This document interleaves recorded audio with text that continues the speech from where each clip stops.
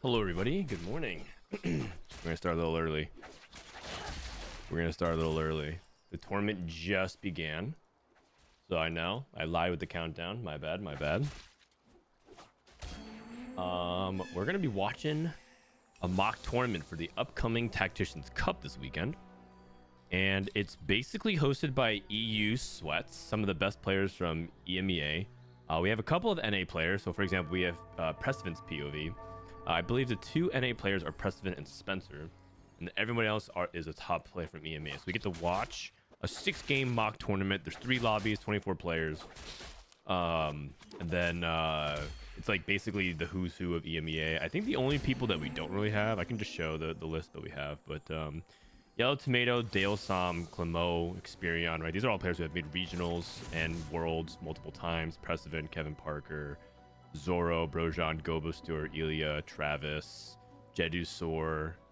Yeah, so it's like a good mix of people. It doesn't have like, you know, Wet Jungler and Double and Coco, but I mean that's totally fine. They still have like people who are anywhere from top 3 to top 25 in EU at all times. Oh my god, a Renata setup? Is this guy going Renata reroll? This is no encounter, by the way. Let me go ahead and set that up. No encounter. You know, while I have you here, Mort Dog, can we just like, if it's no encounter, can we just make working out with Set makes you bigger? Can we just bring him back? Prismatic start.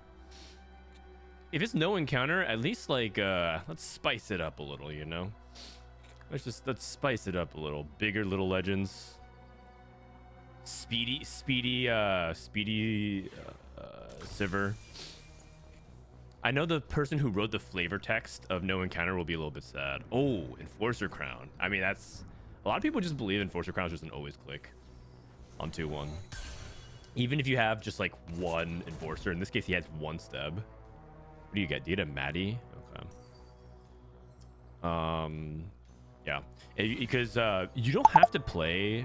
Oops, my timer just finished. You don't have to play like 4 Enforcer immediately. You don't even have to play like 4 Enforcer in the mid game. You can just play 2 Enforcer best board and then just like wait for the level 8 spike, as long as you're collecting Maddie instead to make sure that you can hit 8 Enforcer. You can also just play 6 Enforcer as well and flex around it. Basically, Enforcer's become so good that it's now become less dependent on hitting the emblem, although hitting the emblem pushes it to like a very, very high. I mean, most people believe it's a top 2 comp in the game. Morning, Tay Smith. Sorry if this is a touchy topic. Are you full-time on TFT? It's not a touchy topic at all. Yes, I am full-time TFT. I'm full-time content creator in TFT. I chose not to pursue other jobs at Riot or any other thing. Like, there's, you know, I wanted to, like, I was thinking about whether or not I should apply for jobs at other places. And, you know, I was like, should I apply to all these open positions? Should I apply to like Riot? Should I do other things like that? I was like, nah, I'm just gonna stick with my content creation, see how far that takes me. This was last year at the beginning of set 12, which is wild to think about because set 12 was just last set. But going long versus upward ability, so a lot of econ. Ooh, the newly buffed Void Swarm. I'm a big fan of this, actually. I think that I feel like that augment's pretty good now, like pretty solid. Enforcer and Sniper. Okay, so it looks like there's going to be at least another person that potentially could contest Prestivent. This is also a pretty good one for Zeri, but I don't think he's going to be playing Zeri with these items. Because, you know, Sniper and Watcher is good for Zeri. You can get 6 Watcher, 4 Sniper, something like that. You can just play, like, you can activate it easily with Caitlyn. When did you leave Temple Storm and Hearthstone? I left Temple Storm, I want to say like 2018 or so. Basically, wait, Kevin Parker level 6. Oh, it's because he's playing Going Long. Okay. I left Temple Storm in 2018 because the organization needed to level up. And they wanted to be more professional about things. They wanted to have like formal, organized structure. And I was still working at Twitch while casting, and Temple Storm was always like my 3rd priority. And they sort of like wanted, like Braden had always said like, you know, he would want me to like take it more seriously, but like, you know, the problem was that I would have to give up something, and both casting Hearthstone and my Twitch job was way more lucrative. I always, you know, I always was paid by Tempo Storm, but it was always like very small amount, like $1,000 or something. It wasn't anything crazy. So I was like, I can't like bank my future on this. So, oh, good morning. My son's awake. Want to come say hi? Very quickly, we're on carousel. Hello, buddy. I'm just telling my story of Tempo Storm and Rain Man. All right, he's gonna go have some breakfast.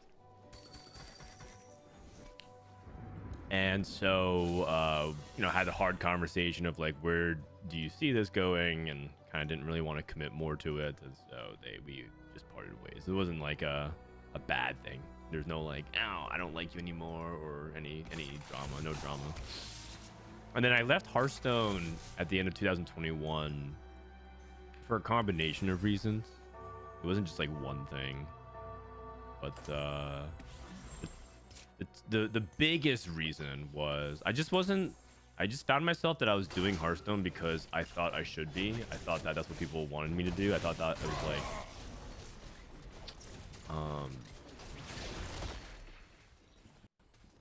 it's because I was doing it and it was a very safe job to do, and I wasn't challenged by it. I wasn't excited by it as much anymore, and a lot of it had to do with Blizzard's actions and the way they approached it. And so I basically decided to start doing TFT and Hearthstone. And I just found that I was like way more excited about TFT. The challenge of not only like, of course, learning the game, but also learning to commentate it, and also just like the fact that it was like kind of on a cutting edge new genre, way more exciting to me at the time. And I sort of made a promise to myself. I made a promise to myself somewhere in my like late 20s that I would always, that if I found myself doing things for the money, that that means that I need to do something different. I've never been about like, you know, chasing the bag, so to speak. I mean, that's not to say I don't do things for money. I meant more like if I'm doing, I basically at one point was trying to be like a variety host in the esports space when I was in my mid 20s. I was like hosting games and stages and doing TwitchCon and PAX and Comic-Con and games. I'm doing all these different things for games I just didn't care about and things that weren't really interesting to me, and I just wasn't having very much fun. And so I basically said at one point that like I didn't want to do that. Like if I ever found myself doing it because it was like, oh, it's good money, or that I should like really check myself and reflect. And I found myself doing that at Hearthstone. At one point I wasn't that passionate about it. So it's a big step down though, because TFT, I'm just gonna tell you guys, TFT casting, it does not pay. I lost like 70% of my income in terms of like relative to casting TFT versus Hearthstone. If I wanted to make way more money, I should have stayed at Hearthstone. But they always took good care of me. For all the faults, Blizzard always treated me very, very well. I always loved working with the esports team. They always respected me a lot. But it was like casting TFT was like 1/3 the amount of money, even if that, probably less. So that was a hard conversation to have with my family. They were like, oh, well, TFT's a brand new game and it's Riot, right? You should be making the money. And I'm like, nope. Not at all. Okay, anyways, enough about personal yap. Let's talk about the game here. So believe it or not, these are good items for Enforcer if you can hit Twisted Fate, because I think most people have started catching on that Twisted Fate is basically Ziggs from the last patch for Black Rose. You can totally just slam AP items and just have Twisted Fate basically be the duo carry for Vi and also be your mid-game carry. So if you haven't heard, these are actually pretty good. This is a good thing for Enforcers. It's not good that he's going up against, you know, level 7 multiple upgraded sentinels. That's bad. The Prestivent's HP situation, tempo situation is bad, but his items, most people would think his items are great because you're like, oh, I can't make items for Vi and Caitlyn and Bester or whatever. It's not true. Just play around Twisted Fate. He's actually a really big core of things. This is what I was doing wrong with Enforcer line a couple days ago. My Enforcer lines, like a couple games I went like I actually did pretty well with Enforcers. I went like 3-2, 4-1, and then I also went like 8-7. And a couple of those games is because I wasn't playing on TF. Magic roll. Okay. What's he gonna get? Oh wow. A bunch of 3 costs upgrades. Okay. Elia picked up high voltage. This is Travis going for what looks like to be enforcers as well, because he has Vi items. He has the blue buff, which is good for Caitlyn. He has Last Whisper as well. Really funny, right? These are items that no one's building. No one's like slamming blue buff and Edge of Night and being like, yes. But enforcers are very versatile with their itemization. What's Gobosteur playing? He's playing Chem Baron. Okay, a late stage 2 Chem Baron with upward mobility. I wonder if he wants to reroll Smeech. There's some people who actually just play Chem Baron not to actually cash out like a 300, 400, 500, but they play Chem Baron to get a 2-star Smeech. And then they play Smeech Rennie. They play Smeech Rennie Singed plus Loris ties into Camille, and that's your ambusher line. I'm not sure if that's actually what he's going to be doing, but it is worth keeping an eye on. He also has salvage bin, so I guess he could play anything. Is Twisted Fate 2 enough? Try it and let me know. I'm just telling you what's happening in pro circles. Set Renata and Ziggs. So, oh man, there's nothing that immediately stands out about this as like, okay, this is like things that go together. The closest would be oh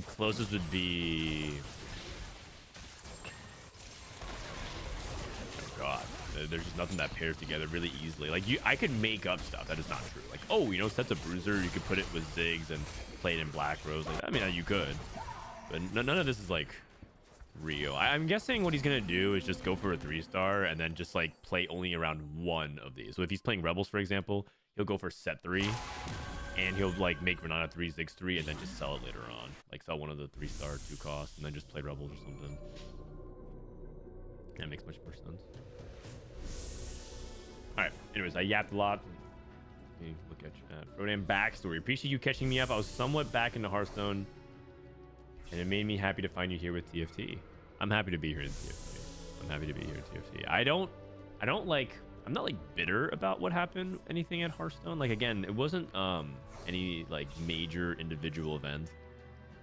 Like, I actually think very highly of the people at Blizzard. I have friends there who still do Hearthstone, right? You guys also saw that I'm in good enough relations that I actually did a sponsored Blizzard event last year with their Battleground stuff. I'm not against any of that. It's just time to move on. Just time to move on. You know, some people are like, oh, I wish I can go back to the college days. You know, that was so fun. I wish I can go back and like, you know, do my fraternity stuff or do my internship or apprenticeship. You know, go through all the good times again. It's like, for me, I just want to move on. Not like because I don't have good memories or I don't hold it dearly. It's just for me, I want to be moving forward in my life. And I love people. Any Street Fighter 6 today? At the very end of my stream today, probably. It's in my title. I think I'm gonna do some Street Fighter practice. I'm aiming to do a little bit every day, but man, I gotta tell you guys, I got coaching yesterday, and it is hard. It is hard. Street Fighter is just hard, man. And I feel like it's intentionally just like hard. And then they're like, well, you could play modern. And I'm like, but I don't like playing modern. They're like, okay, well then the game is hard. And I'm like, okay, true. You're not wrong. You offered me a way for it to be easier, and I said no thanks. And then so now the only other way is hard. It's like if TFT said that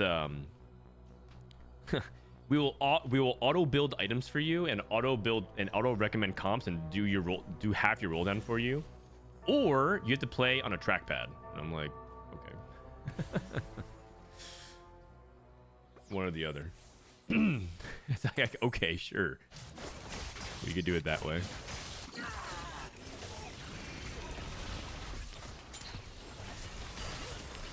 It is Rebels, huh? So a lot of people actually are talking about what are the lines you can play if you slam AP items, and one of them that people play that a lot of people disagree with is Rebels. If you actually look at our tier list, right? Rebels, this is what's featured currently on screen. Rebels are around here, but a lot of people talk about Rebels as if it's like here. But the reality is, Rebels is actually a much more. It's not a truth a lot of NA players want to hear, but especially people who have watched Soju's video. But this Rebel is actually better, in my opinion, than Emissary and Black Rose to fall back to if you have AP out. But a lot of people just like don't like being stuck in Jinx jail. A lot of people don't feel like, you know, they're in a situation where they can't hit a Lowy 2. I think the bad feelings of low rolling in Rebels is what people remember. But the truth is, Rebels is far more playable of a line than a lot of people are leading you to believe. And they just like refuse to play Rebels because they saw Soju's clip. Like, I hate playing Emissaries. Let me tell you something, guys. I know the most recent game I played on stream, I got a first with Emissaries, but I did not feel good about it. Wow, Prestivent hit and Bessa 2. And Twisted Fate 1. Oh god, he's getting wrapped on. Ah, that is a Savika 2 wrapping on our carry. That is not good. That is not good. Okay, no, never mind. We don't have, this guy doesn't have the DPS to take down Vi or invest in. Okay. You know what? I kind of thought that Savika was going to be scarier than she actually was. Nice job by Preston. Preston is stable and stops Kevin Parker right in his midst. Take a look at what Gobosteur is doing. Bronze for life. Playing Twitch 2. Okay, these EU players. This is the Exalted Adventure player. I want to see what he's doing. Geniuses. How can you even get oh, because Visionaries. Looking for a Radiant item here to play around. I think I would play around Radiant Warmock's front line, but I think he's also thinking about Gunblade. Okay, he's going for Radiant Warmocks. It makes the most sense because it's simultaneously an open item for this and its cloning facility value, because it summons based off the 80% base, or actually it's only base HP. Never mind, just kidding. Okay, you know, it's not as good as I thought it would be, but either way, he needs a frontline item. And Travis did end up going also into Enforcer. 2 Enforcer players trying to come back from the bot for. IMO, the biggest issue with Veteran right now is it takes more high roll with it to get a good placement versus other popular verticals. I mean, yes, but I think it's because people have the expectation that Rebels is like a comp that plays for like a top placement, but the reality is Rebels needs to be played for tempo. Like, you should be playing for your top 4 and you get out. But people were so used to Rebels winning lobbies because you would cap out super high with like Jinx 2 and everything like that. But we're talking about lines to default to, right? Like the safe lines to fall back onto. Let me actually add this Archangels, Declaw, IE. This is actually, by the way, one of the best. This is actually one of the best academies. You should play around that if you ever get a chance to play this spot. Man, I'm getting more dogged again.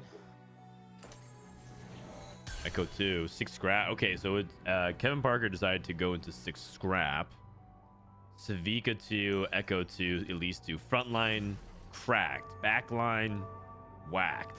Like, what is this? He's playing GP1 carry. Where's the damage? Where is the damage? Savika 2, she ain't damage. She's utility. She like comes in and punches and displays. She comes in, prints you some gold. She comes in and maybe kills 1 unit with the flame. Okay, well, it could be worse. Zoro has Jinx 1. 2 Renata 3. Oh, he's cloning facility Renata. Oh, I see. So you have so you have 1 Renata shielding the other. Oh, interesting. All right, Kyber, thank you for 2 months. I love you long time. Love you as well. Rebels don't seem very strong. I had Rebel Emblem 2-1 yesterday. 4-2 roll down and hit. Allowed to Zoe and Jinx proceeded not to win a single fight for the rest of the stage. By 4-6, I had Zoe 2 as well. Good items as well everywhere. Okay, if you hit all of that, that does seem kind of sus. But I would argue that if you hit all of that, and you're losing, that might mean that the rest of the lobby is also really high roll, because that should be good enough. That should be good enough. Like, this guy's on Alawi 1 item, Zoe 1 item, Jinx 1 item. Like, this board should lose a handful of fights, but he's actually level 9. Jace over LeBlanc is a little surprising to me, actually. I think LeBlanc, oh, Malzahar pair. Okay, so he's playing around a different set of units than I thought, because I'm trying to play around some of the buffed 5 cost. One of the things that I think people probably haven't realized by now is that a lot of the 5 costs are just pretty good splash units now. Like, they buffed LeBlanc, they buffed Malzahar. I mean, they nerfed Jace, but that guy was just OP. He's still really good. Just splashing in. I guess there's nothing wrong with splashing Jace here, I guess. But I think maybe he's splashing Jace because his front line is awful. Also, I'm pretty sure this is move items to Zoe, too. Like, if he had 3 items on Zoe, doesn't he actually win this fight? Call a week. Probably not. I don't think the new... I picked the new slime time. Does not feel very good. This you could take because Rebels give you so much flat stuff. This is a comeback story for Prestivent that's generically good. He's going to put it on Mbessa, so he's going to try to carry Mbessa. Okay. Travis chose Center of the Universe TF. He's broke, so he has to settle. This is Trait Tracker into Scrap for Zbrojson. Oh my god. Long Echo. Very long Echo. Oh, holy cow.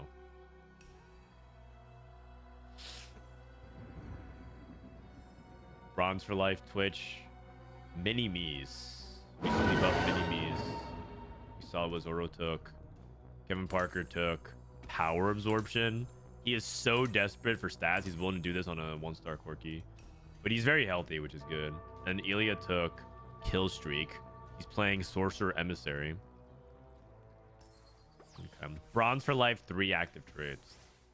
That's always awkward. I think you have to cut 2 swords here to make that happen. Probably cut Zoe. Oh god. I have no clue, actually. I never tried to play Emissary Sorcerer. I mean, maybe you just cut Zoe and you cut Vlad. And then you just play this is gonna be bumpy. 2 Sork, and then you just flex your other traits like the Gangplank, Twisted Fate, and Besta stuff. But is there any viable way to play Caretaker's Ally Akali? Yeah, just push levels and play 4 Quick Striker or play 4 Rebels, one or the other. We got Twitch win streaking. I mean, this setup is pretty nasty. Upward mobility, fast 9 into Bronze for Life Twitch. He has 6 Twitches, by the way.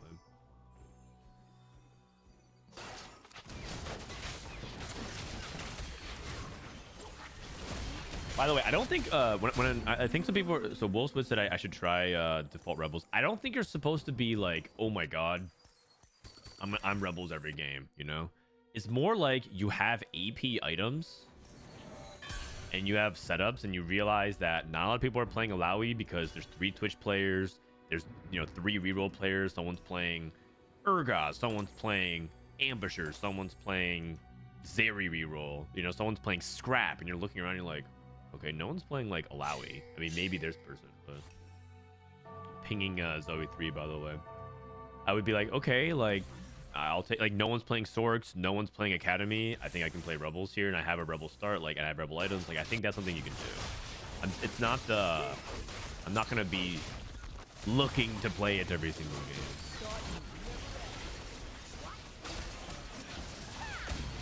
But like, I mean, this is Jinx 1 item Zoe Rebels. Okay, I mean, Travis is low roll enforcers though. He's playing 7 enforcer, no Caitlyn. But he's still like high in HP. He's on a 2 streak, right? Like, it's not terrible. People make it seem like you would just rather you're gonna go wave if you play this line, and I think Zoro is showing you that you can. Like, this is not. This doesn't even look like the way you would set up a board at Challenger. A lot of people would be like, what are you doing? You're going on Shojin Nashers, i.e. Jinx, 1 item Zoe 2, but not bad. What up, Milk? How come you message me and didn't respond? Oh yeah, my bad. I'll message you after. Hi, Frodan. I've been problems with win streaking stage 2. I was wondering if it's worth rolling 15 to 20 on stage 3 to stabilize a bit after 6 loss on stage 3. Try to stabilize the yes, it is worth. It is worth. It's not always 15 to 20. Sometimes you just roll twice. Sometimes you roll a lot. Sometimes you roll up to 30. It really depends a lot on things like the encounters, the dynamic of what like the lobby is. Like let's say it's like a prismatic lobby and a lot of people are spiking. It really, really depends. You can't just be like, oh, it's always this and it's never that. Jedusor, by the way, hanging in there. Looks like he's kind of competitive with these scrap boards. Oh, very close. Okay, the scrap boards are doing well. I mean, Zbrojson, you guys see this long echo, by the way. The long echo kind of cooking. How much damage does Echo do? What? 1-star Echo did that much? I mean, he has Rumble 2. He has Rumble 2. But that was a lot. Prestivent, if Prestivent goes bot 4 here, or 7th, that would mean Enforcer went 7/8. If Prestivent goes 7th here, that means that they would go 7/8. It doesn't look like he has 8 Enforcers, so it looks like both of them were in Caitlyn jail. Haha, Caitlyn jail. He's gonna second row is Matic because he has calculated enhancement. He wants the AD and AP on the 4 random champions in the last 2 rows.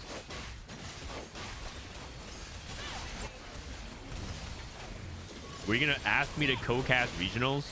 Oh, I mean, yeah, I was, but we can do that here. You want to come would you be interested in co-streaming regionals with me?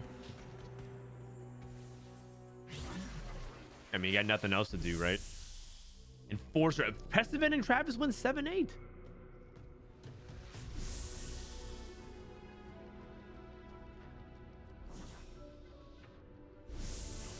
What up, SSF? Echo randomly targets the backline, then it's over. Yeah, I think people are like, I think the new hotness is everyone has recognized Echo is good. How can I squeeze an Echo onto my board? This guy is a great splash damage unit. And it's cool that he's even seeing play with like this, right? Like this is not a real Echo build. If you look it up, I'm willing to bet there's less than 100 games of this at Diamond Plus. I'm gonna go ahead and look. Echo with fish bones and rapid fire cannon on Echo. There are 0 games of it at Diamond Plus. There is 8 games of it at Emerald. So yeah, this is not a real build at all, and yet it's kind of cooking. I mean, part of it is just trade tracker scrap, so maybe you're just allowed to do anything. Like maybe the pointing at another aspect of it, which is trade tracker scrap is just really OP in general, and it's prismatic. Like it's kind of like a lot of OP stacking. Prismatic pipeline, trade tracker into 6 scrap is just extremely good. But you have to say it's pretty woke.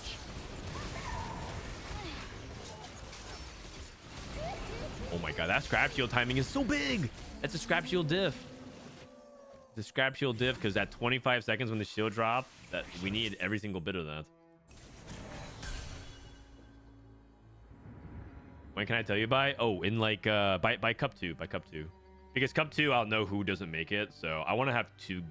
I just want to have my guests lined up by cup 2. All right, cloning facility, exalted adventure or not. I gotta say, Chuso kind of cooked on this one. This is not it. I did not see exalted adventure into cloning facility Renata. Cool concept. I think Renata is just a lower power level comp now. It's not like, I don't even think it's like bad what his setup is. I just don't think the comp is that good anymore. It really, really struggles to keep up late game. It already did struggle to keep up late game. Remember last patch, the win rate was like 5%. So like now you're telling me in these late game high double prismatic setups that it's just as good late game? Probably not. Zoro's still stuck on Jinx 1, by the way, so. Oh my god, it's so close. Nah, he's dead. Frodan lost with scrap to Gobosteur. Gobosteur having the bronze for life Twitch board, very good. He found the Warwick. That's really big. Found Warwick and Caitlyn too. If he gets 3 item on Caitlyn, bronze for life. How much damage amp is this? Actually, he just took out some trades. He's thinking about playing 5 experiment. There's a lot of debate. There's a lot of debate about if 5 Experiment is worth it or not, especially if you're playing Bronze for Life. Because Bronze for five Experiment does make a Mundo a lot tankier if you are playing around the 3 hexes to make it defensive, like the Urgot or something like that. But if you're playing 5 Experiment for Warwick, does that change anything? Sad game, thank you for the prime. Hit Mel as well. You know what? I'm down to play Mel. I'm just down to play Mel. I think Mel's great. Brandon, would you consider at some point adding a section to TF Academy showing what items are damage and tank to help new players like me learn? Like, I do think one area of the site we would like to theoretically build out is the brand new player section, but the reality is those sections only get used like very little, and then players don't click on it ever again. And so it's like a small, it's like a one-time thing. It's like Talker's Trials, right? Like Riot could build out Talker's Trials as like this new player onboarding experience, but then people just play it once and then just don't play it anymore. And if it's not something that they can monetize well, like, and for us, we can't really monetize that as well because we don't want to like make new players pay for that kind of stuff, or like we don't want to jam 100 ads on that page. It's a lot of work for something that like people use once. So it's a little bit hard to justify it as a priority because the thing is, it's taking away actively from everything else we can do for the website.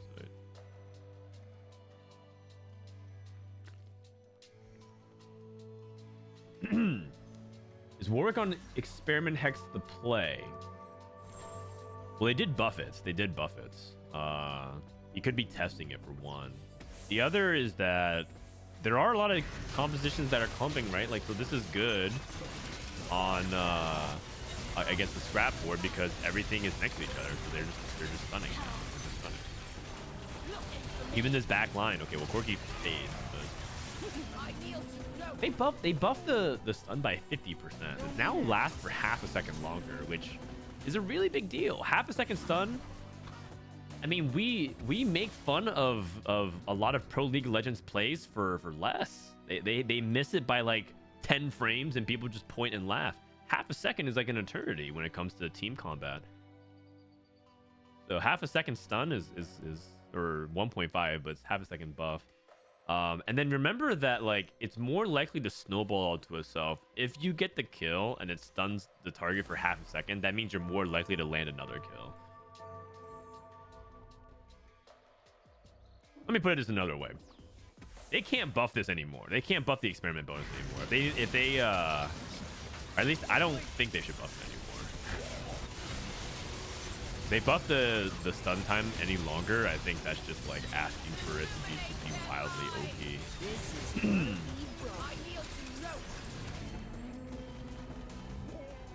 Why are you saying half a second, not 1.5? Because that's how much they buffed it by. They buffed it by 1 point. They buffed it by 0.5 seconds. There's already a 1 second stun, but now it's 1.5.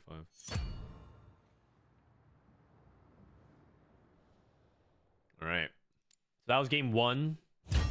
Looks like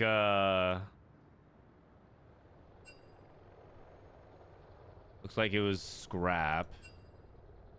Scrap and Twitch that did the best. I think people think Scrap is a pretty good default line as well. I'm on the fence of how good it is. I think it does require some juice. You can't just be like, yeah, I'm gonna be Scrap no matter what and expect consistent results. I think Scrap kind of needs something. It doesn't need trait tracker level of juice, but it needs something. Let me see here. They posted a screenshot.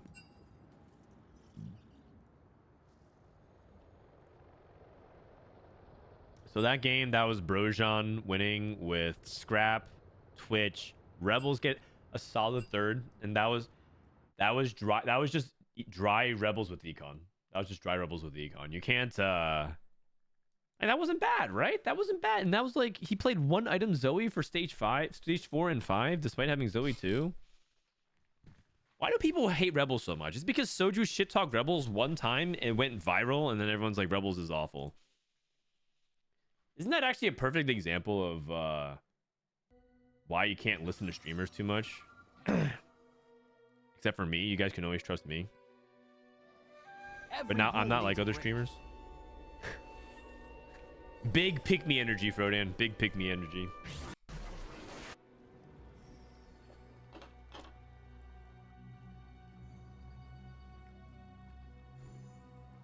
His Rebel game was first roll Jinx on 8. Was it first roll? Okay, let me also say something else. There's something kind of weird about the uncontested 5 costs. Somehow, whenever there's people that are out there that when they commit to something, it just always shows up. Last patch, remember when, like, whenever someone decided to commit Enforcers, they always had Caitlyn by the end of stage 4, like always. And that's because last patch everyone was rolling for Mordekaiser, they were always rolling for Jace, they were always rolling for LeBlanc. Let me pull it up. Like last patch is because they rolled for like all of this shit. Even Savika was more because there's always a Chem Baron player. And Rumble, of course, is the best 5 cost in the game. So like that was always pulled out. But like no one out here is picking up Jinx, so it's just like I'm not here to plan any conspiracy theories, but I'm just saying it's weird how the Rebel players never miss Jinx whenever they have like the natural spot for it. But then when you have +1 Rebel, or Painted Town Blue or whatever, and you have the best, you're just never gonna hit Jinx because the desire sensor that Riot has implemented into Vanguard. They actually have a secret part of Vanguard on your PC. There's a desire sensor. It triggers, and so you can't hit Jinx. Okay,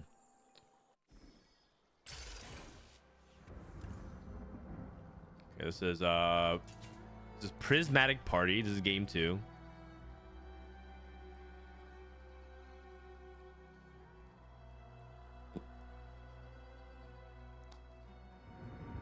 Upward mobility is something you can take here. You can also take Firelight, kind of try to play Zeri / ambushers from here, but I think that's a little sus because I just don't think the item is very good. Nor do I think Scar early is very good. But it looks like he's gonna try it at least, and I think this is gonna. If I was in this spot, I would try to play the boy savior. I think I would try to play Echo, Tempo, 4 Firelight, not try to reroll Zeri. But let's see what he does, because he could probably slam Sunfire, play around Rod, go for Rageblade, and try to play for Firelight Zeri. We'll see. It also kind of depends if like other people are rerolling in the lobby. Okay, Chuso has Sorcerer, Artillerist, and Chem Baron. Wow, these are all really high potential emblems to play around if he has a good spot for it. He has a Rod, so it leans a little bit more towards AP. 6 Artillerists. Okay, the thing is, you don't need another emblem to play 8 Sorcerers, and also this is frontline for Sorcerers. But 6 Artillerists is actually really insane, and you don't need to hit a 5 cost for it. I personally think they didn't need to buff Artillerists last patch, and they did. Probably because they just want people to play more Artillerists. I think 6 Artillerists was already very good last patch. I said this actually on patch notes rundown reveal. When Mortdog said we're buffing 6 Artillerists, I said I don't think that was necessary. I said that immediately on the spot. Very, very good. The only thing is you need 2 emblems, so you can't exactly guarantee it. But it is Prismatic Party, and he's Wandering Trainer, so we never know. Otherwise, he could probably just play around Sorcerer and try to see if he can play for 8 Sorks with the AP opener. Buried Treasures 3. Elia is Open Fort. Okay, like complete Open Fort. Prismatic Pipeline. Another Wandering Trainer. Black Rose, Watcher, and Rebel. Okay, so these are the spots. These are the spots where you don't hit Jinx on 8. These are the spots where you don't hit Jinx on 8. He's going to be open to both. You should be open to both. By the time 3-2 rolls around, you absolutely should have Rebel and Black Rose teched in if you can, so that way you can get +1 Black Rose for the 7 Black Rose, +1 Rebel for the 10 Rebel on 9. You shouldn't hard commit one or the other. And also, loose streaking for a Spatula is insane as well. So that way, So he's not incentivized to actually try and play strongest board. Not at all. He actually sold for 30. I think that's wise. And he ended up getting a free win anyways. If there's a 3 spat carousel, and because it looks like he might drop the 3rd pick, I think Gobosteure's gonna be pretty sad. Firelight Step, huh? Step is a beast.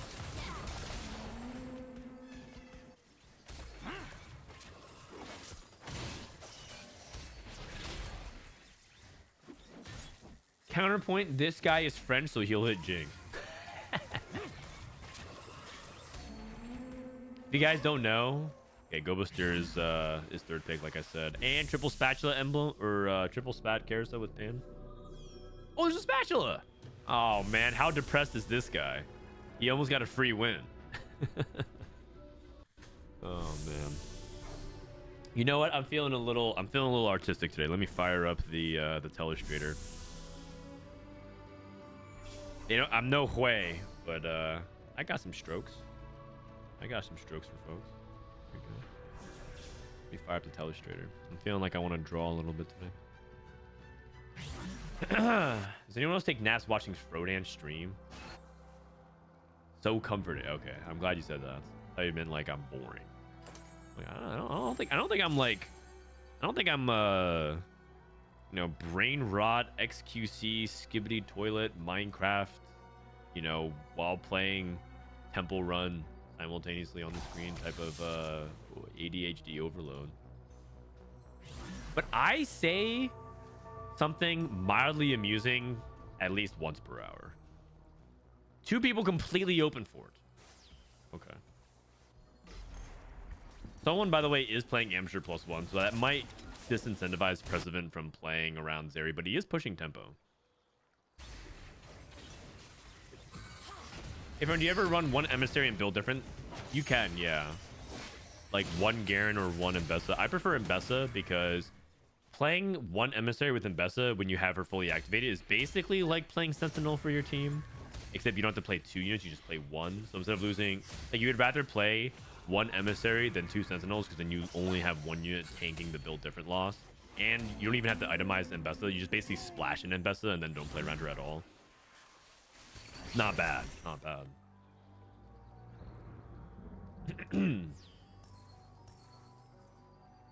If there's a situation where you can hit a trainer like that, Sorcerer, Chem, Artillers, do you ever play the Chem Baron? Yes, you can as well. That's how I was saying it. That who is it? Was it Travis? No, it wasn't this guy. Was it Chuso? Yeah, Chuso. I said he has a lot of high potential with how he wants to set it up, because this is high potential win rate, this is high potential win rate, and if he can hit Archers +1 is a high potential win rate. But his items were like, you know, AP leaning because he had JG, who's best. So he probably is going to try to play Sorcerer. It's a much more consistent line, but it kind of goes back to what's going to be a recurring theme this patch, which is being able to play a strong enough temple game to get to your 5 cost. There's another video circulating of Soju whining about the meta being too balanced. I mean, that's a one interpretation of it. He's saying that the meta is too balanced, and now it's like, who hits their 5 cost? And it's like, it's not about who hits their 5 cost. I think that's like one interpretation of it if you suck at the patch. Another is if you play stage 2, 3, 4 well enough by managing your resources and HP, assuming that you're not getting completely, you know, more dogged by your augments and, you know, Warwick's hunger and opener luck like that.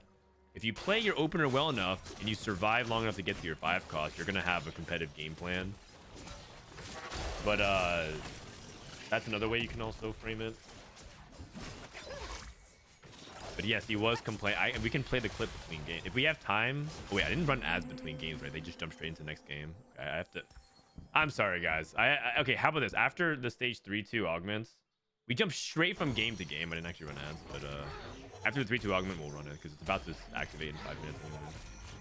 So we won't miss like the big 3-2 spike, and we can just kind of chill until the 4-2. Prismatic Pipeline, by the way, cashed out support anvil and a spatula. So He's gonna tailor. Oh, he's gonna try to play for the +2. He can play for the +2. Okay. Okay. Not exactly like the easiest item setup here for Twitch. No belt for the immediate experiment. No Rage Blade immediately. So Zoro. So this is gonna go back to something I just said, which is you can't just like lose streak and then hard force something to win out. That means that that's usually a symptom of the meta being balanced. You know what comps could do that from this spot, like Callista from the last set. Do you guys remember that? Or the infamous Blender, like the Blade Master setups, or the True Damage spat from set 10. Those were imbalanced metas where you would just like literally like lose streak, and it does not matter as long as you hit the right spatula, the right emblem, the right items, you can just come back into the game. That is imbalance. But a more balanced state is you can lose streak and do all this, but you're not guaranteed to win out. Coronation. Amazing. Amazing. That's huge for him. Travis, this is the Ambusher setup. Coronation again. Wow. I'm sensing a theme here. Actually, would he be willing to take Radiant Relics? Okay, probably not. Probably not. Prestivent? Prestivent takes Belt Overflow. Really? He must have gotten... Oh, he's rolling. Oh, he's looking for... He's trying to play Zeri. And he's thinking belts can eventually be a Garen item. Is that what he's trying to do? I don't know. He has 0 Zeri. I'd be kind of... I think he's trying to play Echo. I think he's just trying to play Echo. He has Gunblade and Adaptive. That's totally fine to play on Echo. Prismatic Pipeline for Gobosteur. Kevin Parker took Flurry of Blows, trying to play around Scrap again. Kevin Parker back-to-back Scrap games. Sword Overflow.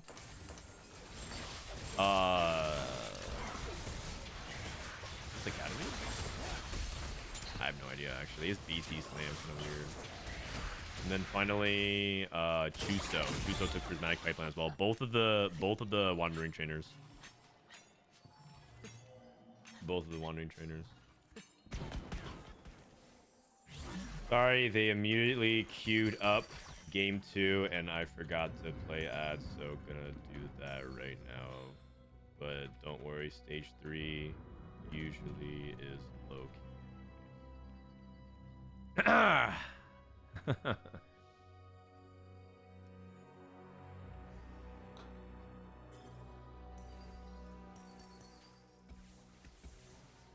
Is Bell good in the Zeri comp just because you want Zeri to ramp up? I think it's like he didn't have anything else better to pick type of thing. Belt Overflow is like I think it's like the 4.6 hog. The 4.6 hog. It's like not great, but it's definitely not bad, and it's way more pickable than like the other item augments. So the other item augments like lightning speed, wand overflows over that would not surprise me if they're like 4.7, 4.8.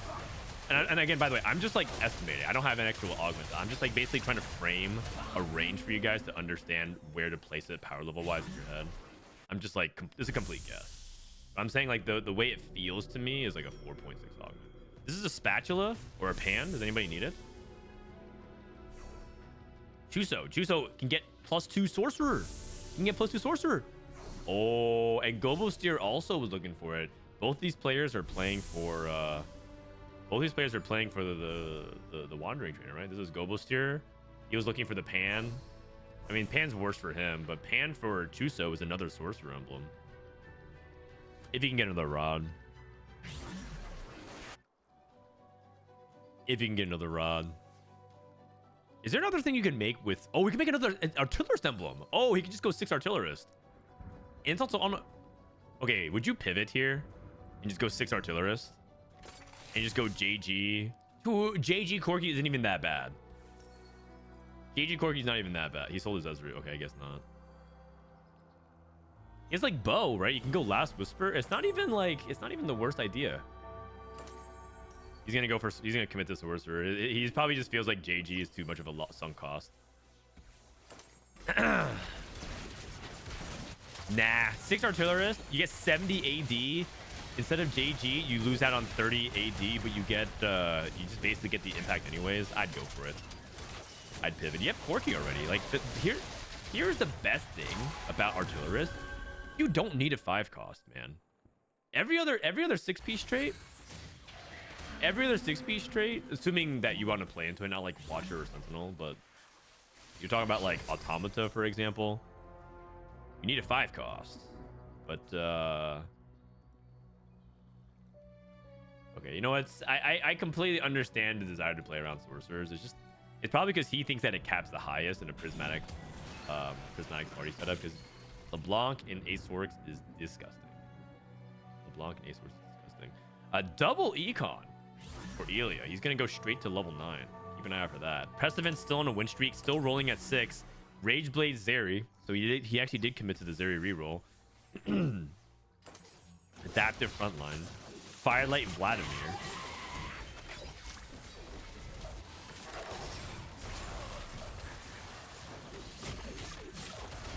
Thank you for showing yesterday you can reforge span of fat to pan. I had no idea you could do that. I'm winning my Zeri game now because of it. No problem. It's not exactly intuitive unless you see it. It makes sense that like you wouldn't know that unless you either got told or just saw something. There's a lot of things about that in TFT, which is like once you know it, it makes sense, but like you're just not gonna know it until you know it. Okay, Travis with the ambusher. I mean, his ambusher streak is looking real good. I think Travis is in a really good position. He's probably gonna level to 7 next turn and roll for Smeech 3. We've been seeing a lot of people roll for Smeech 3 and deprioritize Camille and go for Echo. However, Echo is 2-way contested at least. There's Kevin Parker with Scrap, and then I think someone else wanted to go as well. Oh, Prestivent with the Firelight. So Echo's usually at least 2 to 3-way contested every lobby. He's secretly becoming one of the hardest 4 costs to hit. We got Chuso's level 8. You can't just go straight to 9 here. Oh, wait, never mind. This is the Sork player. Oh, he's looking for LeBlanc. Does he have the LeBlanc seed? Let's see it. How good is this Spaniard at TFT? Wrong AP 5 cost. But you could put Sorcerer onto Malzahar. Oh, wait. He doesn't actually need the LeBlanc. He has +2. Oh, I'm stupid. Okay, never mind. He doesn't actually need it. What do you make with the Masterwork upgrade? Do you make Radiant? Do you make Radiant Shojin? I feel like it'd be either Radiant Shojin or you would go Radiant Gunblade.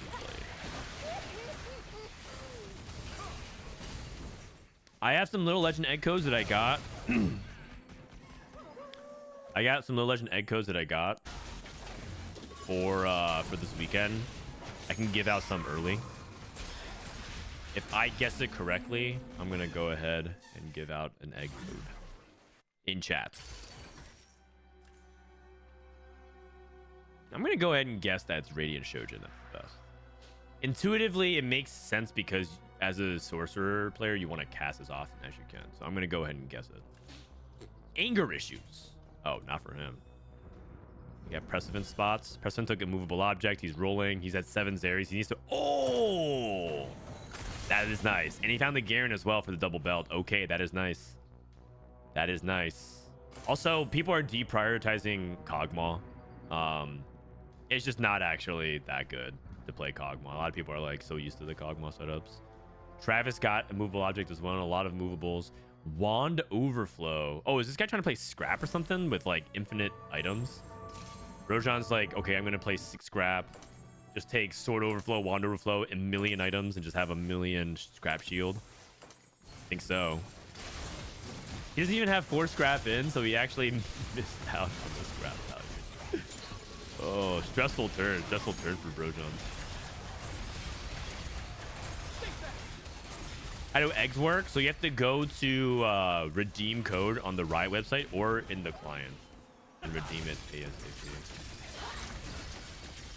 Zoro took Flurry of Blows. Oh my, wait a second. Look at this. His Prismatic Pipeline gave him a Zeke's, so he took Flurry of Blows, and now he has double Zeke. So this Twitch gets a lot of extra crit. Oh my god. That's a lot of extra crit. Except here's the problem. He has no Rage Blade on Twitch. I guess he has double Zeeks. And his front line is Urgot too. That is not ideal. That is not ideal. Check out combat start. I mean, it's hard to say exactly because it's gonna trans 60 to 100, and then he converts it to extra 25%. That's a lot. That's a lot of extra the crit. If he can get Rage Blade on this thing, oh, he actually has open spatula as well, so he might go 7 experiments. Even made Jewel Gauntlet, by the way. When you have Flurry of Blows, you want IE Jewel Gauntlet on all your units. That way they get maximum value off of it. Chuso has 8 Sorks, by the way. He has 8 Sorks. A lot of belts for Zoro. No LeBlanc. Okay, while we have a brief second here, let's go ahead and look it up. 8 Sorcerer. What's the most valuable rating item in Sorcerer? And it is... Okay, that's fake. Relevant sample size? Oh, it's Radiant Shiv. Oh, that actually makes a lot of sense. Because Radiant Shiv is a lot of stat. It's just an overloaded... Oh, man. Sorry, guys. I mean, play rate's pretty high as well. But it actually makes a lot of sense. And then Radiant Shiv is just like a very overloaded Radiant item. Sunfire's the second? Yeah, and that actually makes even more... That also makes sense because Sunfire... It actually gives you a ton of extra HP. You get 12% extra max HP, and your burns deal a lot more damage. It's just like way more frontline stats. And what do sorcerers struggle with? Any sorcerer experts in chat want to tell us the #1 problem with sorcerers? It's not damage, I'll tell you that. Oh, this guy has 10 rebel beast mode. Wait, he has 10 rebel on 8 because he has Coronation and Wandering Trainer. Oh my god. All right, well, I guess Gobosteur won the game. Front line, that is correct. #1 problem with sorcerers is front line. That makes a lot of sense. That actually is really unfortunate for Chuso because he's 23 HP. This is yet another reason why loose streaking can be pretty sus. Is that someone just hits the Exodia. I mean, this dude just took dual wielding on his front line. If you didn't think frontline was a problem before, just look at one of the top players from EU just took dual wielding on his Alawi because he's desperate for frontline. This might look weird, like he's losing bulky buddy value, but summons don't actually count against bulky buddies. They actually benefit for it.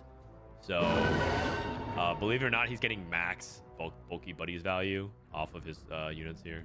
It looks wrong, but it's true. So anything like a Hextech Forge, a Dummy, a Scion, you all ideally position it.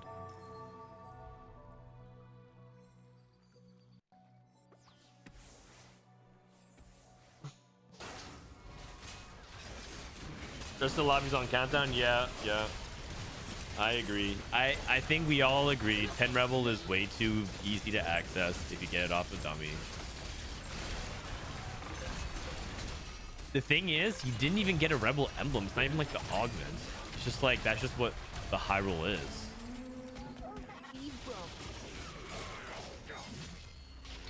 And that is why in Prismatic Party, it is important to play for HP. Especially when you see Wandering Trainer outs like that.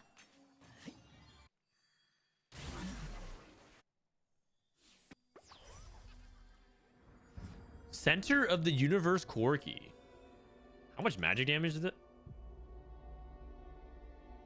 Almost as much magic damage as physical damage. Center of the Universe Corki. Spark Garrett. He's playing hybrid AP Corki. Wow. You know, a lot of people say that these orbs don't scale off of anything. Like, it doesn't scale off of sniper, it doesn't scale off of crit or whatever. It's just straight up flat damage. And supposedly, because of that, it's just because it's flat stats.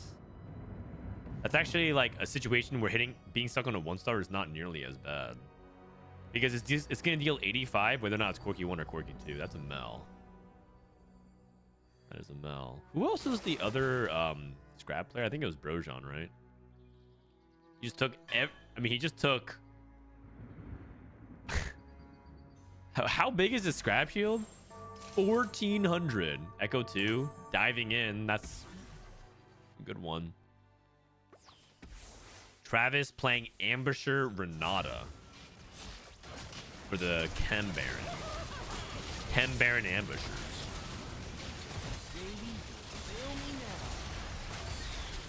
Whoa. Did not expect to see a Renata. It looks like, unfortunately, the shield is so thick. Like, this Corki still has a 2k HP shield. You're kidding me. I think Travis has fallen off. Gobosteur, I mean, what even beats 10 Rebel?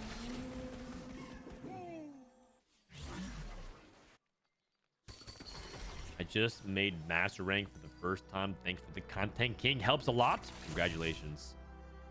Amazing. I'm proud of you. in case no one else says it, I'm proud of you.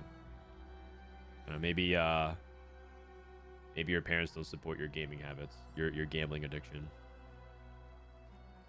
Fro Daddy's got you. Restart Victor. Does it though? Think about it.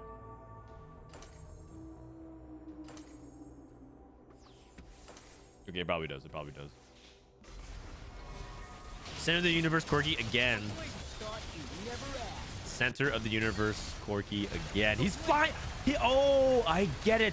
I understand it. It's because Corki ints. So he flies into the enemy team for max center of the universe value. Oh, man. Okay. Now that's 5-head. You just know ahead of time Corki's going to int into the enemy team. So you pick center of the universe. So that way when he ints into the enemy team, you get max anomaly value. Oh, I understand it now. Okay. And poor Zoro, the finisher. It's actually surprising. I think now people hate this anomaly too much. Again, too many people talk shit about it. Now, like, they don't pick it. This anomaly is not great, but it's not the worst thing ever. But in this lobby, it is unfortunately a little bit too weak. Because it's like taking a below average thing and everyone's high rolling. Like, everyone's high rolling. This is gonna be bumpy. He even has Experiment Emblem Twitch, by the way. It's not even like it's like, okay, this is the default Twitch thing. He had 5 experiments. He's just behind on tempo. And then the lobby's like crazy spiking.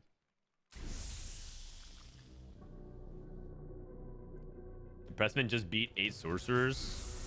4 Firelight is really nuts. I feel like if you haven't gotten the memo by now, 4 Firelight is insane.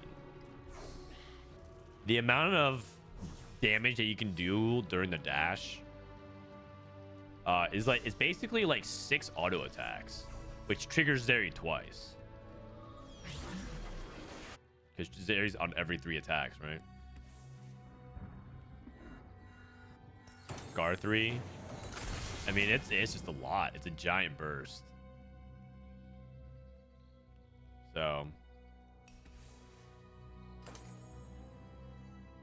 Prestivent beat 6 Sorg, and he also beat the scrap board. Elia, I mean, this guy cooked up something. He fast 9 into more Jace, 4 Form Swapper, 4 Black Rose. Unfortunately, 4 Black Rose isn't doing that much for him, but he cooked up something. I mean, long term, it's probably better to replace Cassio with somebody else. Like, I mean, this is the part where he's supposed to play Silco, but he doesn't have items for it. What did he take here with his Mord? Legacy of Shurima. Yo. Okay. I have not seen that on Mordekaiser, but if he has the survivability, Bulky Buddies, Edge of Night. Yeah, Zeri is very, very good. Okay, you know what? I take it back. Maybe maybe this end up being pretty solid. The Firelight Crown. For 10 seconds, gain 50%. Okay, that's pretty good. It's pretty good. How do we cap this board even higher? Cassio probably out for something else. We have a sorcerer spot as well. Okay, it actually might just be cut both the black rows. Like these two. And just play better units. But it's cool for the bulky buddies. Cool for the bulky buddies. Kevin Parker on 18. I don't think anyone dies here. 18 HP. You have to get 8-0'd on stage 5. That's Mord's best augment? Maybe.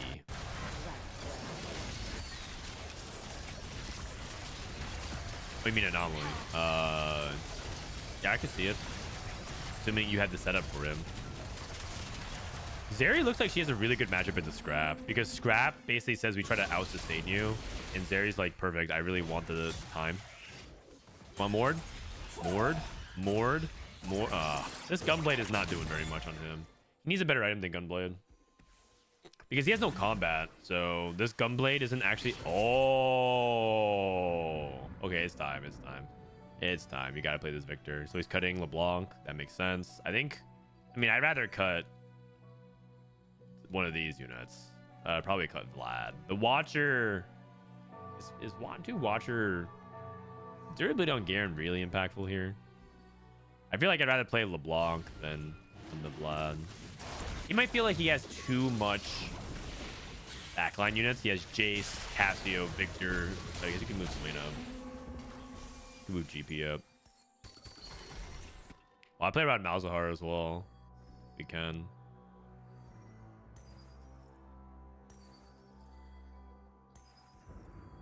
Actually, he doesn't have a Visionary tie-in. Never mind. I mean, the way you ultimately cap around, in my opinion, assuming he had infinite gold, he only had 20 gold, so he didn't have much choice, but you actually play Rel, Rumble, Rel, Rumble, Malzahar, and then you get like Rumble as a carry, and you have Rel as a Sentinel, and that's just like better. You can cut like, you know, these units that just they're like decent filler units, but the reality is their job is just to meat sack for Jason. That's all that really matters. Skip LeBlanc too, yeah. He's going up against 10 Rebel. Unfortunate. Well, you know what, man? This was actually kind of close for a 10 Rebel setup. Was it not? Like, it was like on the very low, kind of winnable against 10 Rebels. That's been streaking, by the way. Why was it close? Because his board is cracked, man. He's level 10 and he's playing multiple 5-cost upgrades. Like, if you could snap your finger and improve your board, cut some of the useless units that don't contribute very much. Like, that board is good enough to go first in a lot of lobbies, just not a 10 Rebel triple Prismatic lobby. It's a good board. I might be a Zeri believer now. Maybe even Protectors, maybe even Firelight Crown on 2-1 type of thing. I feel like Firelight Crown 2-1 is... Okay, a lot of things panned out really well for him, because he was stuck without Rageblade for a while. If he got stuck without Rageblade, he would have been in deep trouble on stage 3. But Zeri is very good. Firelight's very good.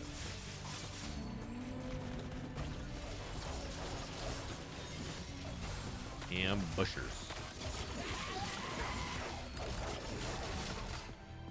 Oh, Travis lost to the Ghost. Ambushers. Meech 3, Camille 3. I mean, makes sense. Okay, it feels bad, but I think you're supposed to sell this Renata and put the Ambusher onto a Rumble. It feels bad, though. Because I don't even know if this Shimmer Bloom is even doing much. How much is the... Oh, you know what? She's actually contributing good amount. She's doing better than Camille. Okay, you know what? I'm down to remove items and put items onto Rumble instead. I think, okay, if I were to like handpick it, remove. Rumble takes Ambusher, Hodge, or Ambusher, Hodge, and something else. Maybe GG. No, that goes on GG. Maybe Spark. This is gonna But it doesn't matter because I think he loses to both these boards anyways.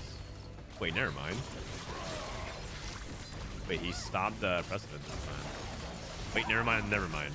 He did not stop Prestivent at all. Very close. Except Camille's kind of a fraud. Yeah, you know what? That's a putting your trust in Camille diff.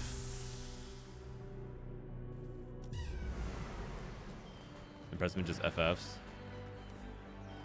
I'm pretty sure this Camille unit is she did a good job carrying, like, you know, stage 3, even parts of stage 4. I just think late game she doesn't do anything.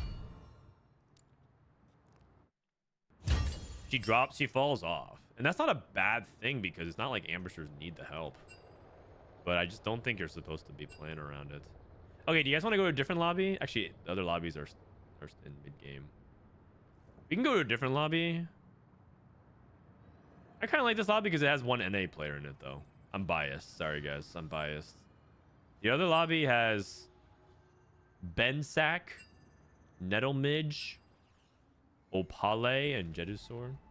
Oh, ads? Yeah, I gotta add ads in. You're right. BRB.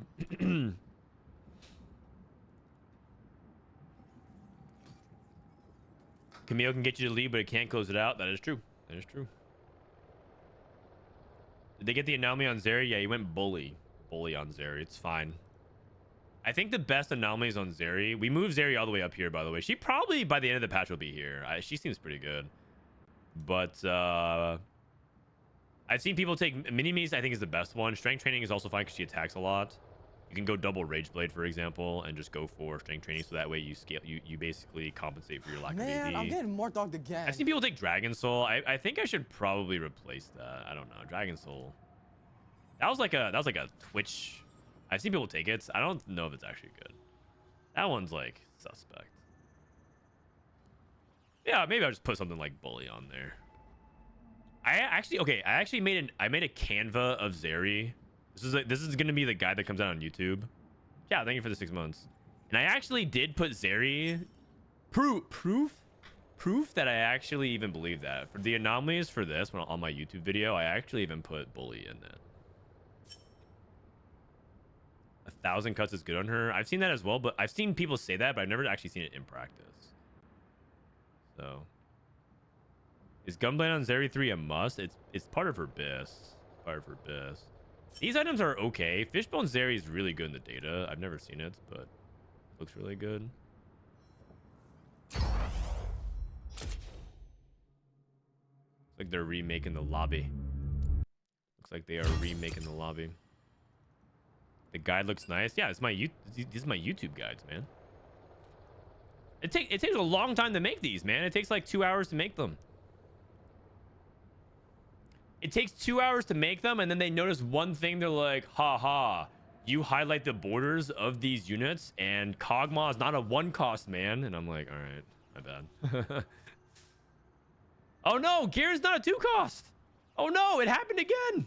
Oh, the YouTube comments are gonna flame me. Oh, it's cooked. It's cooked. Oh, jeez.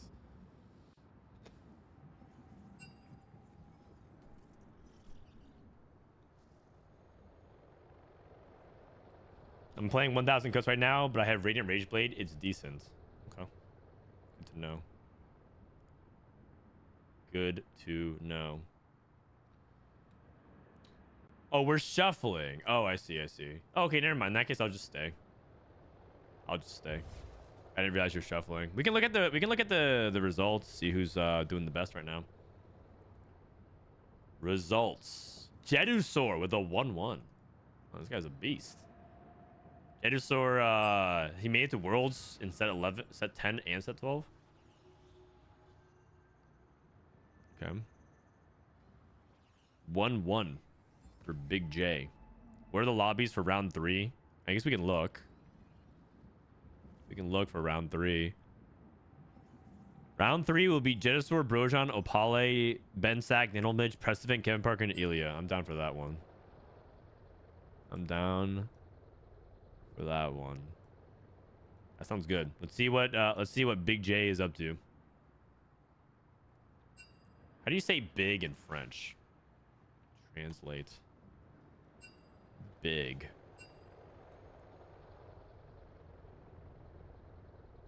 French. Grande. Grande. Grande. Grand. Grand. I'm pretty sure that actually sounds very similar to my son's first words. He was talking to us yesterday. I'm pretty sure he said something. I'm pretty sure you just said big in French. Are the lobbies out? Yeah, they are. Yeah, they are. Grand. Wow. Grand. That's in feminine and masculine is grand. Yeah, that makes sense. Maybe he's French. Dope. My son knows French. Why are people leaving? I have no idea.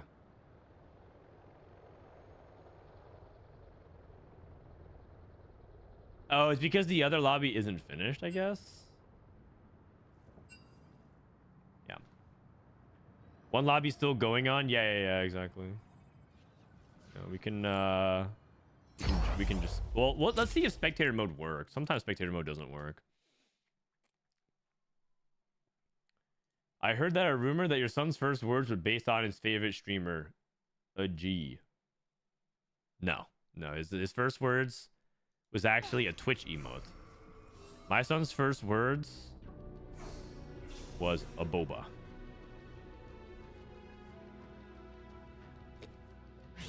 My wife hates that it's true. She keeps telling me that's not true, and I say, like, you can hate it all you want, but that's just the reality. Because, well, okay, specifically he said ba ba ba ba ba ba.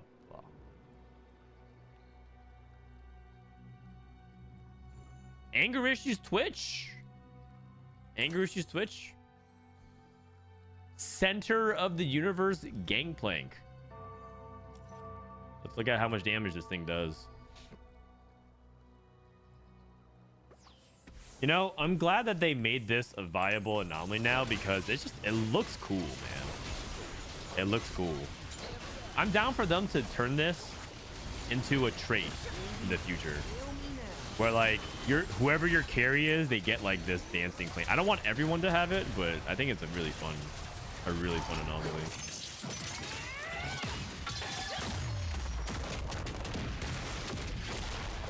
Good lord, it's a little violent, don't you think? punching. Who was that? Was that Yone? We punched Yone through not like one, but like 6 buildings. A little excessive. Kill streak. Swain 3, bronze for life. Whoa, man, these guys are too woke. Combat medic, unstoppable force. It's Bruiser Steb. Is Steb supposed to be played with bruisers? I thought he was supposed to be played with enforcers. I guess it's just one of those things where maybe he couldn't hit reliably, so he just went for 1-cost bruisers. Oh, he's playing Pandora's Bend? Okay, got it.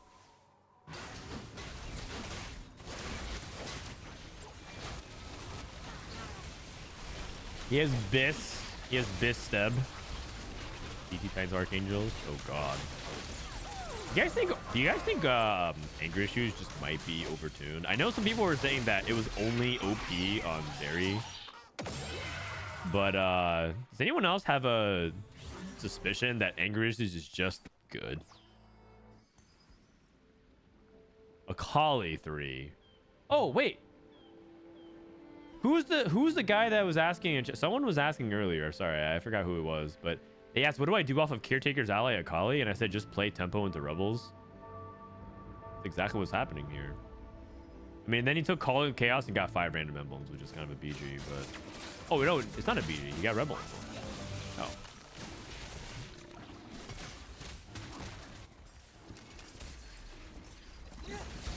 I had a Rebel board that went stupid with anger issues.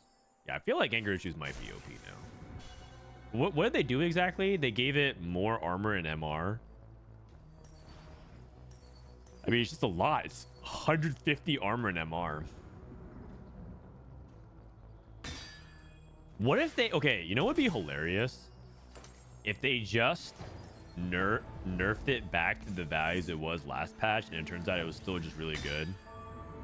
It's just that people weren't playing it. And they weren't playing it correctly. A tale as old as time. They might actually revert the buffs on anger issues, and it turns out anger issues was fine the whole time.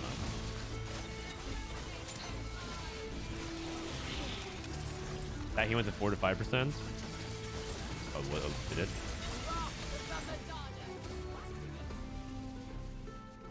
That is a big deal, though. Oh man, I think Combat Minute bot forward, you guys. Like, this is a much more tame cutscene. You're like in Westworld, and she just blows up the saloon. See, that's much more reasonable. It does not look like Center of the Universe GP2 is winning out, you guys. But top 4 is top 4. Top 4 is top 4. Branching out into... Oh, he also took branching out into what looks like... Oh, it's probably Scrab. I was like, there's no way it's Automaton, right? He's playing Duo Echo. Duo Echo.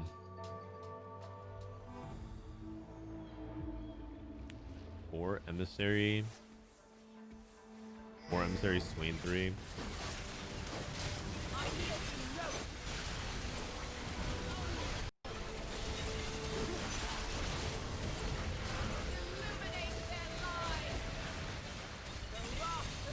Wow. Yeah, where do I find a place to sub with Twitch Prime? Where do you find a place to sub? Right here. Right here sounds like a great place to sub with Twitch Prime. You guys get no ads. You guys get to hang out with us in sub chats. And I'm much more likely to like not time you out for saying something stupid. It's like half of a get out of jail free card.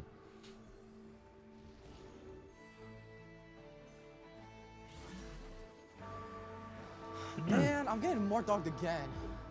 Warren Frogs, thanks for the Prime. Appreciate it, man. I think he's asking how to sub with Prime. Oh, well, you just... I actually don't know.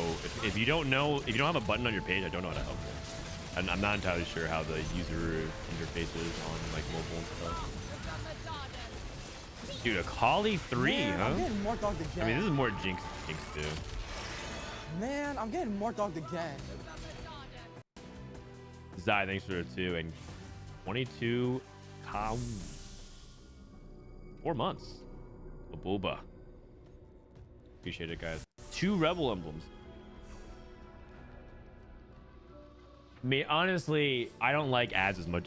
I like ads about the same much as you guys. I don't like ads, but that's how I probably say 60 to 70% of Twitch revenue is generated for streamers. For at least streamers that aren't like mega streamers that take 100K sponsorships. But for the vast majority of Twitch streamers, it's through ads, and unfortunately, Twitch ad system is not very robust or sophisticated. So that's why Prime goes a long way. Okay, you know what the actual tech is? The actual tech is Twitch Turbo, because then you can watch as many streams as you want without ads. And Twitch Turbo, also Twitch Turbo has contributed a portion, kind of like YouTube Premium. If you sub to YouTube Premium, a portion of like the YouTube Premium, it's like not a lot, but it goes towards the Twitch Turbo is actually the move. I wouldn't even be mad. I'd be happy for you. Okay, Anger Issues Twitch. Last Chance Urgots. He's tanking Urgots. Oh, actually, it's not even really Twitch, is it? It's just like Urgot reroll. I mean, sort of. Emissary, Sorcerer, Bronze for Life. Okay, this is what I think Elia wanted to do that one game, the Bronze for Life Sorcerer. And basically, you just basically play like the Corki variation, except you don't carry Corki because it just activates so many traits. And then when he went to 9, instead of playing like instead of playing Vi, you play like Mel, because Vi usually is like the Quick Striker Enforcer tie-in. Okay.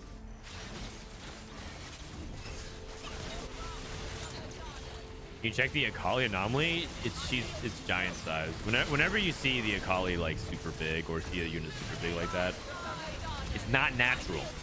It's not natural. That Akali is She is on gear for sure. You think this body is all natural? No. It's not. Working out with set can make it that size. That is true, but that is no longer in the game, unfortunately. You think set is? Man, no comment, man. No comment. But I'll say that if he looks like that, I don't mind.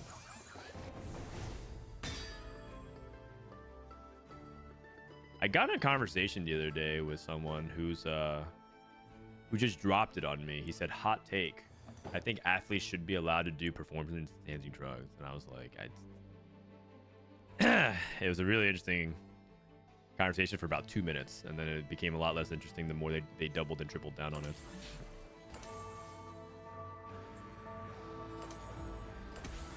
Because their core argument was athletes are trying to push to the highest level anyways, and basically you're just creating this dynamic of like who can find loopholes in the system, and like they're doing this whole thing. They're like, you know, blah, blah, blah. But I don't agree with that.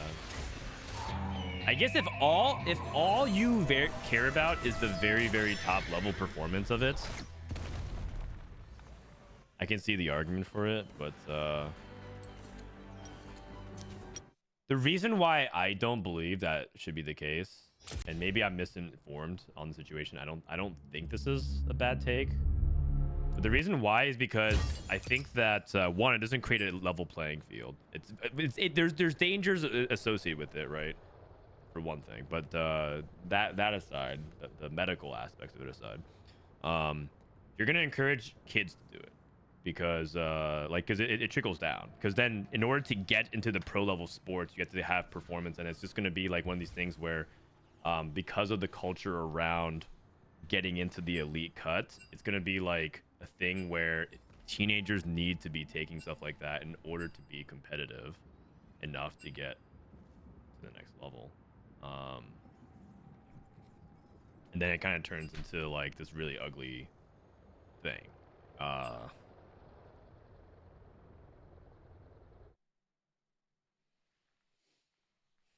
biggest problem with that is ascension to professional. That's exactly my thing. It's like I think it creates like an unhealthy chain loop where it's like now they're gonna have kids probably start doing stuff like that, and maybe there's gonna be safe procedures around it, but I just don't think that's a good thing personally. That's my take on it, at least. All right, here we go. This is game 3. This is game 3. That was a good cleanup of the previous game. Is this Prismatic Party? I think it might be. Prismatic Party. See if there's anyone who has the academy. Actually, I could look up the academy myself this game. I'm just a little lazy. I'm gonna do it. Academy is Hand of Justice, Warmogs, and Giant Slayer.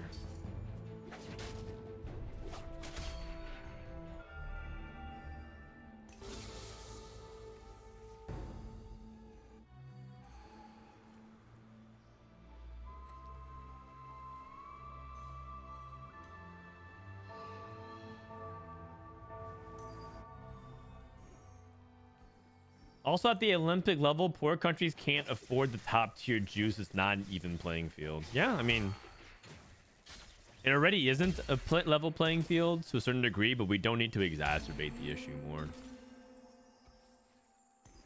But there, I find the mental exercise of like thinking about the top level performance interesting, but I don't think I would want that.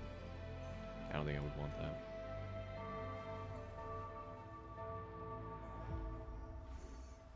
Can you comment and give me some tips in this game, like why they do this and this? Yeah. I mean, that's usually what I do. That's usually what I do. I sometimes, for like a minute or two, talk about other topics, but if you stick around, I promise you that I'll be talking about it a lot. I promise you I'll talk about it a lot. All right. Dominator Crown is pretty out of the meta right now. He has an open duplicator, so he's going to be thinking about something that usually plays around higher tier units, like a 4 or 5 cost. If it's Prismatic Party, you actually can do something pretty nasty. You can actually say, if you get 1 buff, 2 buff, you can actually save this duplicator and go for a 5 or a 6 cost. So just keep an eye out for it. Whenever you have an early duplicator and you know that there's going to be prismatics, there's just sometimes you can just get insane stuff. There's also 6 cost prismatics at 4-2, so something to think about. Pumping up usually plays into AP. He's gonna probably make Nashers, Shojin Nashers. The issue is that this has usually played into Silco and Black Rose, but that's a lot weaker this patch. So I wonder what he wants to do instead. Void Swarm XDD. I actually think Void Swarm's kind of decent. I don't know if I would call it good, but I would say Void Swarm's pretty decent. Can you explain why they just high roll more than me in my games? Yeah, I actually can. And I have an actual explanation for that. They are better than you. Period. Yeah, that's it. They're just better than you. Prismatic Pipeline. Okay. Ambusher +1. Ambusher really good. Playing around Smeech. Don't play around at Camille as much. I think Smeech 1 is way better than Camille 1. And he also kills units, which is good. A second pumping. Oh no, he made Redemption. Oh, he's played. Oh, interesting. He's playing pumping up into Twitch. Redemption first slam.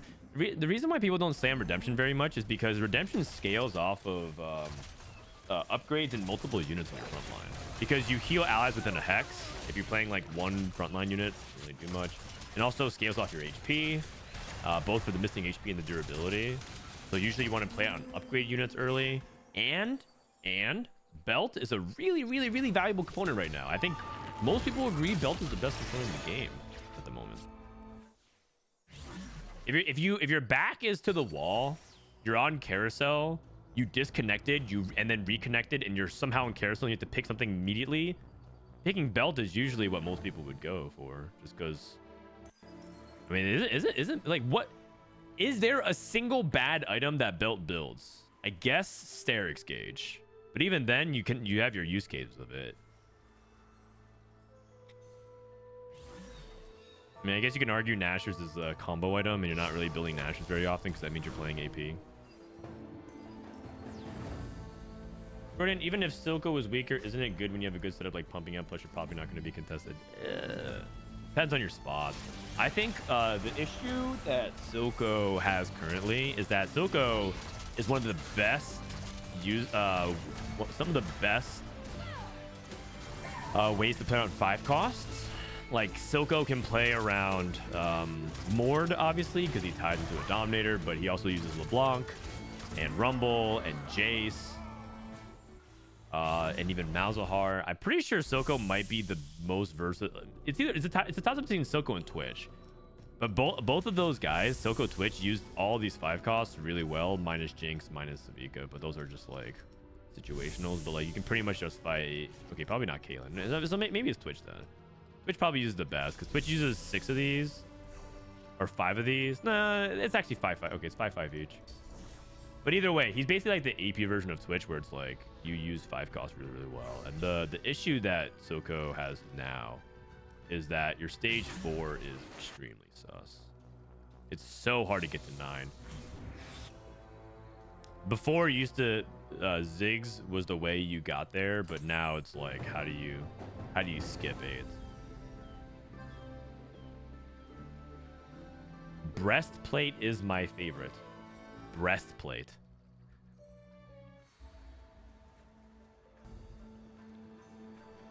Do you mean this?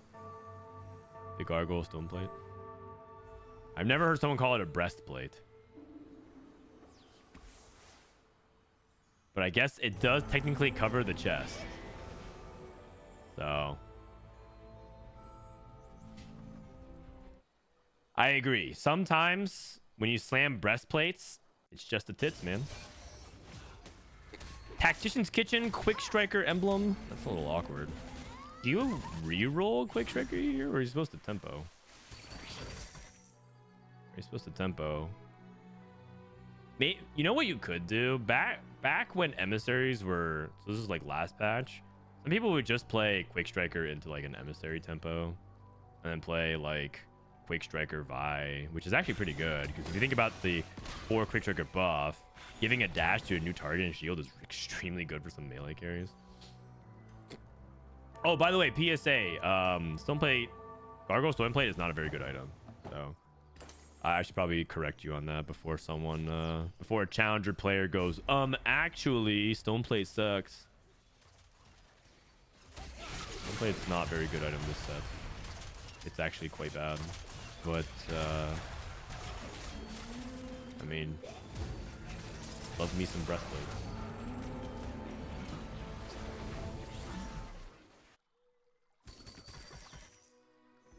Okay, so we got one person streaking on 4 ambush. Oh my god. Early Echo. Okay, so he actually could just carry Echo in stage 3. And just start building items for him. So if he gets BT, I mean, he might 3 item Smeech, but this tier could just go on Echo. Oh my god. Quick Striker emblem is good on Mordekaiser. Yeah, except you're just not like... It's a pretty common noob trap to like load in and think I'm gonna put this emblem on a 5 or put this thing on a 5 cost. Like you can't take rapid fire cannon on 2-1 and be like that's a good Mord. That's like that's broken on Mord. It's just you're planning too far in advance. Putting the cart before the horse. Okay, we got Prismatic ticket by the way. So remind me to look at Yellow Tomato on 3-2 for his roll down because he's gonna lose one more and then go for a roll down, I think. Or is he? Or is he? What is he playing with these items? Sword, tier, belt. I mean, he's pretty open-ended. He could theoretically just slam Shojin Sunfire, keep himself open. Oh, he has actually component tier as well. Like party. Is he tailing for anything? Scrap. Might just be playing Scrap. Trade sector. Oh no, sorry. Shopping spree. I haven't seen anyone pick this in like a year. Whenever you level up, gain free number of shop refreshes equal. This used to be really OP, but that's because they gave you 1 gold per turn. They used to give you economy as well. He's straight up trying to int. Okay. Tiniest Titan. A lot of loose streaker. Wow. A lot of loose streaker. Prismatic Pipeline gave support item and a bunch of gold. This guy's at 90 gold. Okay, there's gonna be either a bunch of people re-rolling or a bunch of people greeting. Let's see if the Prismatic ticket guy does something here. Shopping spree got me through the first round of Vegas. Well, I mean, I guess you're a demon. Okay, Radiant Refactor. Is he going for Zeri? He might be going for Zeri. He's hitting more 4 costs than Zeri. No, he's going for Urgot. Okay, he's going for Urgot. That makes sense. Derek's Gauge. Okay. EP2. Okay, he could probably stop rolling here. He's rolling. Oh, he's rolling for Nunu because he has no experiment. Okay. That was a lot. Shopping spree, 1 buff, 2 buff, duplicator. Okay. Okay, so he's gonna push up. The thing about shopping spree is you don't actually want to reroll on 6 or 7 because you still actually want to push levels to get the free rerolls, right? So if you play shopping spree and you're like, oh, I'm gonna 2 cost reroll on 6, and then it's like, okay, but then you lose 7 plus 8. You lose 15 rerolls. That's a lot, man. Okay, is Ben Sack not in a terrible spot? I'm pretty sure this guy is going 8th. He needs like some kind of crazy bailout. Forcer +1. Wand Overflow, so he can itemize Echo immediately. Double Death Cap. 5 Ambusher. 3 Firelight on 3/3. Another 1 buff, 2 buff. Big dupes. Blue buff, red buff. You know, blue buff is much better this set or this patch. I think people are going to be blown away that people are taking it, but the duplicator before taking this, the blue buff was a little bit sus. But there's a lot of people that use blue buff now. Prismatic pipeline, prismatic ticket. This is the second time that we're going to see someone play Renata reroll, and I am just not that big a fan of this comp. And his items are also a little bit sus. He has JG, no attack speed, no frontline items. I mean, does have Moonlight? Sorry, Moonstone Renewer. That one is technically a frontline item. Pumping up player took Bruiser Crowns. We're going to play Bruiser Twitch. It'll be interesting to see how good pumping up Twitch is. The theory makes sense. Twitch wants a lot of attack speed. Pumping up Twitch. I worry about economy whenever I take pumping up Prismatic. Unless it's like a gold subscription type thing. What are we playing in Street Fighter? Oh, wait, I play Ken. It turns out he kicks things so hard, they turn on fire. I mean, that's pretty badass. The weakest Shoto? Yeah, I know. In order to, I have to impress people by playing a low tier like Ken. But you know what? For me, he is Ken enough. Okay, we got Radiant Stairs Gauge or Mega Shield.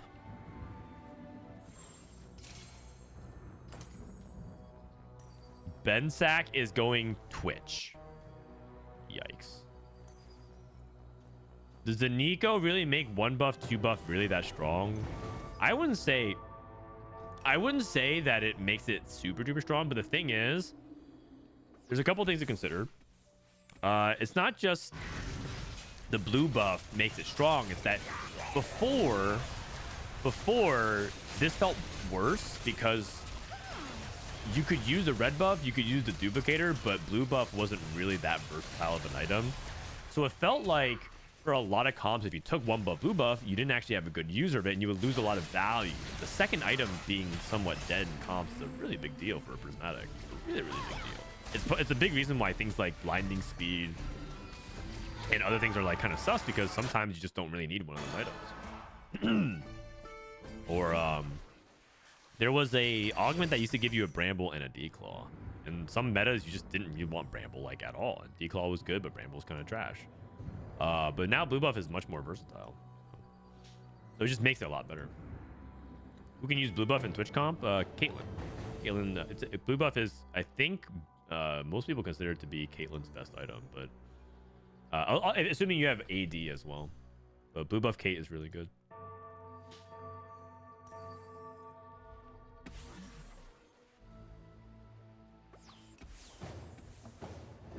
Buff K is really good. We got Scrap. Okay, and you can also just play Scrap, by the way.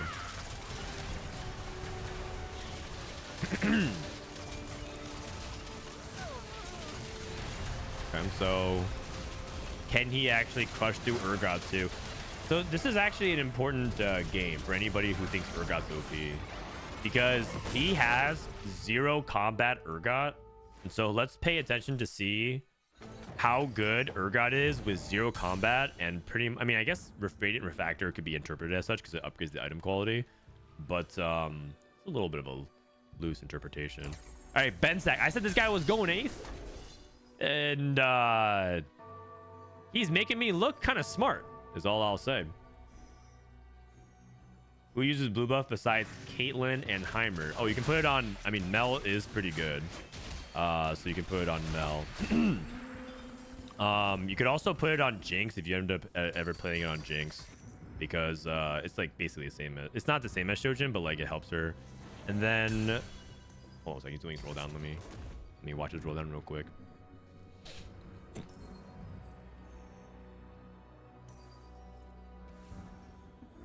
Bye. Is this our board? I mean, we have all these different items left, so we're gonna stack frontline items, stone plate. We don't need Sunfire, so Stone Plate, Bramble, or Vow, actually. Vow, oh, wait. Oh, that's awkward.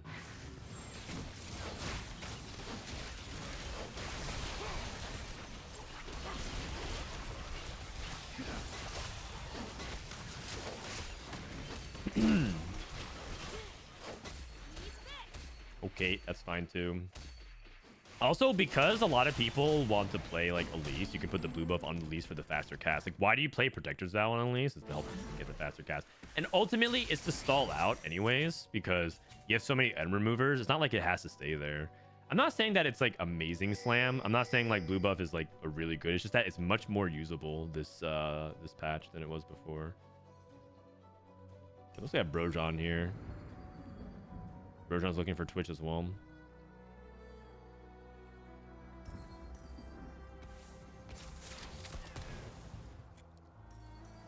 Don't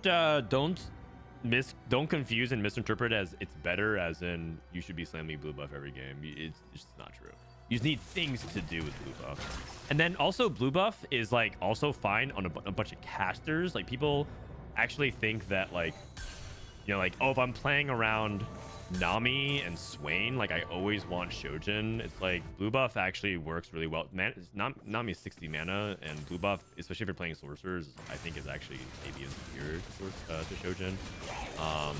If you're playing around like Cassio or something like that, I'm not sure if Cassio, like, you know, more like it's just like there's blue buff is not that like, again, not that you're supposed to like slam it. There's just that people over slam Shojin, and it's usually due to item economy reasons, because you need to find stuff to do with swords in an AP line a lot of times. But just because like nothing is like, just because Heimer isn't blatantly S+ tier anymore, people think blue buff is just like an unslammable item.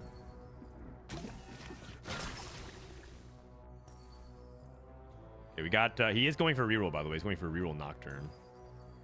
Radiant Gunblade.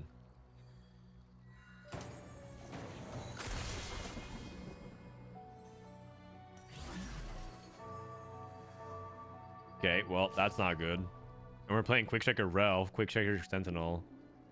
This is like the version you should be playing Nocturne, except we're missing one really key ingredient that usually makes it really good, which is an artifact for Nocturne.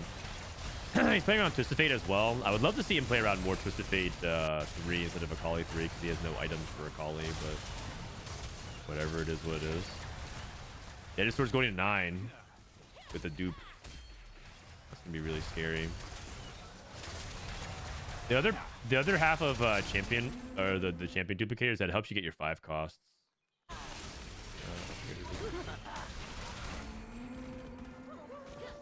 Frogman did Bensac take the coordination.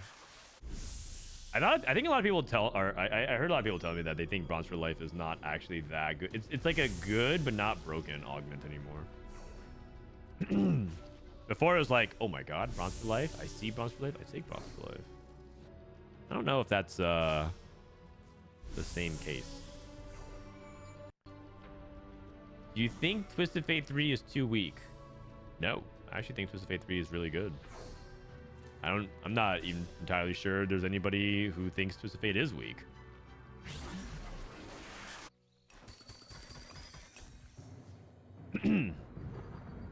Oh my god. Oh my god. What I have not seen a true pivot. A true Fast 9 cell board. He's going Rebels. Wait. But Reddit said Rebels is terrible.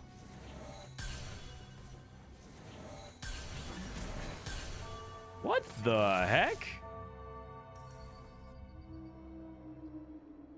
That was almost flawless. He just needed to get Elia. Oh my god. That was nuts. Blue buff Zoe. I mean, blue buff Zoe has 80 mana, so it's not ideal, but it's better than on the long. This is gonna be bumpy. Oh, does he win? Oh. Crazy ass. Imagine, did he position correctly? Imagine if he did he actually get the positioning in? I think it might be a slight positioning diff if he messed it up. You could justify taking this. It's like another item on, oh man, kill streak. Kill streak is a lot worse than Rebels. The finisher. Okay. He did actually get the positioning off. He did. Teach Jinx. just needs Jinx, and we are good to go. There it is. There it is. You can replace one of the Akali's. That was almost an insane turn. Like, it was almost a perfect turn. And he's saving his duplicator as well. GS. And then itemize Zoe. Then frontline tank on Alawi. Okay. Rebels in 2025. I mean, you stay laughing and stay hard stuck, man. Meanwhile, this guy, Jedusor, is about to show you why he made worlds twice in 3 sets. Okay, not this fight, but next fight. Actually, maybe this fight. Okay, not this fight, but next fight. Whoa. Yeah, you stay laughing. Is LeBlanc 2 not worth itemizing here? Is because he has a duplicator and he sees the vision. He's going for Jinx 2. Center of the universe Akali.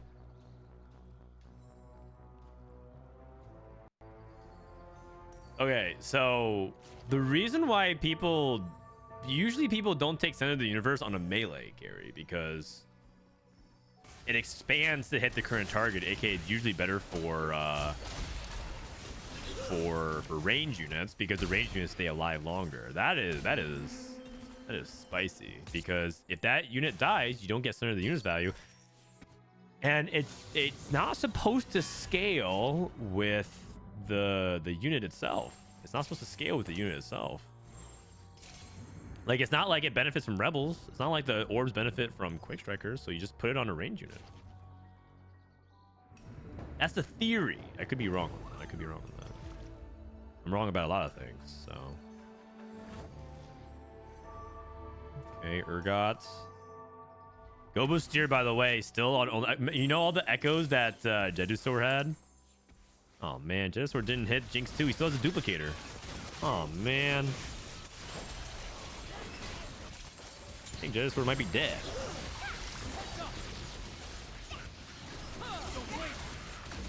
Oh, never mind. Okay, 6 Enforcer. 6 Enforcer. Center of the universe. Dude, everyone's taking center of the universe now. Is this the EU thing?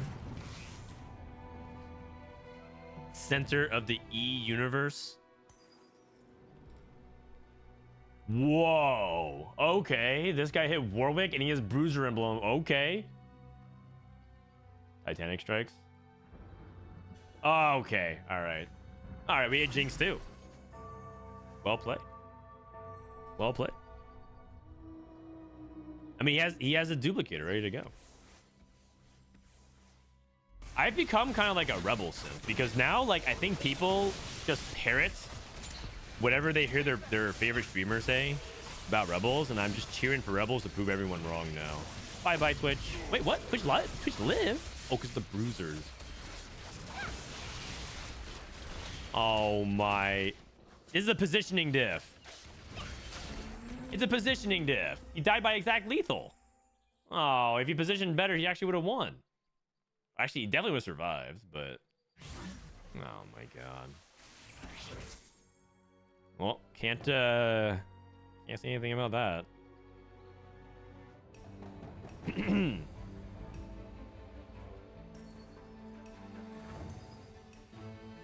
say anything about that. He lost to Twitch 1. No Mundo Warwick 1. Okay, pumping up Twitch is pretty good. That is for sure. Wait a second.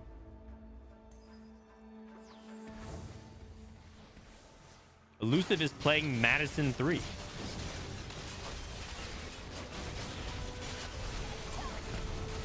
Huh? Okay. Is that he's playing Madison 3 Twisted Fate Morello carry. I mean, he has a Vi as well. Oh, okay. Almost clutched. Meech 3.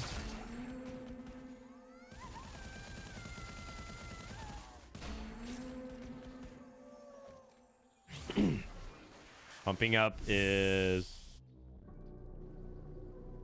52%. Okay, but didn't you also get influenced by Soju? Because TFT Academy has Rebels in B tier when it used to be S tier. Yeah, you know what? You're right.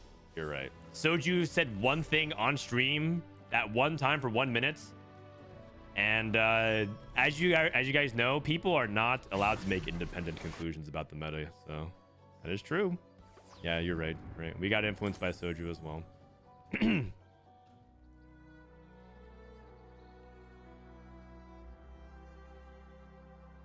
Echo got Magic X. Holy cow. How much AP does this guy have? 282?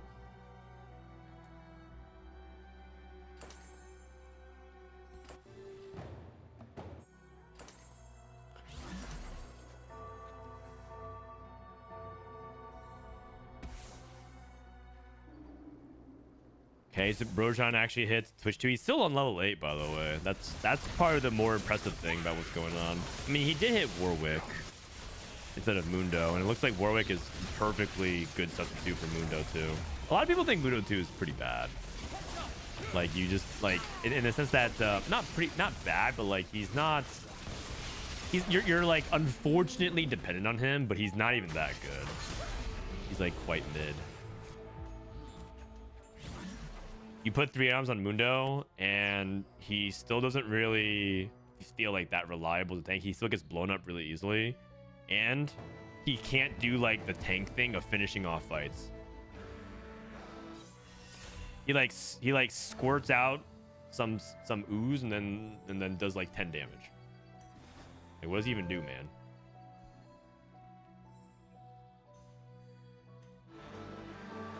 Become energized and heal over 2 seconds. While energized, deal 120 magic damage. His ability does 100 magic damage. Nice. That's like basically one orb of center of the universe.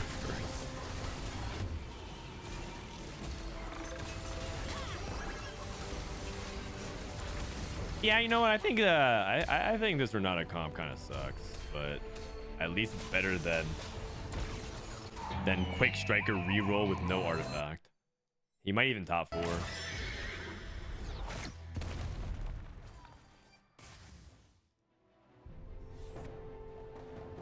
I honestly don't get it. Not trying to rage bait. How good do you think Rebels are? Because it's below average on the tier list, but you say you think it's actually good.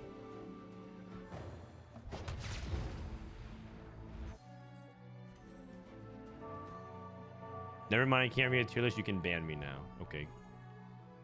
See you tomorrow. You know what you could do? You could take just 24 hours to read a tier list and improve your analytical skills.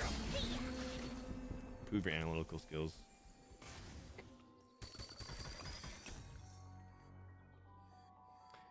I sold Mundo 2 for Warwick 1. I mean, that sounds like you made the correct play.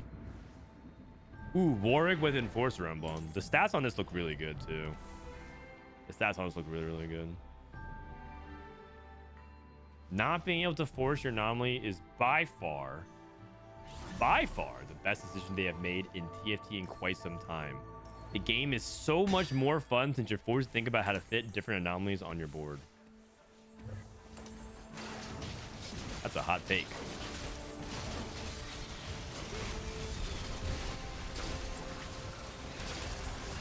I think a lot of people think that's actually not fun because they don't get to play like their favorite combos.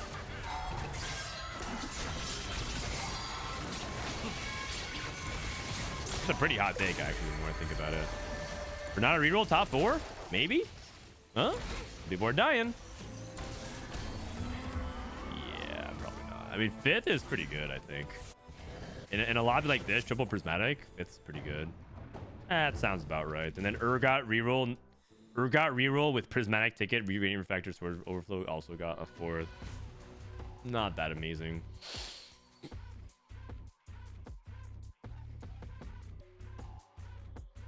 Why is he playing Camille over Victor? You mean Victor over Camille? Because Camille's not good. Camille's not very good. Not in the late game. In the early mid stage of the game, she's fine. Oh, this Jinx stun. This positioning for Jinx is really good. He caught the Twitch and the Elise. Very, very big. Oh, and the timing. Dude, if he wins, it's a positioning gap. Not that Zbrojson can do much about it because he's playing Twitch. You know, trying to gas up people for positioning against Twitch is... It's baseline, but, you know, some people still don't do it, man. Some people still don't do it. Twitch literally can't...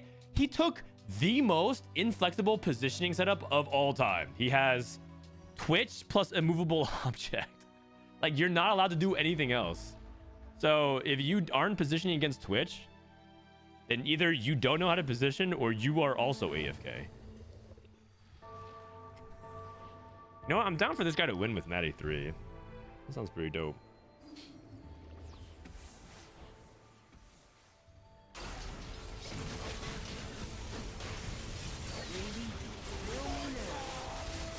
Whoa.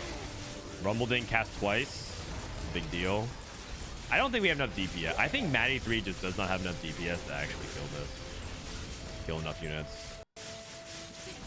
She's like single targets, and there are many targets with a lot of HP. Does that change anything? I don't know if it does actually. He's not. He can get 10 Enforcer. Think about Caitlyn versus Enforcer Emblem.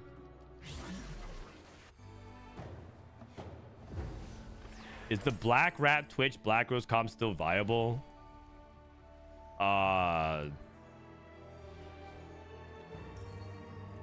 Maybe. The theory of it is that you can't hit Mundo. So the reason why you would play Black Rose Twitch is because hitting Mundo is really hard. And so you can play Zyra Twitch Nunu. And then eventually get to Mundo later on. And then you basically bolster your front line through Black Rose units. So you play Elise, Nunu, Twitch Zyra, LeBlanc, plus whatever else you want. It makes sense. You can even lean into more sorcerers. That's the theory. I've seen people play it. It's more like you're salvaging a low roll game than playing for like a primary, like, oh my god, it's so good. Why do you think he went center of the universe to face a different unit? Because you want it on a range. You generally want center of the universe on a ranged unit.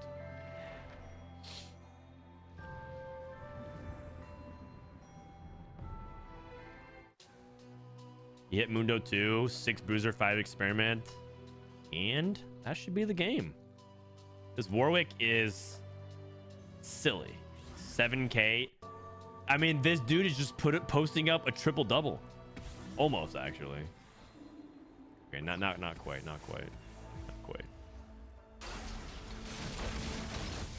But he's getting there. He just does it all. He tanks, he heals, he shields.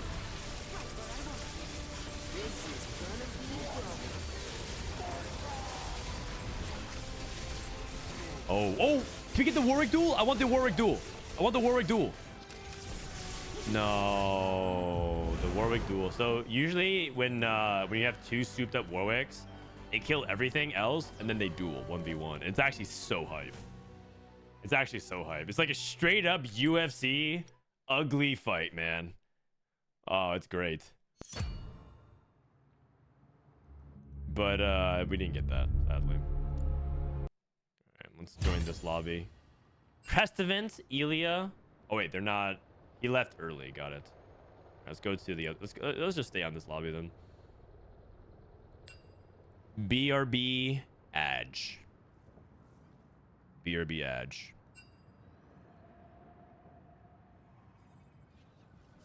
Got game 4 coming up.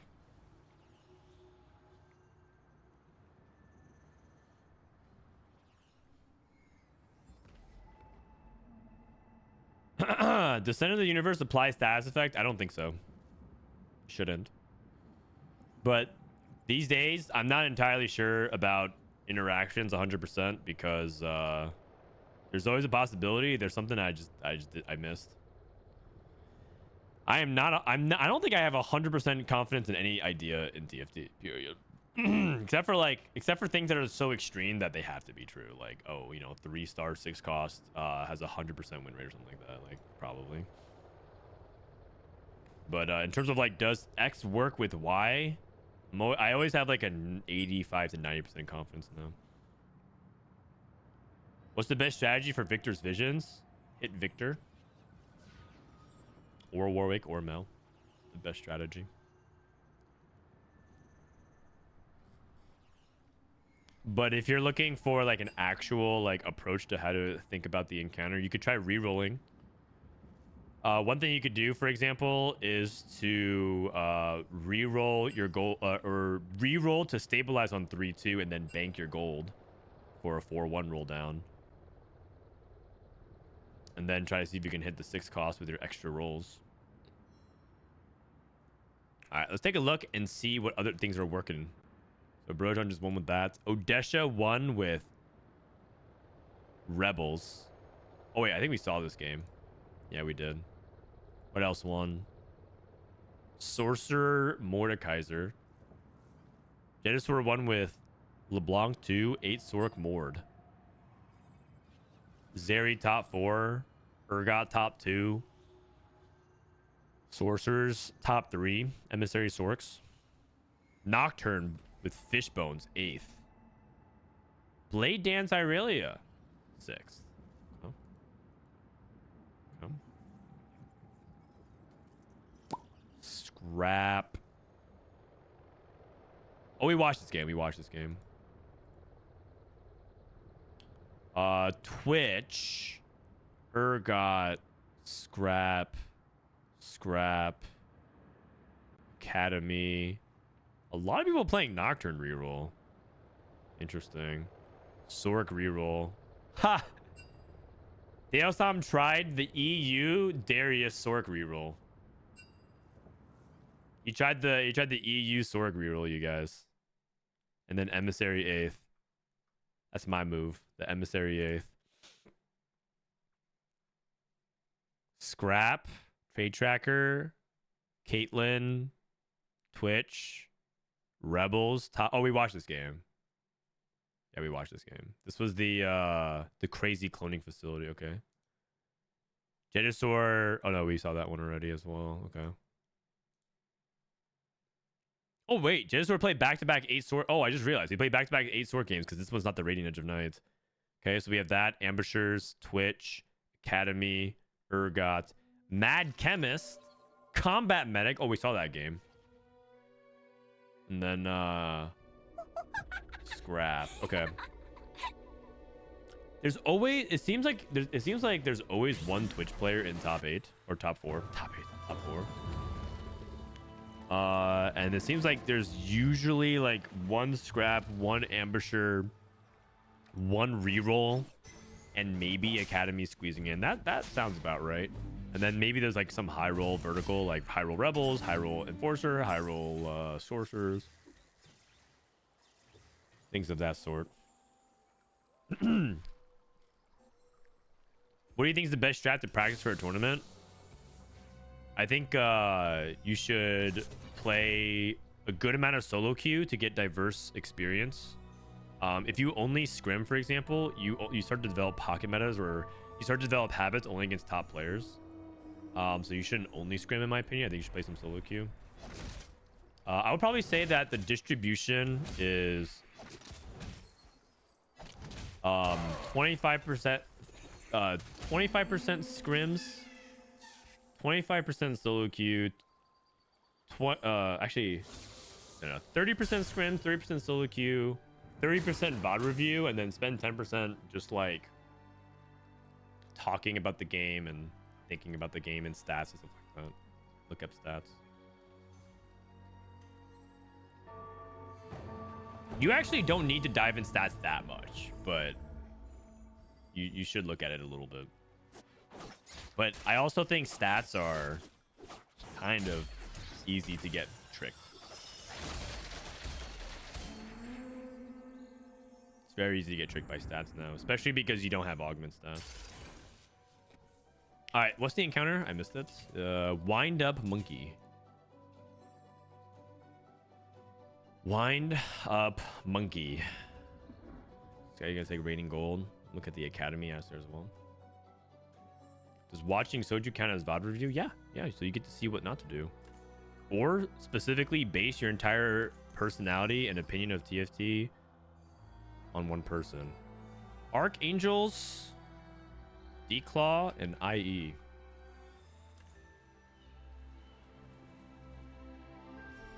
What's the difference between Challenger solo queue and pro scrims? You don't lose LP for trying out ideas, and on average, people just play better boards. The thing about solo queue. The thing about solo queue is that you get an inconsistent lobby quality at times, and so sometimes it can be really hard to judge how effective a strategy is, because you could also just be playing against weaker opponents, so the strategy works, and so it's harder to tell. And even if you have, people will be like, well, that's fine, right? You have 6 challenger players and 2 grandmasters or whatever. Even if you have one player who is consistently weaker at building boards and understanding like how to play mid game and things like that, that's a huge deal. Because how many times is it like you are 1 life away from stabilizing, or 1 life swings the placement difference between 3rd and 6th because there's like everyone's at like 10 life or less? That happens a lot when people are more evenly matched. So the difference between solo queue and scrims is like usually the quality of the lobby. But the thing is, a lot of people in scrims end up just playing strategies that don't even work. Like they're just trying out an idea. Like some people might play Darius Sorcerer Reroll and like they're like, I think this might be good, so I'm gonna try it. But they would never play that in a tournament, and if their LP was on the line for snapshots, they wouldn't play it either.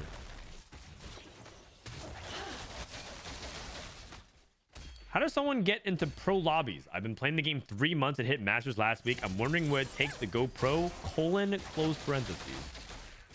What does it take to go pro? Well, if you're at Masters now, the best way you can get attention is to climb to rank 1.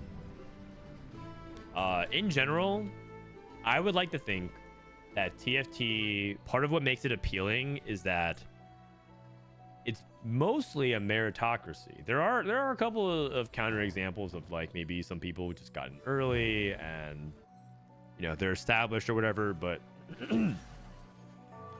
I like to believe that TFT for the most part is a meritocracy. If you climb high enough and you get good, people will want to talk to you, people will want to hear your ideas, and people will invite you to participate in their conversations and their scrims. That's just a fact. I've never seen the contrary be true. People who don't participate in those things usually opt out. They don't want to participate. They like rather play their own thing. They rather stick to their own opinions. But if you are a very good player, people naturally gravitate towards you because they want to know what's the tech, what's your opinion on things, what's your read on the meta, because you have success. It's unlike some other games where if you can climb the rank 1, people don't respect it very much because they're like, oh, you're not a pro or whatever. But in TFT, just get to as high as you can on solo queue and prove yourself there first. And the world is your oyster. If you don't know anyone, you cannot enter scrims probably, even if you qualify. Except if you get high enough rank, they will want you to be part of it. Some people might feel like, okay, well, like, I can't get into these scrims because I qualified for a tactician's trials. You can't. Let me put it a different way.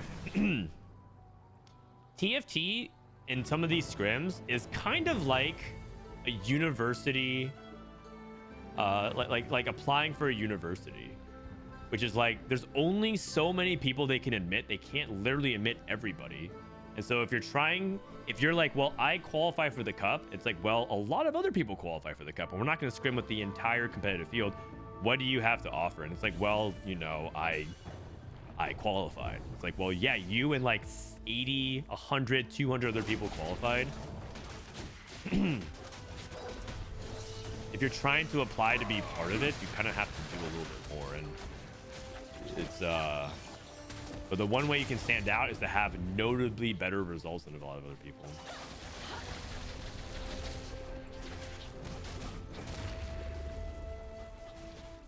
Okay, by the way, we have Training Arc into Urgot reroll. Pyromaniac. Okay, so a lot of item tempo here. Wind Up Monkey. I'm always a little hesitant to lose streak. I mean, in general, I'm hesitant to lose streak in general, just as a general approach to the current meta, but I'm always worried about the minus 10 HP. But if you want to play around the portal, you can also think about the items that you often get. So Wind Up Monkey also gives you a chance of getting some item components or rating item. So I think like, you know, Scrap might be better in something like Wind Up Monkey. What's high enough? Challenger is like the very bare minimum. But the reality is at the top level of TFT, Challenger isn't enough. Especially if you get Challenger one time and then you're not consistent Challenger. Yeah.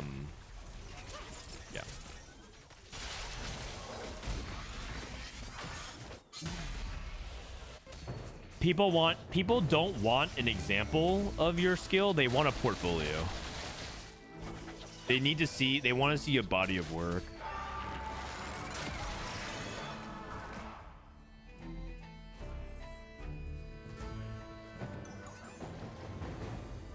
If you get Pit Fighter +1, do you generally play Urgot reroll or make Vi work somehow? I got Pit Fighter +1 when Giga 6. You have two options for the most part. You can play vertical Pit Fighters and you try to play around Gangplank and Vi. So you play Gangplank, Vi, 6 Pit Fighter, and then you flex around like something else. You could play like Emissaries, you could play Enforcers, you could play something else.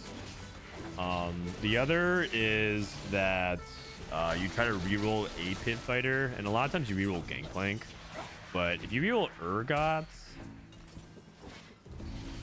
So, the reason why Urgot's really good is because of his burst, not actually because of his sustain. And Pit Fighter is a little bit more about sustain, because they have like extra HP.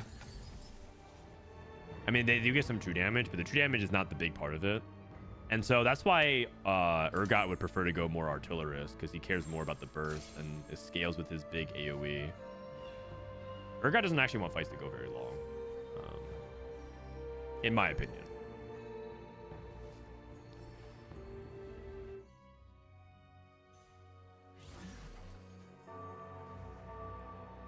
Okay, Opale still hasn't committed to anything. I'm trying to keep tabs on what people are playing. We got Twitch here, Scrap. Is this Zeri or is this Twitch?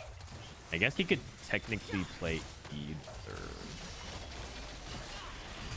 We'll see.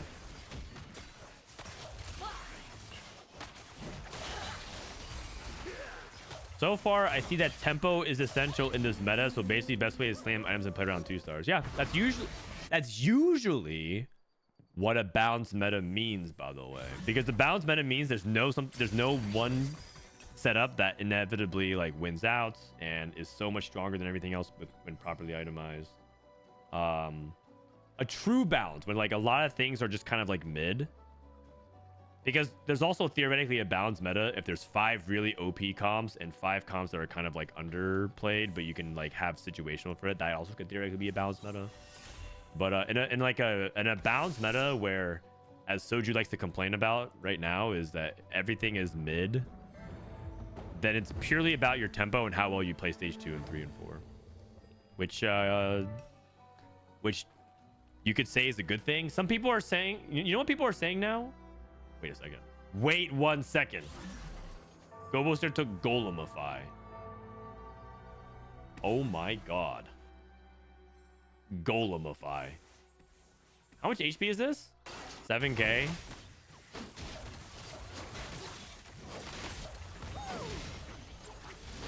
You know what people are resorting to now to complain about TFT? They say, okay, sure, the meta is balanced, but now it's boring.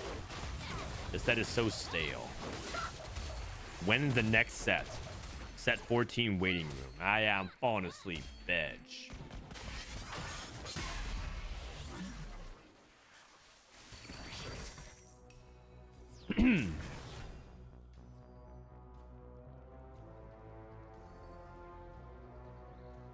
Tower defense. Experiment +1. Oh yeah, he was trying to tailor for something. But you know what? Scrap actually can use this this emblem. This emblem actually counts for it.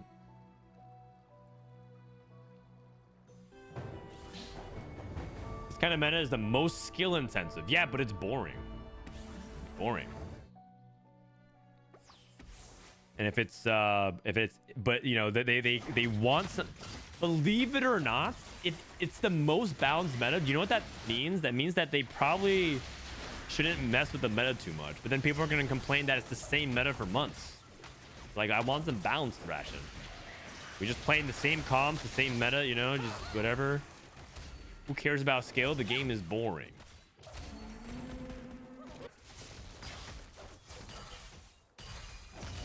Blue buff, Archangels.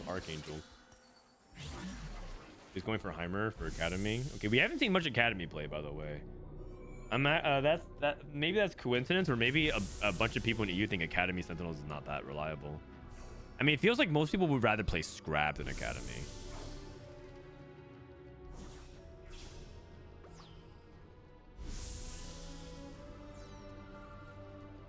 Hello, Frodan, can you coach me? I generally don't do private coaching. If you want coaching from me, you can check out our Patreon. Our Patreon, if you look for TFT Academy, coaching sessions. Oh, the monkey's here. Hold on 1 second. The monkey is here. What is it? For a lot of players, they want items or gold. Yeah, a lot of items. That's really good for the scrap player. Really good for the scrap player. Jesus, everyone has so many items. What is going on? What's going on? So many items. They're drowning in the items. Anyways, if you want coaching, you can check out our Patreon for TFT Academy. In fact, we just uploaded Dish Soap coaching 2 students. I mean, this is me coaching as well, but some of these concepts still apply. This is, man, in the past week, we uploaded a bunch of coaching sessions.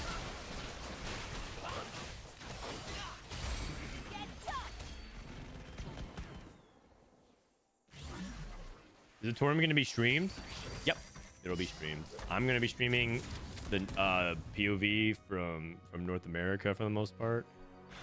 But there's actually a lot of co-streamers, believe it or not. Let me actually show you guys real quick. Let me show you guys real quick.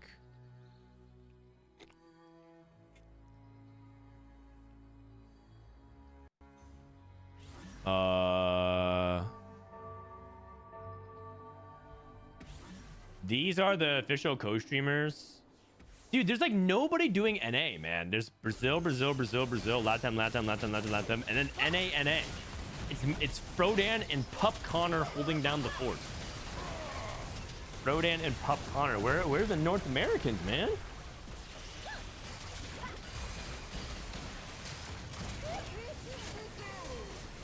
Frodan and the Furry. Yeah.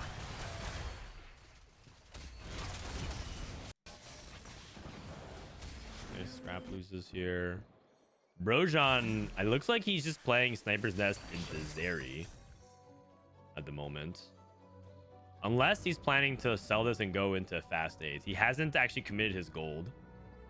He's only 6. He's like, you see how he's like 8 out of 36. That means he levels on 3-2. He hasn't rolled that much. He's saving his gold. It's entirely possible that he rerolls Zeri. It's also entirely possible he pushes levels. I don't know if he want to play long distance pals into Twitch though, because I feel like that creates a lot of positioning logistical challenges, but there could be something there. Oh, he has True Bis Twitch. Or sorry, he has CN Bis. 3 Rage Blades.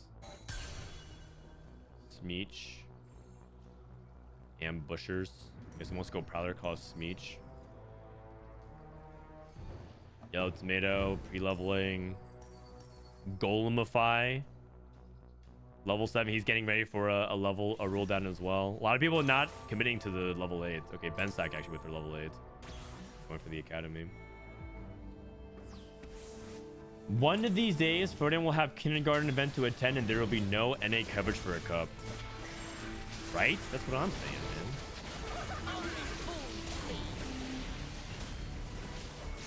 man. I don't think I'm so egotistical as to believe that, you should only watch my POV ever. I feel like I think multiple POVs is what makes TFT interesting. Different opinions, different personalities, different takes on the meta, different colors of hair.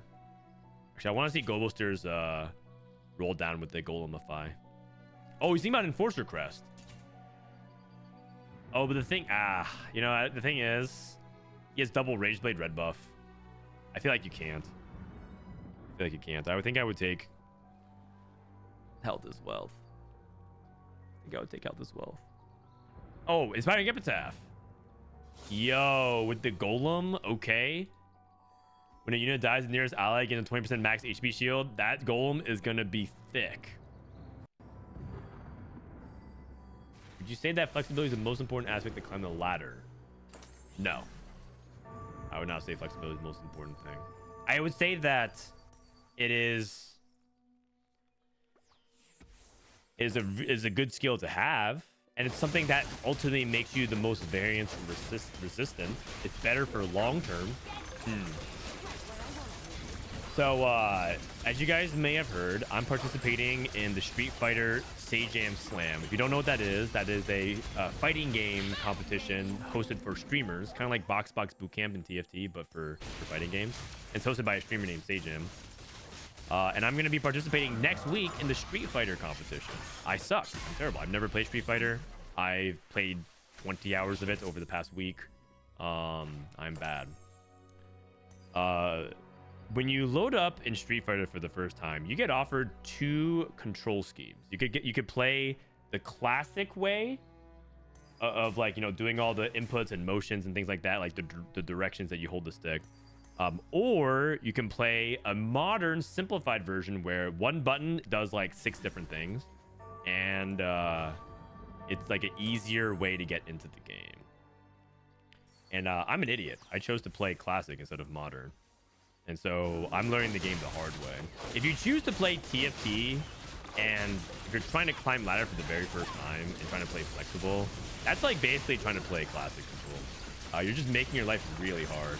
And it's probably beneficial for you long term to at least how you approach the game, but you're not going to get the results that you're looking for very quickly. It's like a long-term investment. It's a long-term investment. So I would say that if you want to climb the ladder quickly, you should play fewer comps and master them. But you will inevitably run to a situation where you can't progress unless you're willing to play wider or willing to broaden the way you approach TFT. But that's not always the case. Like, you still might be, there's some people who are truly good one tricks and they like do well on ladder. Like, some people get the challenger still one tricking. It takes a certain personality type and a certain skill set though to do that, and not everyone can do it. But you're the exception of the rule. Hey, this guy is going 8th. 6 scrap, no quirky. Echo 1. Commander 3. Okay, this is the Zeri role player. Jedusor. I mean, it looks like EU has the read that scrap is very good. The thing is, we always see one scrap player push for top 4, and we also see one scrap player go bot 4. So it doesn't look like it's the silver bullet.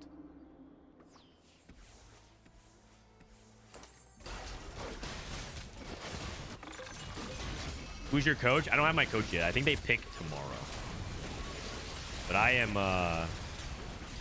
not very good, but I choose to play classic. I play classic because I tried to play modern and I was just not having any fun.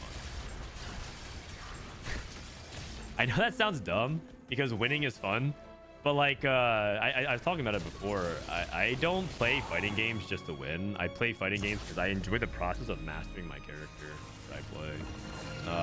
And for me, modern is not satisfying even a little bit. And that's fine. It's okay because some people like that, right? Like Box plays modern Luke and he loves it because for him, it's like an easy way to just like get into the game and just start doing the fun stuff for him, which is like the combos and doing everything like that. And he accepts his limitation, but for me, it's just not fun. I just do not think modern satisfies my itch. I would literally if I had to play modern on everything, I would never pick up Street Fighter. Period. I just don't think it's very fun. But it does feel frustrating to suck. But maybe I'm a masochist. I kind of enjoy the sucking. I think sucking is part of the journey. And if you never go through a phase where you suck, then I think you miss sort of a big part of what makes fighting games special, in my opinion. You kind of need a little bit of the masochism in order to truly enjoy the genre. I don't know if I'm speaking to anybody right now. Maybe I just sound weird. Some people are like interpreting my things as like some innuendos. I'm not hub-baiting at all. I'm literally just speaking facts. People who play fighting games know who actually are true purists about it know exactly what I'm talking about. They know exactly. They know I'm speaking pure facts right now. They know I'm speaking pure facts.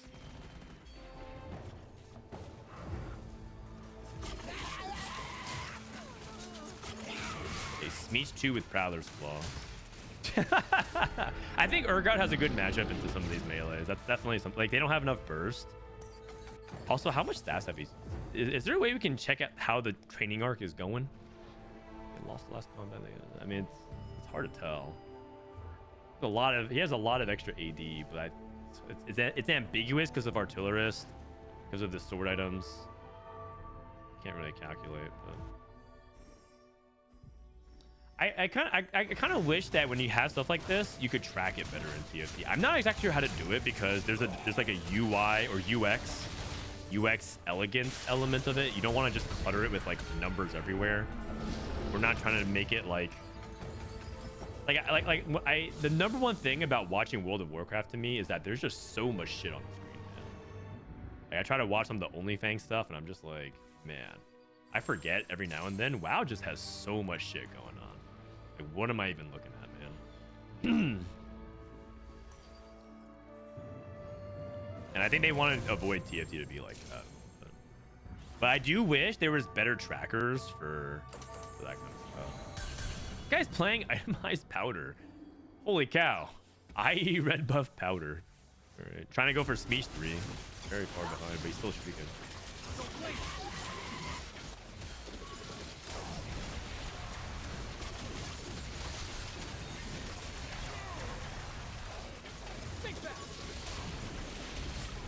Oh, dude, Smeech 2, man. Yeah, I think Smeech might be broken. I mean, if there's one comp that we're thinking that I personally would put into S tier, I know we still have nothing in S tier for TFT Academy. If there's one that I want to put in there right now, I think it's Ambushers. But the PP will not budge. Dissoap is like, nope, no comps in S tier. And I'm like, all right, we'll see.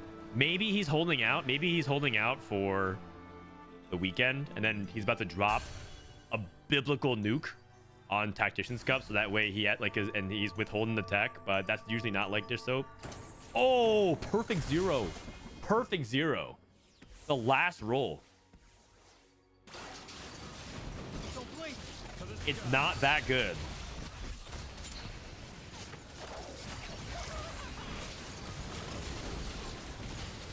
Not that good, you say.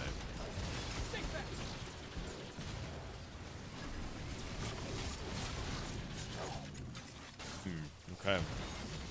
I will consider this and factor your opinion in. Not that good. Looks pretty good to me. And you know why it's also pretty good? Look at how many ambushers he's playing.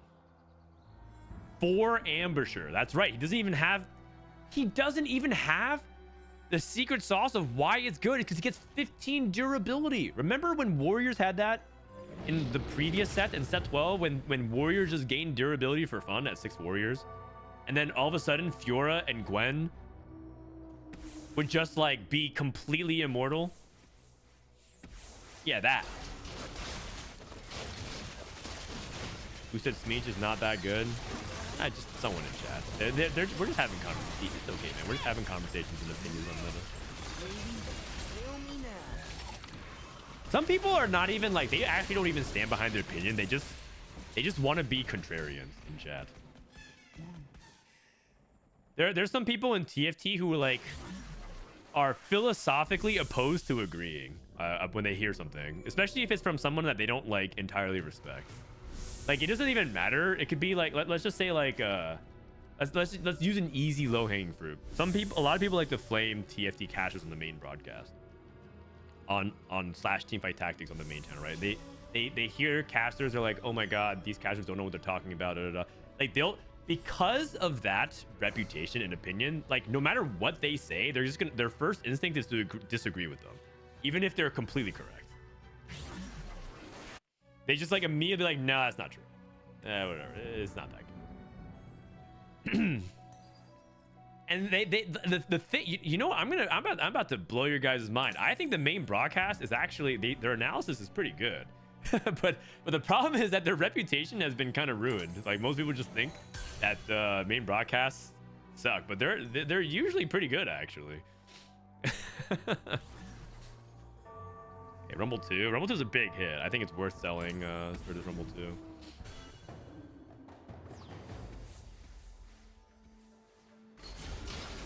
Six scrap. I mean, this is what we talked about though. Scrap is pretty hit or miss.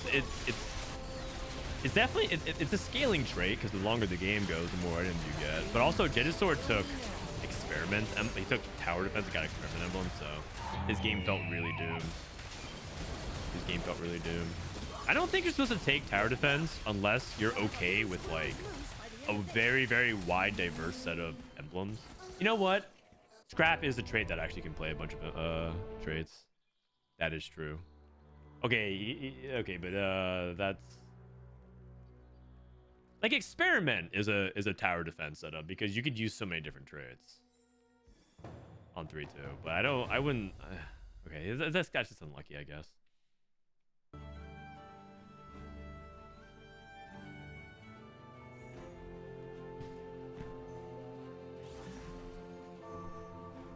Four Form Swapper, 4 Sorcerers, Swain 2. This is the CN. This is what CN did last set. CN said, I play around Swain. 4 Form Swapper, Swain. LeBlanc 2. That's cool. That's a good top 4. Assuming he gets top 4 here. He's getting Smeeched right now. I mean, Smeech is not even that good. Oh, I mean, he's killing 2. Oh, it's Zeri versus Smeech. Hold on. Oh, never mind.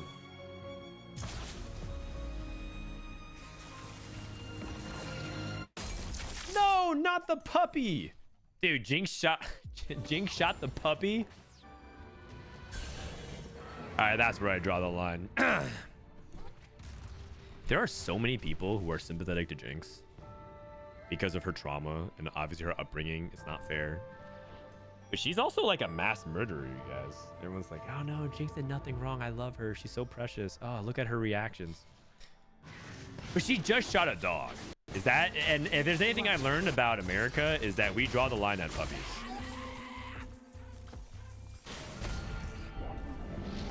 Children? Yeah, whatever. You know, human lives, it's all good. That's just part of the process. That's just, these things happen. Thoughts and prayers. Dogs? Oh. No. Not on my watch. At least 2, Vi 2.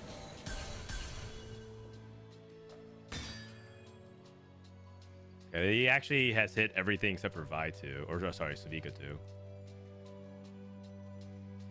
2. Maybe just a tank item here. He has 0 tank items on Mundo. Absolutely 0. But he has Golemify. Oh, I see. So the Golemify means that he gets to skip Mundo items. So, you know, that's kind of smart, actually. Golemify basically means that he doesn't have to play Mundo. Play Mundo items. Gets to go full backline items. I like that. I like that. What's the anomaly? The anomaly is over weak.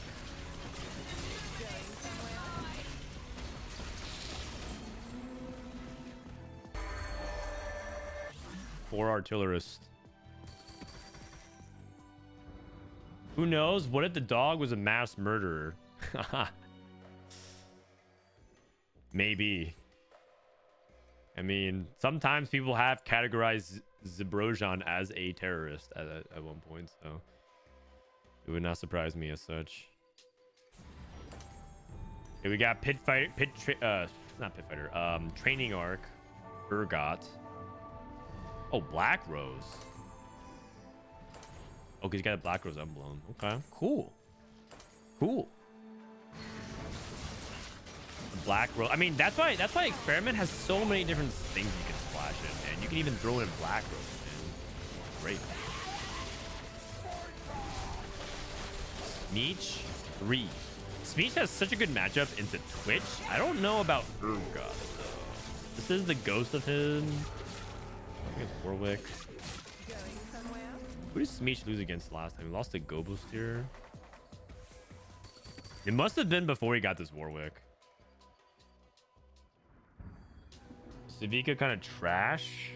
I would say Savika is just a high impact utility unit if you can splash her in. It's just that Savika is not consistent. The problem with Savika is that she's an RNG champion. And so she's just not reliable at all to count on. So you should consider her as like a random splash utility unit, the same way that you would splash in an emissary or something. Sometimes she might displace, sometimes she might assassinate, sometimes she might print you gold. But yeah, I think Savika is on the weaker side, and I would also say I don't really know if I want Savika to be much better, because if she ends up becoming much better, then it'll become a lot of bad RNG feels. But maybe that's what people want. I think people are running out of things to complain about, so maybe they should just make Savika better, so that way there's some new material that we can complain about.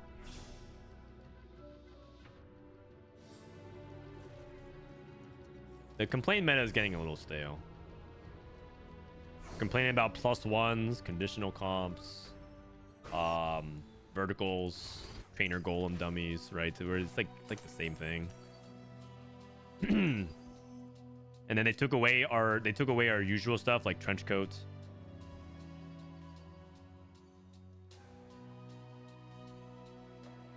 We can start complaining about 8 Sorks. 8 Sorks is so overrated.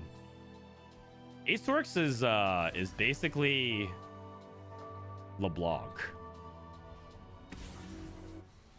And it turns out that hitting a 5, if you're not hitting the 5 cost on any of the things that you're playing, it's noticeably worse. If you hit Rebels without Jinx, Sorcerers without LeBlanc, Enforcers without Caitlyn is also pretty bad, but it's less it's less punishing than Sorcerers without LeBlanc.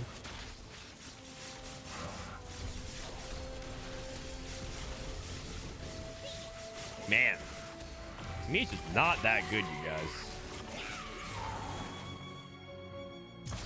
Who we shooting this time? Who we shooting? Who we shooting? Yone? Yeah, I'll allow it. I'll allow it.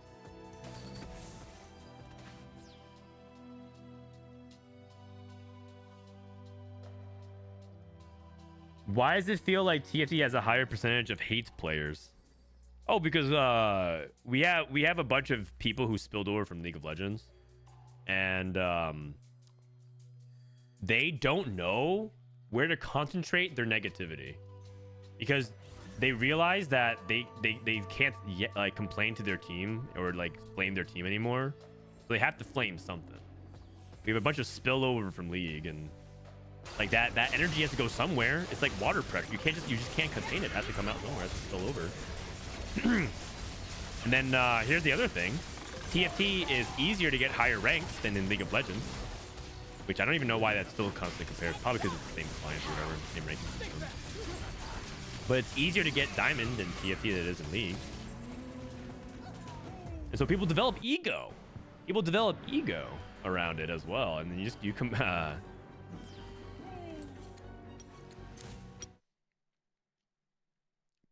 okay. Let's spectate the end of this game and see how it's going. Because so we're gonna reshuffle lobbies after that.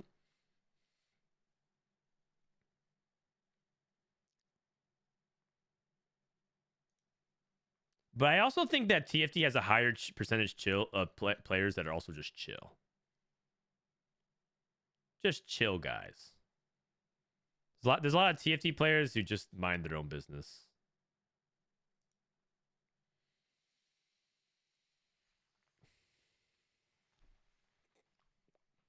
Looks like the client is not working, so I'm gonna go ahead and exit out and go for the other lobby then. Give me a sec, guys. Need to exit out. This is what happens with spectator client. There's always like a percentage chance that this ends up being unwatchable. Let's watch day 6 game.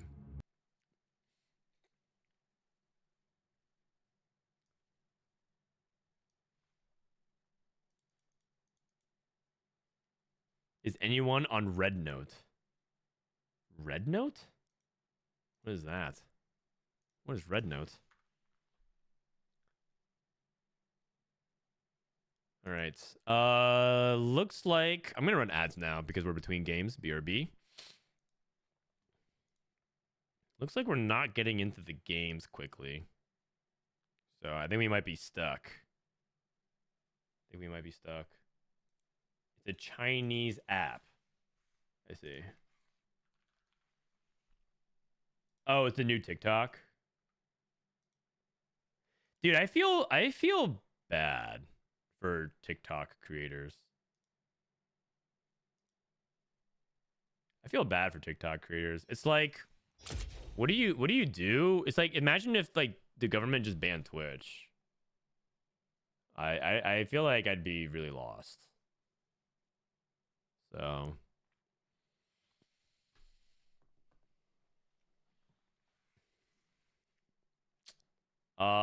okay. It looks like it's not working. So let me see if I can pull up Discord stream. Do we have any Discord stream?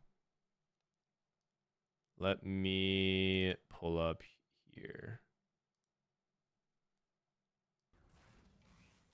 All right, I think I might have yeah, we got Discord stream here going. Poggers. Shout out to the EU folks. Man.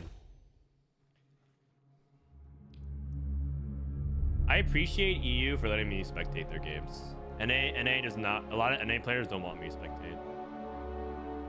Okay, Prestivent got 3rd. Do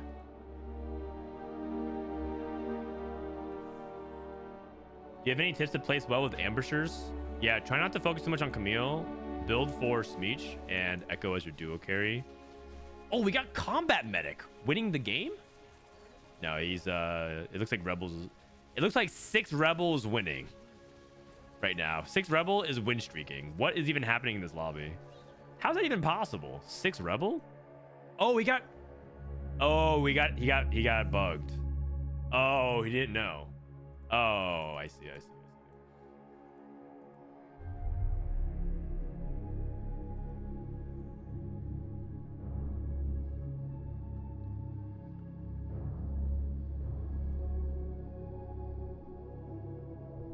There's an amazing moment in history happening right now. All the Americans and Chinese people are becoming friends and teaching each other on the app. Is it? That'd be good. There's so much propaganda about China because there's a lot of anti-China sentiment. And a lot of Americans eat it up. But I'm not like super pro China. But also, I think that there's just so much shit being made up all the time. I mean, that's not surprising, right? Wait! Combat Medic won!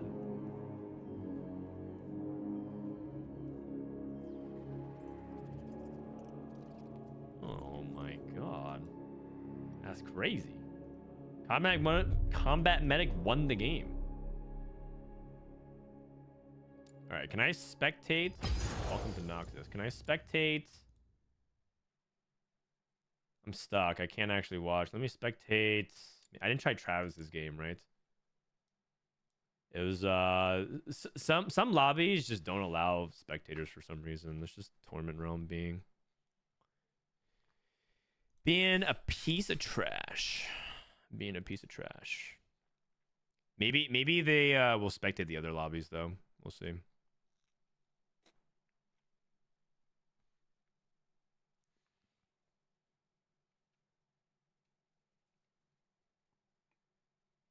I'd be down for a universal TikTok ban. The brain rot is immense. Well, then people just watch YouTube shorts. Like YouTube shorts will be the new TikTok. It's not going anywhere, you guys. They could ban TikTok, but short form, like TikTok did not invent the idea of short form videos. We were doing that shit on like Vine. Like how many years ago? It's not gonna go away. It's not. It's like the same reason why it's like, oh, video games are what's causing violence. Like it's just not, man. People are gonna. It's just what happens. And guess what? They could ban all that, and then Facebook is gonna have control of TikTok, because then they do short. And then do you want Mark Zuck in charge? No, thank you. It's just what happens. That's just how it is now. It's just how it is. Hating TikTok is just like, it's just a waste of your energy. Okay, yeah, we can't spectate. Is anyone else streaming? Maybe Dasik streaming? Let me see. Twitch.tv. Can I auto mute this? Welcome to Noxus. Isn't this actually basically in other ways? Is Noxus built on slave labor? I would hate it if that was true. Dasik, he's not streaming. What about Les Coco? No. What about Travis? No. What about Gobosteur? Yeah, he is. All right, thank you. For you who don't know, we're basically waiting for oh no, he's out of game. No, he's doing the same thing as me. He's stuck in the loading screen. Heck no. Okay. I'll take your word for it. I'll take your word for it.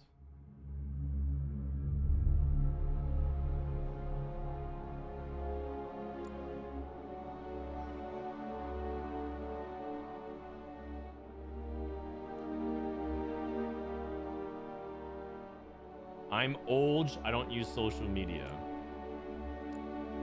Yes, you do. You're on Twitch. Twitch is a social media. You not only use social media, you're actually a big time user of it. You post all the time in chat, and you're interacting with it. You get a bunch of information that way and news. I mean, just cause there's not memes being posted in the form of a cute animal doesn't mean it's not social media. You're on Twitch. Man, I'm getting more dogged again. Dubsy, thank you for the prime. All right, guys. I guess we're just gonna wait for the scrims to finish. Then looks like it's just a few minutes anyways, so not that big of a deal. We'll exit out. We'll exit out, and then we'll just go over. We'll go over the screenshots of like what's being played and whatnot. A critical error must. Yap. All right. So we'll play dramatic Noxus music in the background. Here's the current leaderboard. Gobosteur, 29 points in 4 games. 7-8, 6-8. Odesha. Prestivent, okay. 2-7-8-6. So these are points. These are points that they're getting, not placements. These are points they're getting. Flamo having a pretty bad day. 6-7-8. Chuso and Dasik also having a bad day, but it's split across multiple players. All right. Let's look at some of the results of what is doing well in Scrim then, yeah? Results. So we have Scrap, Experiment, Anger Issues, Family. So I've heard this is good, but the question that I have is, how do you end up in a spot where you reroll Family and you're in a spot to take Anger Issues? Because that means you have had to mentally commit to Family, but Family is kind of sus, and there's not many things that make me want to commit to Family. So that part I'm not. You basically have to like how do you get that? Prismatic Party, okay, yeah, maybe.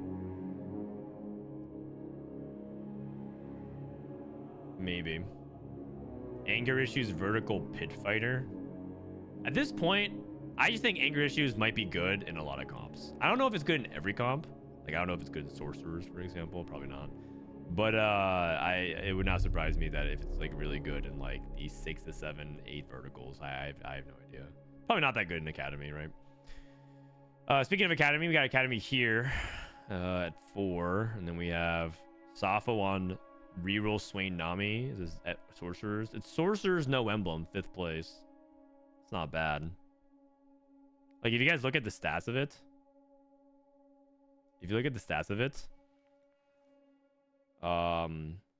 6 sorcerer, no LeBlanc.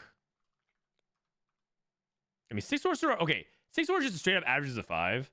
But if you don't even have a sorcerer emblem, it does improve the stats because 6 sorcerer somewhat implies that people didn't low roll and miss and go 8th. So 4.6. He hit LeBlanc. I mean, that's fine, I guess. It's fine, I guess. Because if you just filter for this, you get the 8 sword players that low rolled. Okay, Dale Som went Rebels. Oh, he went quality for quantity Rebels. And then we have Smeech and Kog'Maw. Man, I'm not a... If there's anybody who's a fan of Kog'Maw, you need to let me know why that is, because I just think Kog'Maw sucks. If Academy is Ginsu's, why would anger issues be bad? Well, I mean, you're taking a very, very specific... Okay, so 1 out of every 50 games, it might be good on Academy.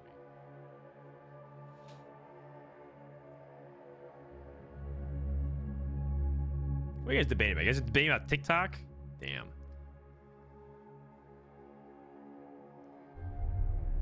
All right, we got Twitch experiment. I love that people will like spend more energy on those things like defending TikTok than like caring about things burning around them, like literally burning around them if you're in LA. You know what's actually really disgusting that's happening in LA, just like a small thing.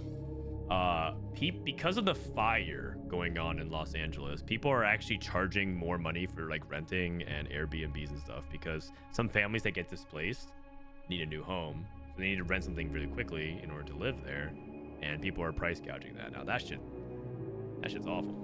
It's also straight up illegal, by the way. You can't really do that in a state of emergency, but people are actually just doing that. But that's not actually getting that much traction. But man, TikTok, I mean, that's completely a different issue because that's much more impactful across many people as opposed to just one area in Southern California. But yeah, it's pretty awful. In this lobby we saw Experiment, we saw Academy, we see Chembaron Smeech. Actually, I need to look this up. 3 Chembaron Smeech, 5 Ambusher, Chembaron items. You go 3 items Smeech, and then you're gonna exclude like, let me exclude like actually this should filter most of it. So the best cash out to play for is Executioner's Chainblade. Just looking for the items. Flesh Ripper is like okay, it's pretty good. Voltaic Saber. You only get this off of like a 300 though, right? You don't get this off 200.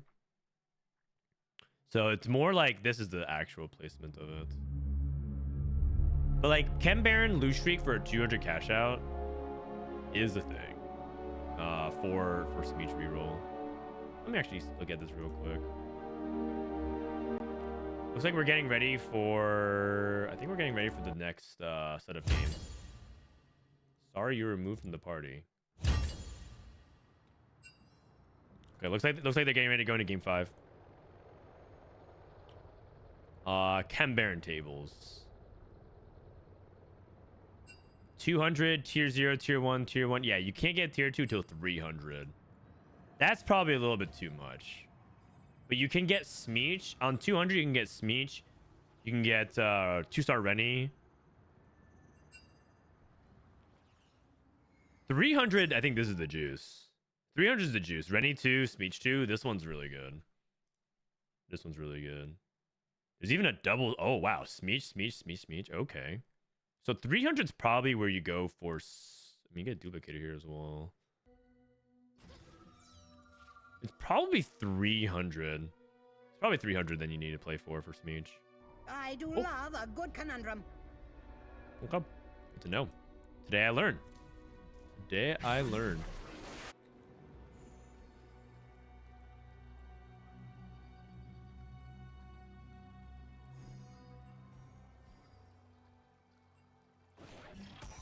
All right, here we go. Game 5.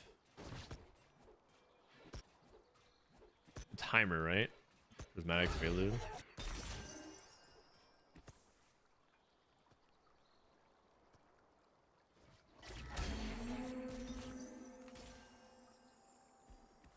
All right. Actually, if it's cool, I'm gonna go get some water real quick. Why don't you guys park here with my man Kevin Parker for like a minute? I'll be right back.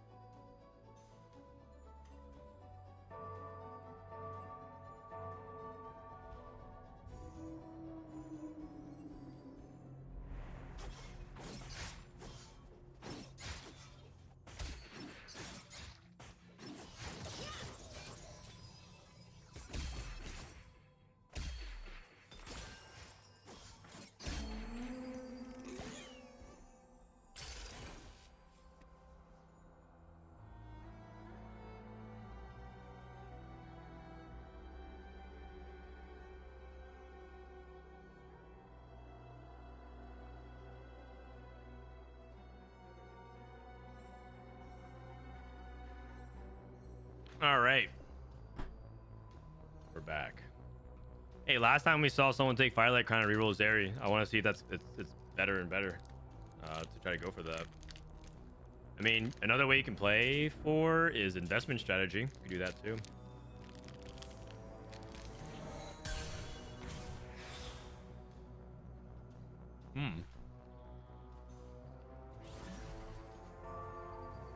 Hambaron. Okay.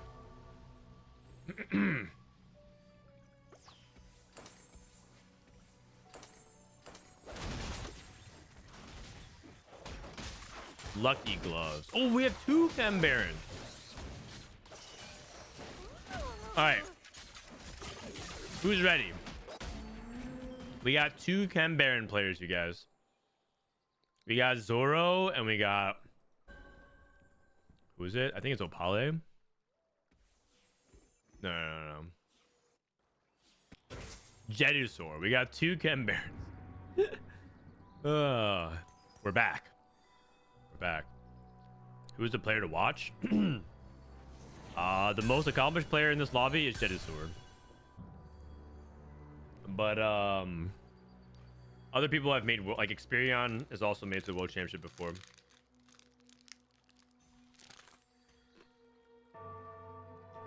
Quality over quantity. It used to be an emissary line, but emissaries are just not as popular. So I'm curious what he's going to do. Maybe he goes emissaries, but maybe he might just play something else now.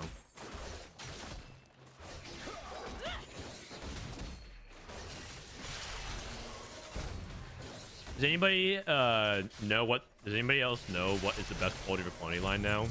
Is it still emissary?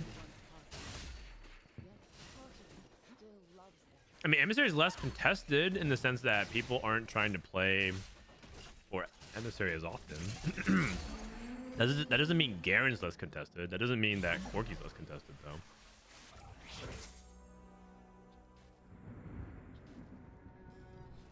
Scrap is decent. Okay.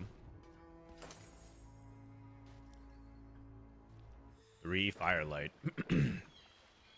Lucky Gloves, Swain. The army work with Lucky Gloves? It does not. Why are emissaries less popular?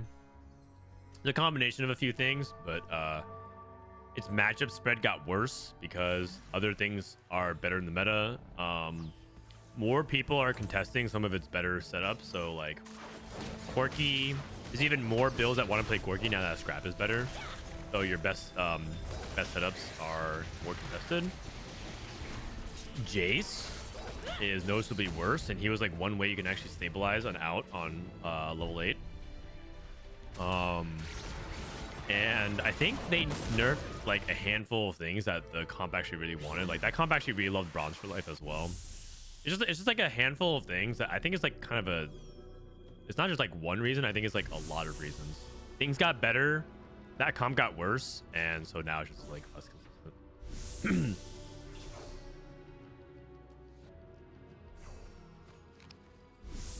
Academy works okay with it. I've seen it, but like I'm trying to think about like if you are in this spot and you have to play for the best possible placement for you, it's the final game of the tournament and you need to max your placement. Like what are you playing with quality over quantity?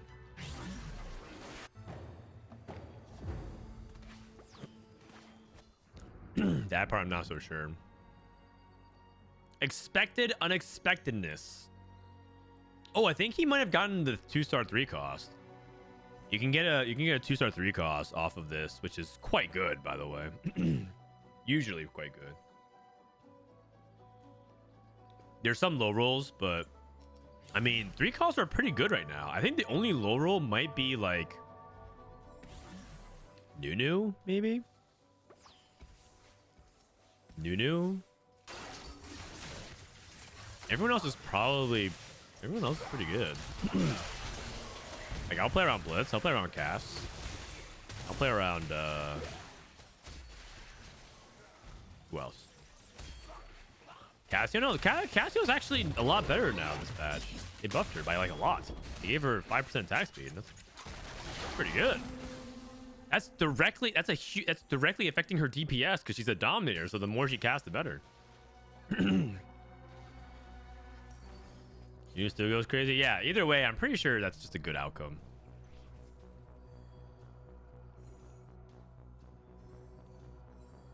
Like, what do you think buffs Cassio more? 5% attack speed or reducing her mana from 40 to 35? I think the answer is pretty clear.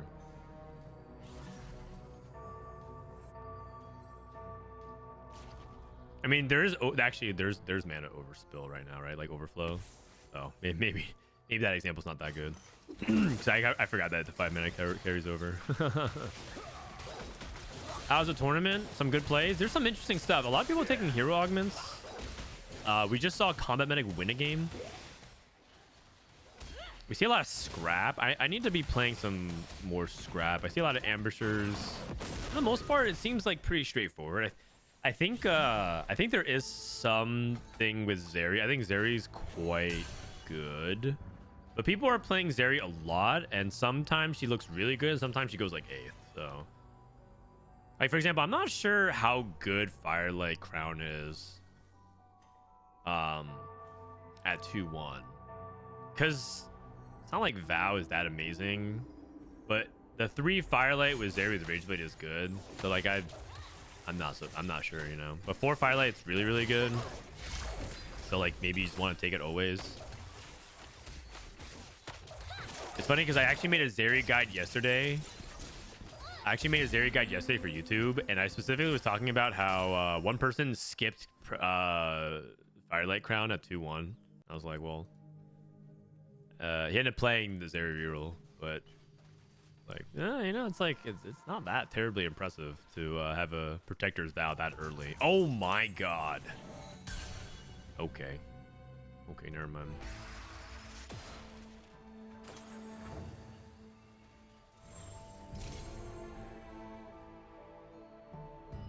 How from the Chem Baron players? Oh, right. 5 loss. Oh, they haven't played each other. It's the Chem Baron versus Chem Baron. It's a Chem Baron off. 5 loss versus 5 loss. No, they still haven't played each other. Oh, man.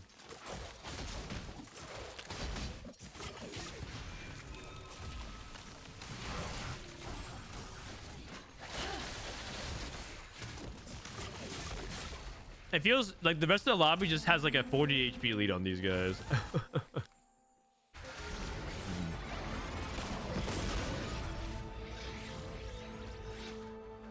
Xperion has Lich Bane, right? So he's gonna commit to Kog'Maw.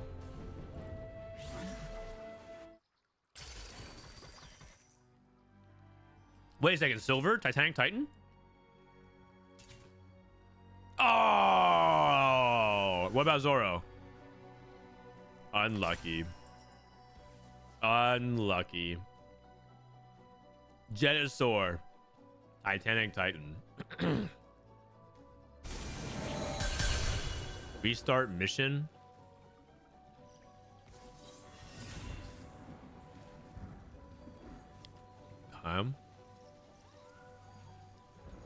These are, I mean, Smeech is really good, so yeah, actually pretty solid. Just get a bruiser in of some kind, and then yeah, he's trying to restart mission into Twitch. Kevin Parker took item grab bag and got Jewel Gauntlet. Ooh, that is not good. Misconnections. Cat yellow. Oh wait, are the other Cambaran players? Oh, they're playing each other. And this guy has Smeech too. He has Smeech too. Oh, he's just gonna go for 300 Smeech. I see. So he's actually pivoting, and he's gonna reroll Smeech and go for 2-star Smeech or 3-star Smeech. And then Jedusor is gonna go for the 500. Save. Or Cambaran. Yeah, he made an Ambusher emblem. Yeah. Let's look at Yellow Tomato. He's playing Conqueror Swain 2. Took Rolling for days. Man, how insane is it that he has all these upgrades, he has Lucky Gloves, he has Rolling for days, he's 100 streaking and not using it. I guess he does have 2 free matchups in the lobby because of Cambaran though.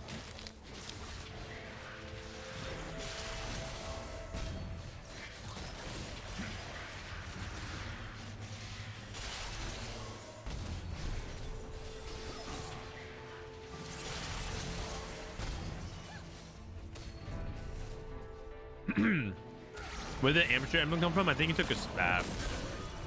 But it might have been through Gold Orb actually. Look at this. TF Ezreal Loris reroll comp. I just like cooking comps, and this one I've had success with it playing since the set release. I've been hard stuck masters every set. So some things, especially on the augment tier list, could be wrong. This comp is centered around playing around rerolling Ezreal, Loris, and TF on 7. 3-star priority is Loris greater than Ez equals TF. There are different variations you can play depending on the enemy's involvement. Anomaly is always on Loris. Oh wow. Oh wow.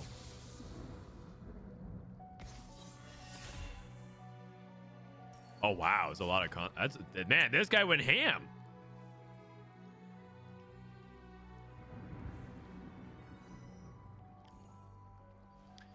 Okay, he got 3-star Ezreal, 3-star Loris, 3-star Twisted Fates. And he went 6th. He went 6th. But you know what? He put a lot of effort into that guy. This guy rolled a 0 for Silco. Oh my god. Oh my god, he went to 0.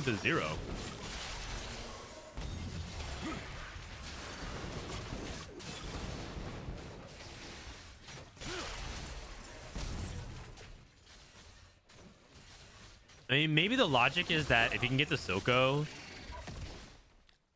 you can get the 503 turns and he'll have multiple lives. But now he has to wait for 4 turns. Ooh, rough stuff for Jedusor. We'll see. Maybe Cambaran this is a good game to learn from. We'll see if Cambaran is playable. Xperion gets the Living Forge number 2. Yeah, none of these are particularly very good. Seeker's Arm Guard Kog'Maw. Wow. That is a big yikes for me, man. Maybe Infinity Force. I think I would have been tempted to take Infinity Force. Because that's like, at least you can put that on like Echo or something.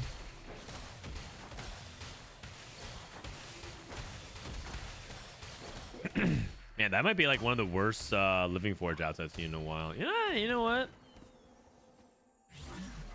I've seen worse. A pretty decent amount of stats. TF. All right, let's see the expected unexpectedness roll on stage 4. Shall we? Early Rumble. Wow.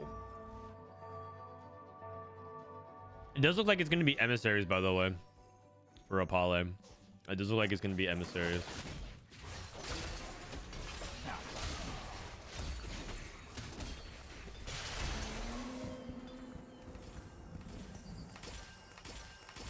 All right, here we go. Oh, we don't get to see the numbers. That's the worst part about the spectating thing. We don't get to see the actual numbers of the dice. LeBlanc, and Savica.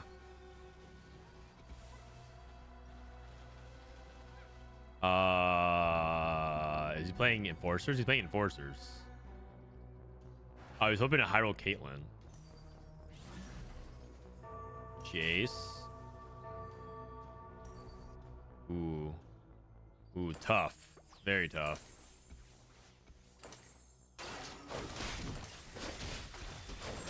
I don't know if I like his spot.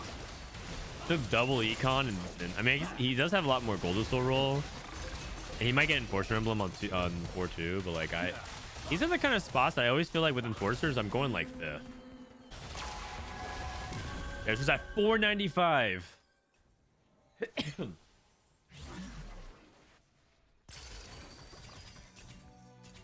Zoro about to cash out. Ooh, Chouse. Call the Chouse. Actually, I think Final Polish is probably better, but Chouse is more fun. Veg. You take this. Flesh Ripper 2 is pretty good. It's pretty good on Smeech. And then you rip the item. It's a Camille 2. Unleash Toxins, just go on Renata. So you just like he's freezing here. I want to see what his items are. Cleaver, you have no shred. Yeah, it's pretty good. Okay. Jedusor at 495, 28 HP. Bronze for life. Emissary. Quality for quantity. I mean, that's the ideal setup. That's the ideal setup. Xperion got final or radiant refactor. Oh, wow. What an awkward Cogma. But he hit. Whoa, he rolled and hit Malzahar. 6 automata. Okay. That's crazy. He has 30 gold left. Bronze for life. All right, Jedusor's cash. Jedusor's cash. Is expected unexpectedness a good prismatic cash out now? I don't think so. He skips. He skips. Oh, I'm back in. I was out, but now I'm back in. I'm back in. He's going for 600. I'm back in. Oh, okay. I'm back in. So you take 8 base damage on stage 4. If you lose by 6, you're dead. So if he wins, if he loses by 5, he has 1 HP. Oh my goodness. He only has 1 turn to do it correctly, by the way. If he messes up and he's just dead. He also could win. He also could win. He also could win. That's also fine. Oh, is it going to be like a Cogma 2-unit loss type of thing? Oh no, that's so many units. Ah, he's dead. Oh, he killed 1 unit. He killed 1 unit. Oh.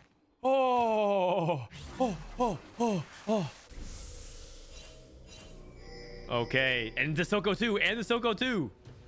Amazing. Amazing. Wait, when does he also get Savica? At the start of each day. I guess Savica in 2 turns.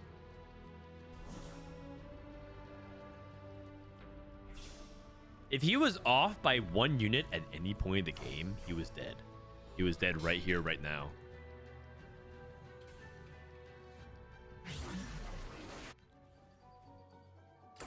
Two-star Savika, 2-star Silco, 2 perfected items.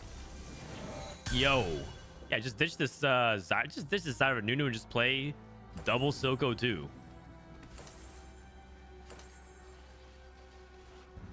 Play Savika, please. Alright. Amazing.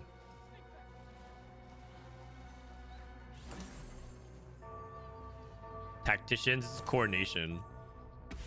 I feel like I'd be tempted to play double Silco too, but it doesn't really matter here. I think the 2 perfected items should be enough, right? Every time you deal damage, you deal more damage over time, and then he turns them. 600 should win. 600 should win. It's the Jedusor win out. I think that means Jedusor scores are like 1-1, 7, 8, 1.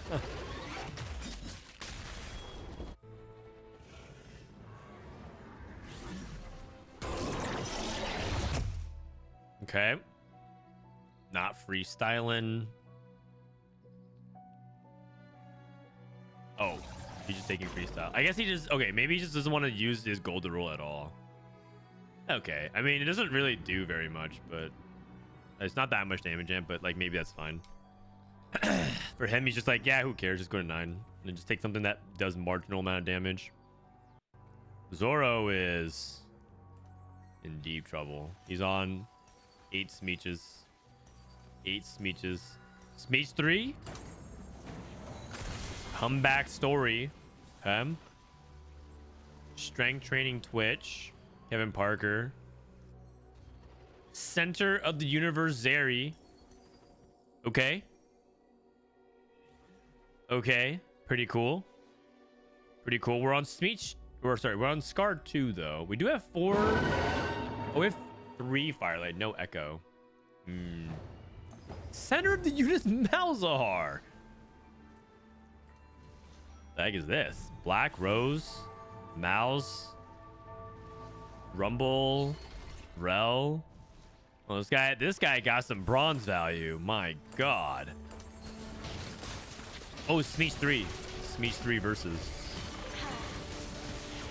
A little scary. He wants the Malzahar not to get caught. He got caught by the Elise, and now he's getting caught by the Smeech. Ugh. The center of you proc automata. I don't know. As far as I know, it doesn't work with any traits. That's what the public stance is. The public stance is center of the universe does not work with traits. So it's not proccing off of sniper. It's not proccing off of automata, giant Garen, or emissary. Unstoppable force, 6 and 4 survive. Okay, banana roll turned it around. Looks like he hit this 2 stars and he hit Caitlyn. That's huge. And Xperion preserving a lot of HP going to 9. Good for him. Good for him. I do expect Xperion to just land like 3rd or 4th though. I don't think he's gonna. I don't think he's gonna win the game, but we'll see.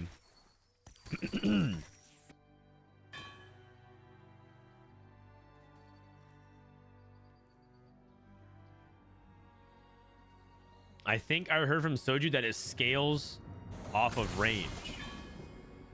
It technically does because it expands and hits the champion's current target, which means that if it's hitting backline, it can hit more than that. So it does technically scale, but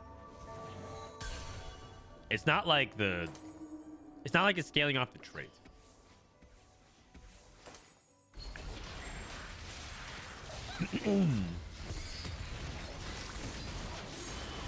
Dude, both these people have center of the universe, man. Look at these orbs.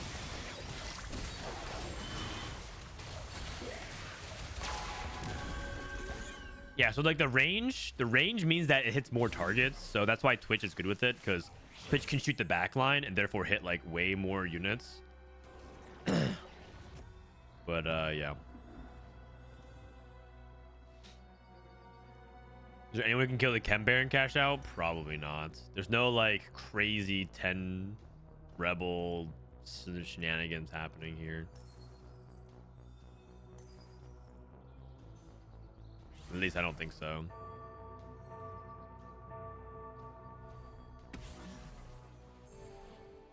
See how good this Smeech is. The Smeech Chem Baron cash outs. Deathblade is actually Smeech's best item. You want healing and Deathblade. He's very good with it, but Deathblade's kind of hard to get. So Zoro knows Smeech Fist. It might look weird. A lot of people are not used to putting Deathblade on melee champions. They're used to putting like Bloodthirster, Edge of Night, Hodge, Titans. But I'm pretty sure Smeech Fist is Deathblade.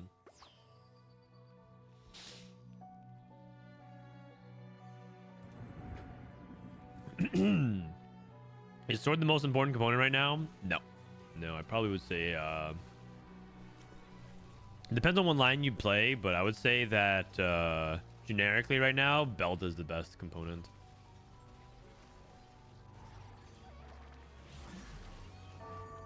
Jedusor still not going at 9. He's waiting for one more turn.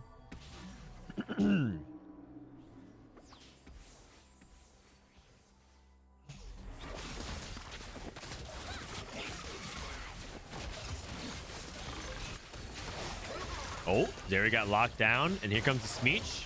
Here comes the Smeech. And Kevin Parker going 7th. Actually, maybe Banana Roll goes out. I mean, all these players, I said I didn't like their spots very much. I didn't like the Enforcer player very much. I wasn't sure about Kevin Parker, although Kevin Parker's playing 3 Firelight, not 4 Firelight. There's a Firelight emblem on the carousel, which is pretty good. Jedusor's going to take the Firelight emblem? No. No, the relations between France and Germany continue to worsen. That's not good. That's not good.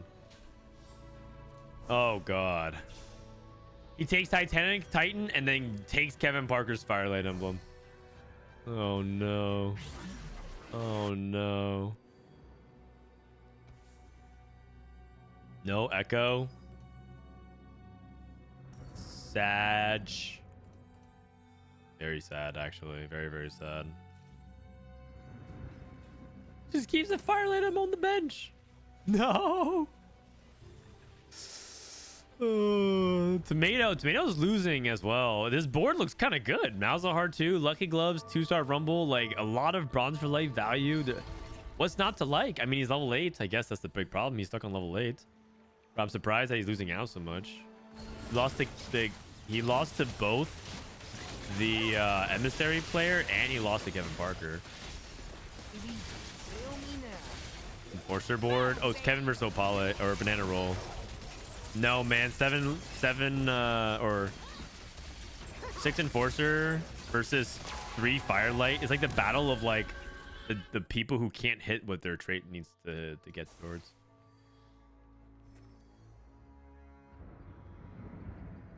Switch 2.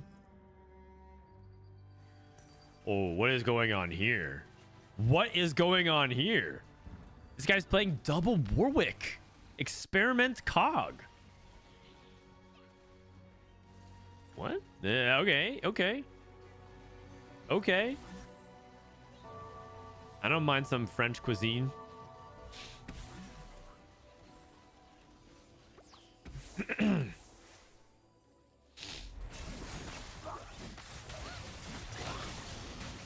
Okay, let's see how many stacks of Rageblade this Warwick can get up. 11. Yeah. There he might be broken. If how much magic damage is this? Only 2,000. There he might be busted, you guys. 3 Firelight, 5 Watcher. It might be time to upgrade Zeri. Might be time to upgrade Zeri. Did he trap the Warwick with Rageblade? How about you trap the clone Warwick? Because the clone Warwick comes out with less HP, right? 70% base HP. I can see it. Trap the clone Warwick.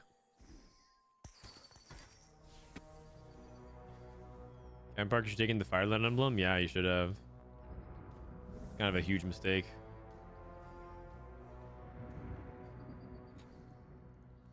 You know what? He ended up getting a pretty good amount of damage amp with freestyling, so more than acceptable.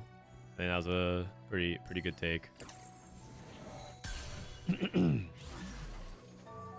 he has coordination, so he can squeeze in a bunch of traits.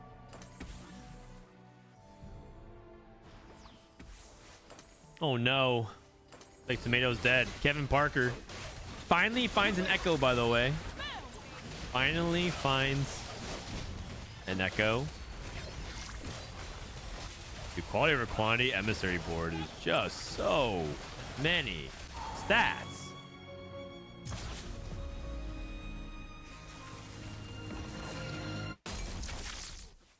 Oh, it's a fish. Unlucky. Unlucky. You know what that was? That was a Firelight Emblem diff. That was a Firelight Emblem diff.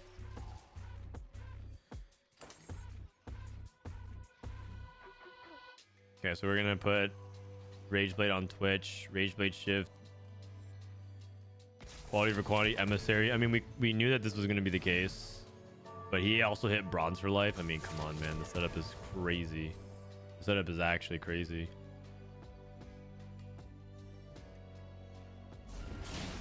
And then so Xperion dies, and then it's 1v1.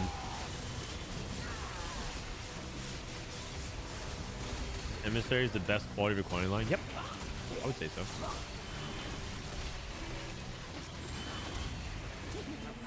Close. All right, if I'm Opale, I think I just worked it here. I don't think you need to. It's Scrims, so it's not even that big of a deal, but I think I would just FF. You're stuck on 9, Jedusor's on 10. He's playing for a, you know, he's playing 600 cash out. I mean, we could keep it going. We can keep it going if we want. Is it true Dragon Soul procs only once per champ? That is correct. Setsuko is crying hard on his stream right now. About what? Was it, is he playing on his main account? I thought he was playing on his Smurf. Setsuko, hasn't been streaming because he's been trying to sit, but he doesn't want to level up an ult account. Oh my god. When is BFL clickable? Generally, Prismatic is better than Gold.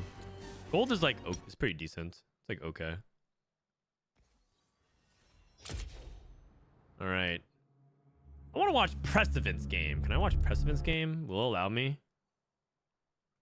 I want to see what Little P's up to. I want to see what Little P's up to. If it allows me. If it doesn't allow me, I'll just join back up because it might, spectator mode might be cooked. Spectator mode might be cooked. And based on the delay, it looked like it might be cooked because usually it's supposed to get us in within the first minute or so. All right, thanks. We'll just exit out. Sag. That's actually looking bad for this weekend. Then this weekend we might run into some spectator mode issues. For the cup. Why is the universe good? They just keep buffing it so it does enough damage. So if you buff things enough, it just does too much damage.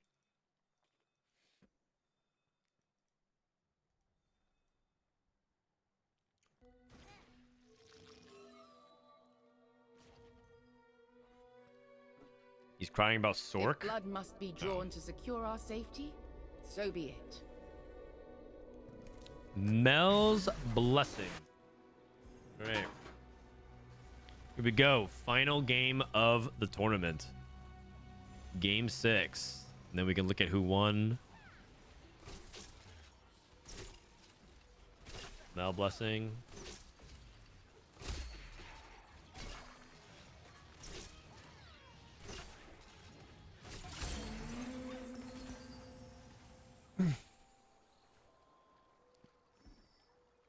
Would be a good couple of comps to force every game and get better at the basics.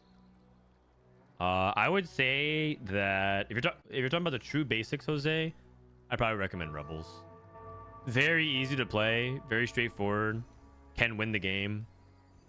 Or Enforcers, probably Enforcers. Enforcers are also really easy to play. Actually, I changed my answer. Play Enforcers. But the thing is, Enforcers are contested, and Rebels are generally not contested. But yeah, just play either Enforcers or Rebels.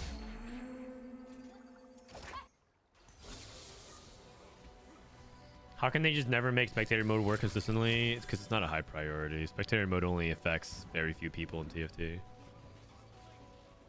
And it makes no money.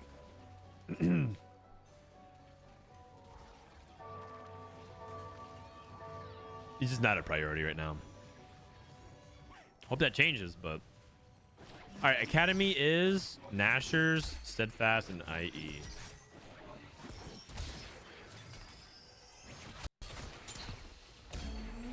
Alright.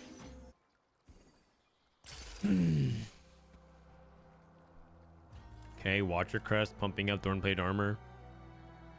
Watcher Crest is like more pickable and something if you're playing around Zeri, but oh, he is holding Zerius.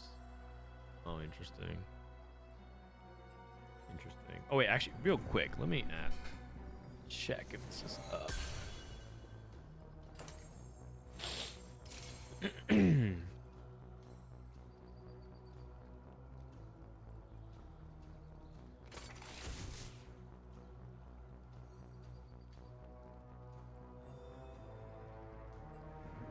I put out the meta read for our Patreon.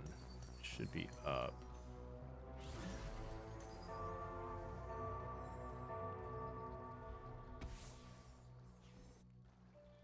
All right. I guess I'll updates. I basically posted a meta read for our TFT Academy patrons. So the newsletter is out. I know some people who watch the stream are also TFT Academy patrons. Go check it out. Meta read is out.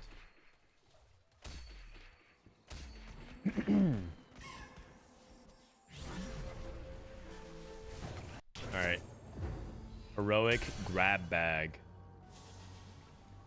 Caretaker's favor. Okay, pretty basic. We got wandering trainer into sentinel plus quick striker.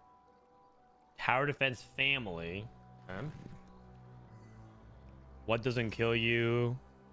Epoch. Oh, 2 what doesn't kill yous. Oh wow. I noticed that there's a handful of players that just like are not afraid to lose streak. I guess. What line would you take with the what doesn't kill you? I guess you have bow and rods. So you're thinking about Twitch.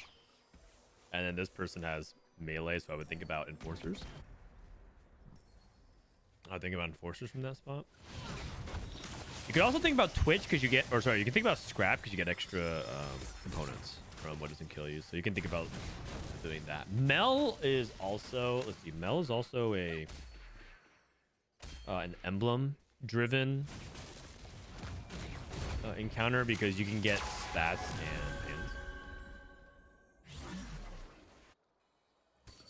pins. Okay, family.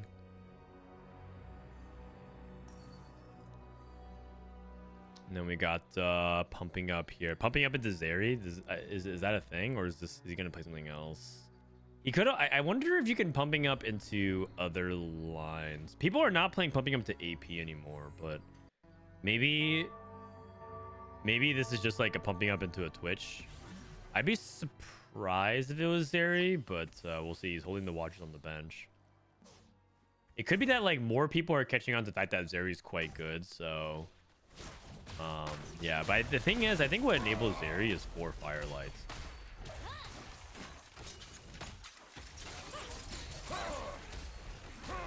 Family emblem. I think Banana Roll is trying to see if he can lose to get a spat off carousel and get 5 family. 5 family is still really good. I also was told that they put the family Easter egg into the game. Now, if you get family spat on Vi, Jinx, and Warwick, something happens. I don't know what it is, though. I just saw that in the game. I try not to spoil it for myself because if I ever get a spot to see it, I kind of want to react to it. Pure. I don't want to be like, oh my god, this is what happens. On PvE? Okay, okay. No spoilers, no spoilers.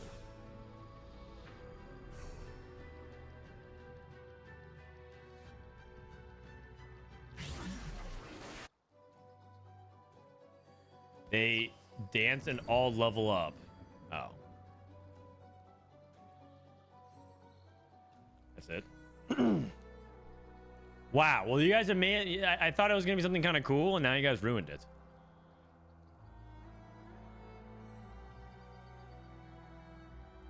I mean, these guys are just, like, pretending that they're not... Wait, this guy's open as...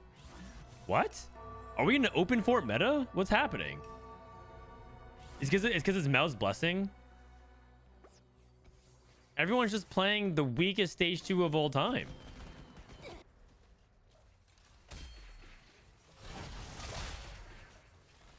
I'm sorry. Oh, don't worry about it. It's not that big of a deal, man. If it was like day 1 of Arcane releasing and people were dropping spoilers, that was like, yeah, that was like not okay. I mean, at this point, it's okay to talk about Arcane, right? This show's been out for a couple months. People have moved on. Now everyone's like going over the Noxus cinematic. We can talk about spoilers in Arcane. Oh, wait. Do you guys see what this guy did? This guy took Heroic Grab Bag and duplicated Twisted Fate. Wow. He took Heroic Grab Bag Tempo. That's wild. And that's also particularly crazy because so many people are opening in this lobby. He probably didn't need to do that. He probably didn't need to do that. Because, like, look at how many people are playing piss weak boards. He probably could have gotten free wins anyways. I mean, the irony would be if he loses while, like, the lobby basically being free. Uh-oh. Uh-oh, knocked on the back line. Oh, no! No. He takes Heroic Grab Bag. Half the lobby is full open. Nocturne gets to the back line. We lose our win. Oh. That is the worst timeline. Oh my god. It is cooked. That is not good. That is not good. Oh my god.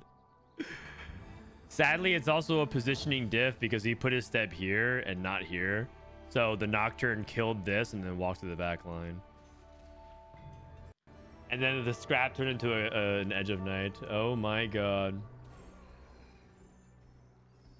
Yeah, I'd be so mad if I was him. All right. I wonder if he also is thinking about ambushers. Like, what doesn't kill you ambushers? Because the timing can like... Oh. Gold orbs, what do people get? Guy got a spat. Guy got an anvil. Like he got gold. Oh man. Spats, enforcer emblem. I see. So he wants to play +1 sentinel. Okay, so he's gonna play enforcer. How many people are playing enforcers? Wait. How many people are playing enforcers in this lobby?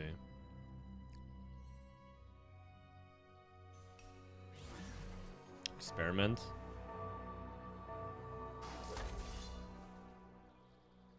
I think like 4 people are angling for enforcer / scrap. So I think it might be one of those things where like a lot of people are positioning themselves to go into it, and then depending on their rule down, they'll commit to one line or the other. I have no idea what Xperion wants to play. Because he also has AP items. I mean, I guess you could always just be like, well, I'll play like enforcers with those and then just AP on. Item grab bag, climb the ladder, and Pandora's.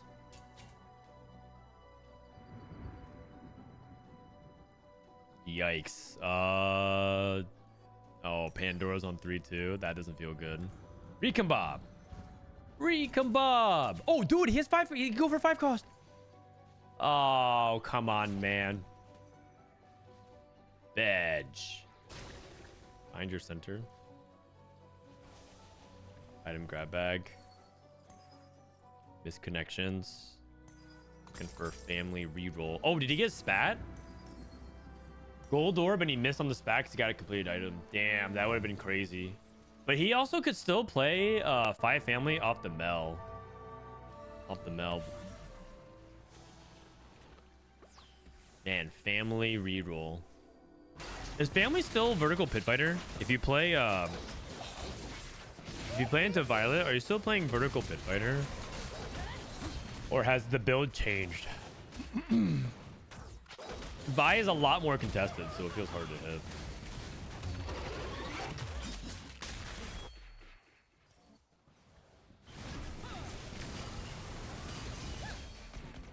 Okay, Academy. I mean, he might be just taking pumping up and just playing Academy. Why is he corner the dummy? Kevin? This one? Or are you talking about this? Because like the dummy actually attacks. Tower defense gives you a dummy that actually attacks.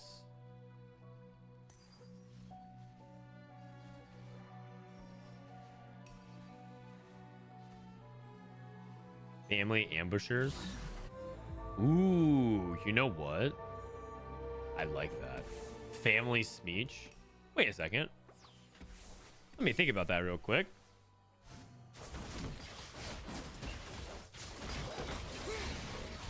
That actually sounds really good.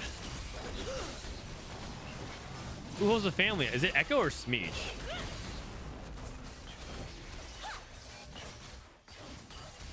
Looks like it's really good on Vi, Jinx, and Echo. And it's like pretty decent on Smeech.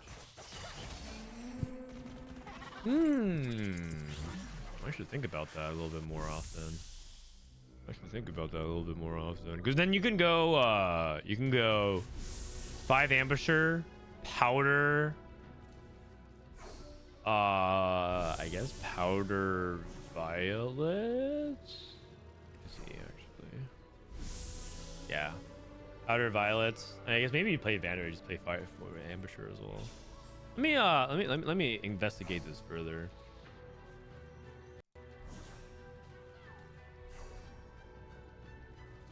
Exclude violet 3.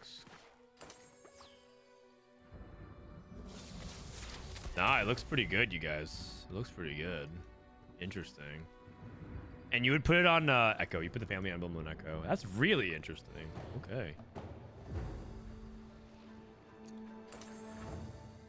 Family Jinx is disgusting. Yeah. I mean, the mana reduction is really, really good. Okay, it looks like we're going Urgot for Xperion. I guess he just had to commit to something. What doesn't kill you into Urgot? I'm less excited about this, but you gotta do what you gotta do. At least you gotta commit to something. You can't stay too much more open. And he has pretty decent Urgot items. Kevin has Ambusher +1 and Enforcer +1. What is Opale play? He's playing Ambushers, Find Your Center.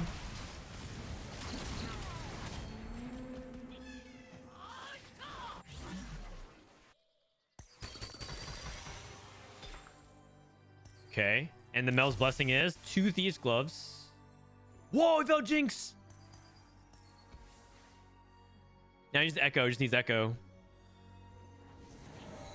He found the Jinx. Where's the Echo at? He's rolling to 0. Wow. Wow. Okay. He's at 10 actually. I TG Jinx as well. TG Scar. Okay. Because I feel like I'm gonna actually itemize Echo, so I just rather TG Jinx.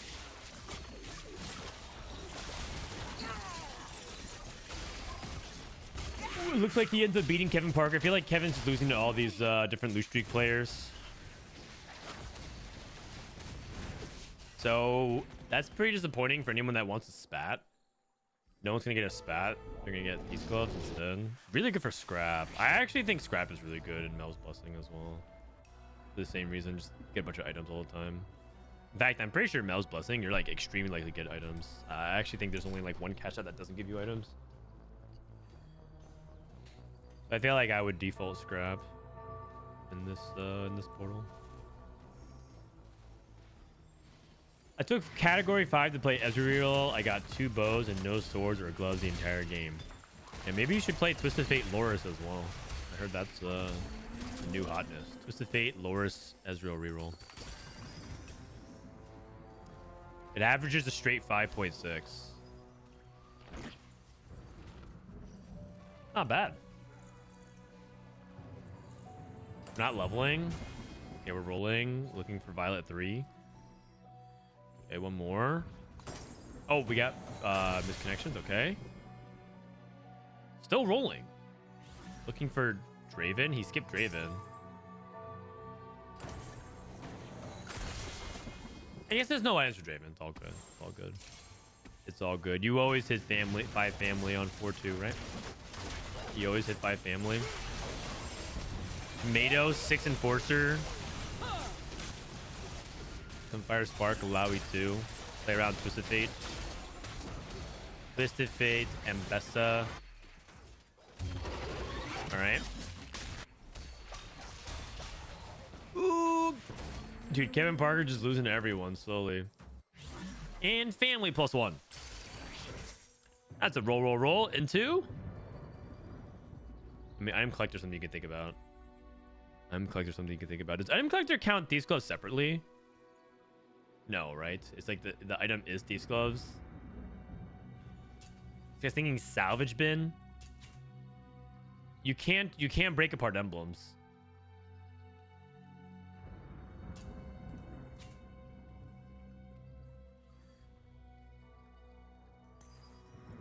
Academy +1 and best of 2. I would make this. 5 Sentinels.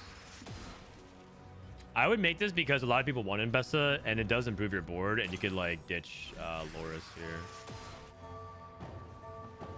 Powered shields.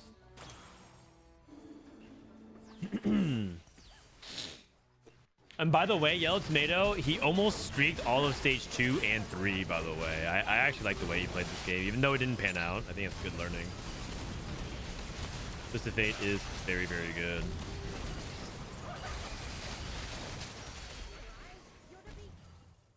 It's funny that the best AP line is Enforcers. Did anyone else find that kind of amusing? Oh, Loot Ambusher. Okay, okay. Item Collect doesn't work on Scrap. I don't believe so either. It's because it's mid-fight. But TG technically clicked the item first. Do you play for TF3 with Enforcer?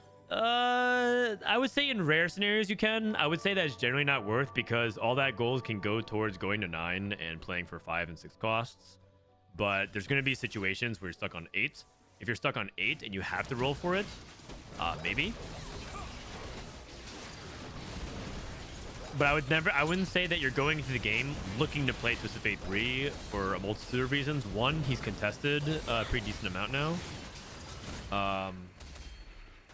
And then 2, you often want to roll on 8, which is a little bit worse odds, right? Instead of 40, you get 32. So you're just less likely to hit because you do want to roll on 8 for the board. More confirmed, it does work with Scrap. It's items, not completed items. Yeah, sorry. What I meant is that you don't get. Okay, actually, you know what? You're right. You're right. I meant a different way, but you're also right. Hello, Frodan. I just went 4th with 10 Enforcers. What? How?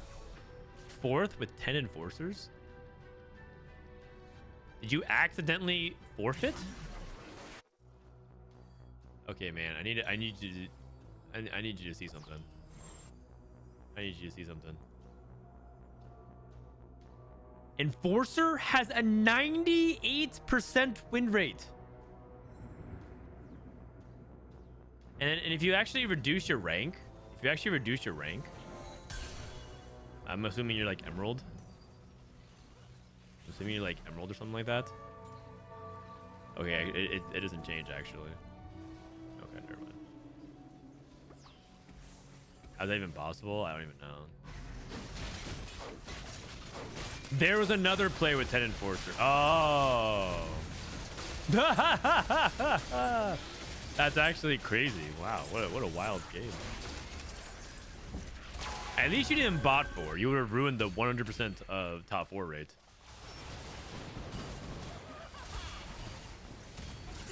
Oh, wait, that's crazy. Was it like a Trainer Golems game? How did that even happen?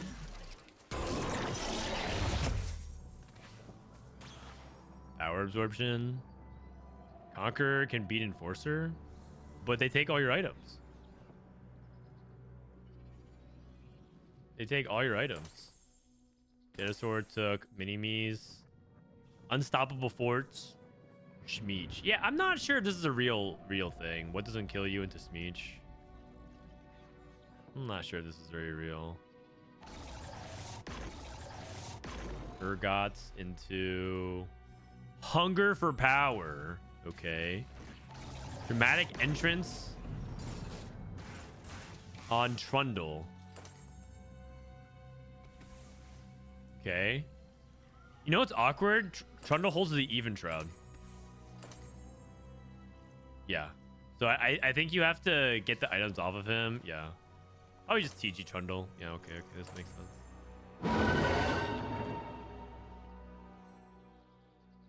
Ultimate hero. After 4 rounds. 4 rounds, you guys. Holy cow. That is just so long, man. That is just so long. Carry energy. Power absorption. 6 Sentinel Corti. Okay, so he ended up going for 6 Sentinel. That's why he didn't make the Ambessa. Okay. He's just trying to skip level 8, right? That's the whole point. Except he just got 9-0'd. Excuse me. That's not good. I mean, all these players are trading their HP. Urgot's Pandora's Bench into lose outs. Jedusor hanging on by a thread. Smeech. Ultimate Hero 4 rounds. Yeah, they nerfed it again. They nerfed it again. Dude, this guy might die before he actually sees Ultimate Hero. Oh my god.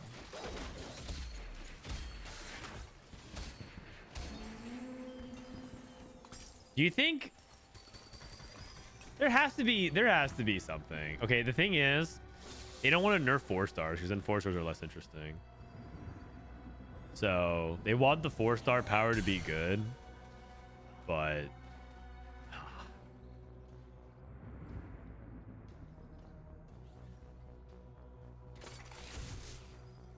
okay. Anyone go to 9? Not yet. Not yet. Not yet. Kevin Parker rolled down on 8s. 8 Enforcer, 3 Quick Striker. Vi really contested this lobby.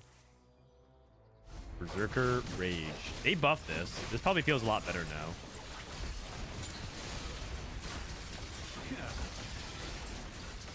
I need to try out some more Berserker Rage. Probably pretty good. Gives you so much uptime on Omnivamp. Ambusher Caitlyn.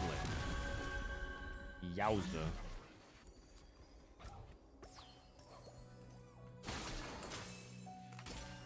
Vest. Oh my god, it's gonna happen. I think he's gonna die before he sees Ultimate here.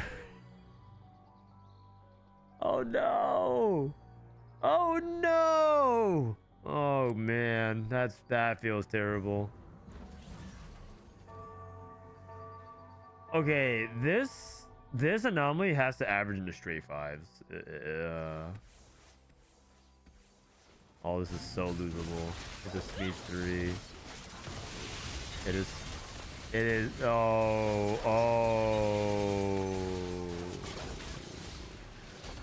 God.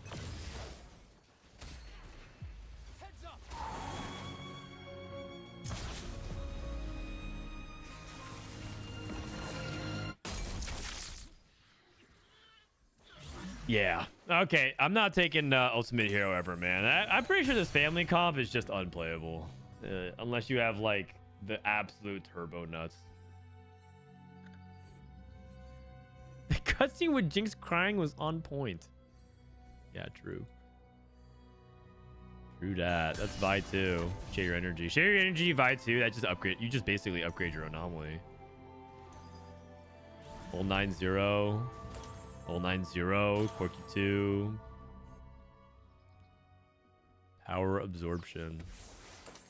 Power absorption doesn't work on the Hex Tech forge, right? I don't think it works on summons.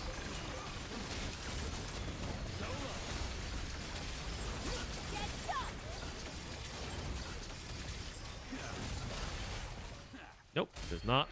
Ooh, wow, Caitlyn won? Really? Okay. Okay, Opale's dead. It wasn't the Smeech. Jedusor hanging in there. Does the Fortune have AD? It does. It does. The meta is not balanced. Family sucks. True. One comp is not good. So doesn't mean the meta is not balanced. And part doesn't even know what to take. I'll take Warmogs here. You don't know what to take? Just take something defensive. The funny thing about Enforcers is like you don't really prioritize frontline items like very much. You just slap them on Loris. Warmogs is good. It's fine. Enforcers are funny because it makes you feel like you want to just take like 4 sets of offensive items, like itemize, itemize, itemize, itemize, and then you're like, oh, I have no utility. Removes. Puts it on Ambus. Oh, that makes sense.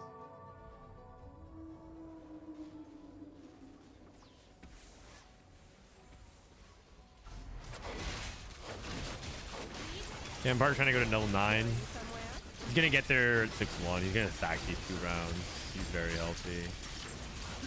And then Jedusor and Blackfoot. Oh, he just bleeds out.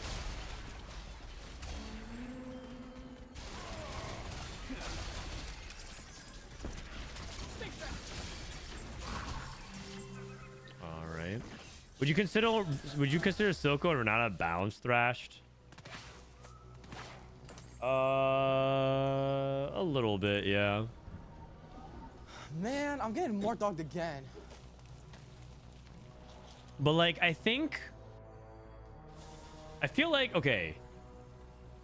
I feel like people use the word bounce thrash, and I feel like it's an overused term to describe something when it's like a light, even if it's just a light version of it. Like if something goes from a 4.4 to a 4.6, people call it thrashing. Like it's like such an extreme, like it was supposed to be used to describe an extreme form of balance, but like people say like, okay, well now it's a 4.6 instead of a 4.4. That's balance thrashing.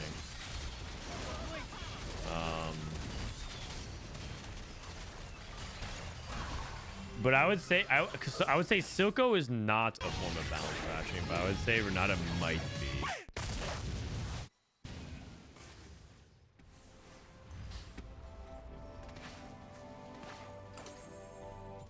But like they're also not like the reason why we used to call it balance thrash because things went from literally unplayable to like the best comps in the game. That was balance thrashing.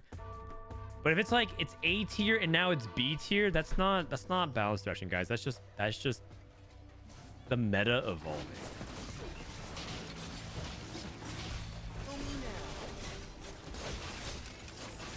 Nothing wasted sucked. It's unplayable now. I don't agree. I think it's I don't think it's unplayable, but I think it's worse.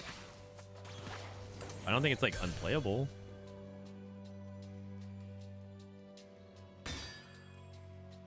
The first Camille nerf would be balance thrash. Yes, I think that's an example of one. But like I also think that's like fine to a certain extent. Like it's acceptable if it's like 1 or 2 things because there's like dozens of things in the game. So inevitably some things get over nerfed, some things gets over buffed. That's just how it is. But like people really have to stop using like balance thrash to describe light movement.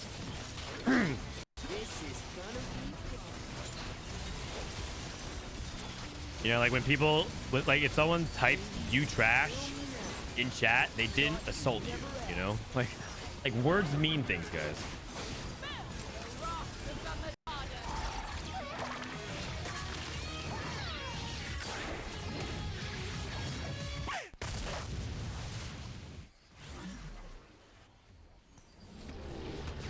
All right, we got Rumble 2. Rumble 2, 6 and 4. Hey, Enforcer, scrap. All right. Share your not only works in circle, not just the sides. That's correct. It's adjacent, right? So these are technically adjacent. But in your defense, that doesn't exactly mean it's not a consistent word. So sometimes adjacent means different things in TFT. You're not wrong.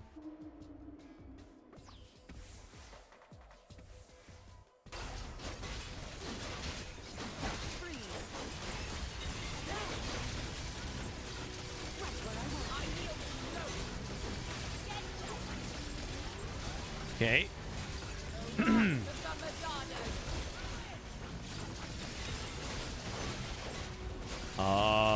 Man. Kevin's getting so much mileage off of this Caitlyn 1.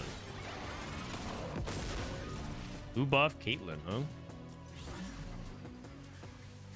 Because Kate 1 is doing max damage on the team. Ambusher Kate kind of slaps. He's doing all this on Kate 1, Vi 1. That's wild. That is wild. Also, I feel like I would cut a Bruiser to play a 4th Quick Striker. Like, I would play Nocturne over this set. Bruiser's nice, but... Oh. Ah, agreed. Agreed. He's on 4 loss. He's on 4 loss.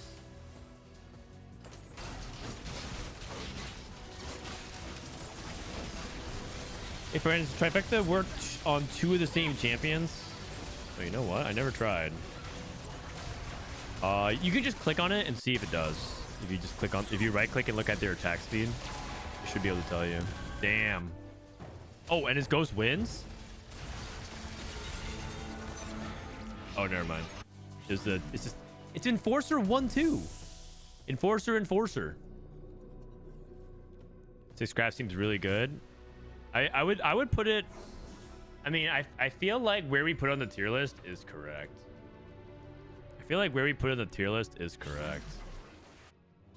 Enforcer is here. Okay, I'm not sure about Twitch, you guys. I feel like I would move Twitch down to like here, like in this zone. I feel like Twitch is kind of overrated. I've been saying that for a few days, by the way. I was like, if you don't have the experiment +1 and you don't have like a really powerful tempo opener, I just feel like Twitch is like kind of mid. I feel like Twitch is kind of mid.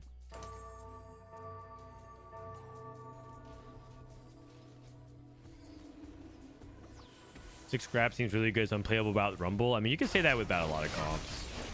Imagine if neither of these Enforcer players hit Caitlyn. Imagine, and then like Rebel without Jinx, Source without LeBlanc, Academy without Jace.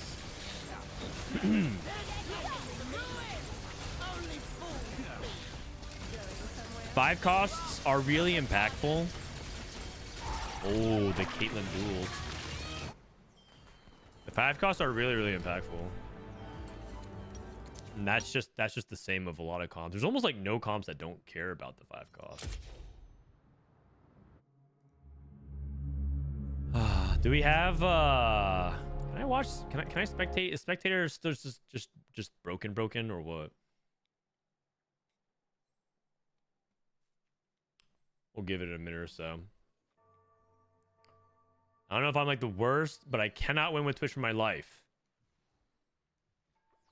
Yeah, I feel like I would probably move Twitch down a few and move everything up. Maybe Twitch goes like right here, like right around here. Scrap, Corky. I mean, Scrap probably maybe swap with the Academy. It kind of just depends who you ask, though. If you ask EU, if you ask NA, it's this. This all kind of makes sense, like this block of like where the peak power level is. I mean, I personally would probably even put something like this here, but I know that it just, for example, didn't even do like that was a game where it looked like ambushers were kind of balanced because he loose streaked and tried to get everything with the ambushers and it wasn't enough. So, like, that's a comp where that was a situation where I think it looked kind of balanced. All right, spectator mode is broken, you guys. Spectator mode is broken. Let me exit out real quick and wrap up the scrims. After this, we're gonna play some ladder, and after that, I might just practice some Street Fighter. All right, we got this going.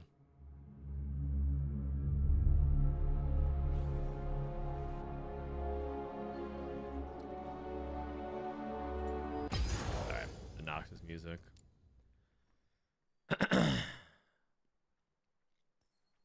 So we got Sorcerer, Black Rose, reroll Nami, Caretaker's Chosen, Prestivent's playing Zeri. I think Zeri should move up. I definitely think Zeri is pretty solid. Are we done? This was game 6. So yeah, basically we're getting the last few games in. We'll look at the tournament, look at the results, and then we'll play ladder for a couple hours, play Street Fighter for a couple hours, and call it for today's stream. Pretty chill, pretty chill.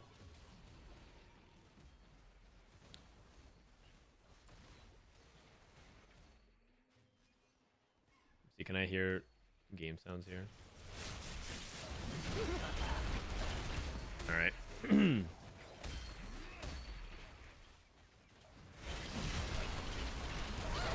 Which Zeri?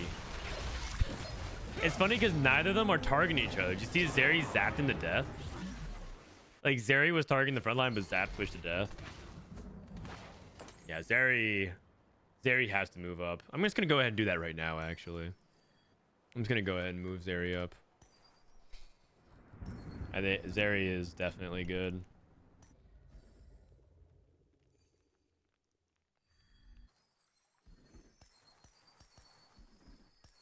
And it's always Watcher Zeri, right? It's always Watcher Zeri.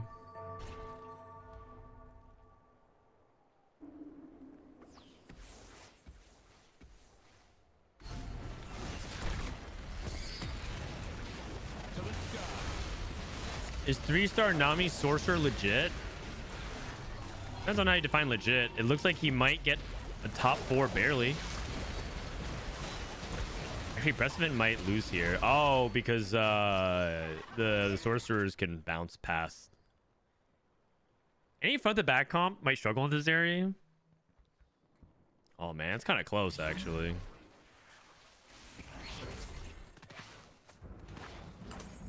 Kind of close. Is Zeri still A tier without 4 Firelight? Probably not.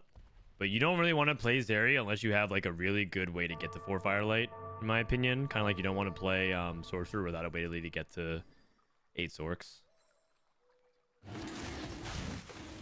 If you're trying to play Zeri without Firelight, it's kind of sketch.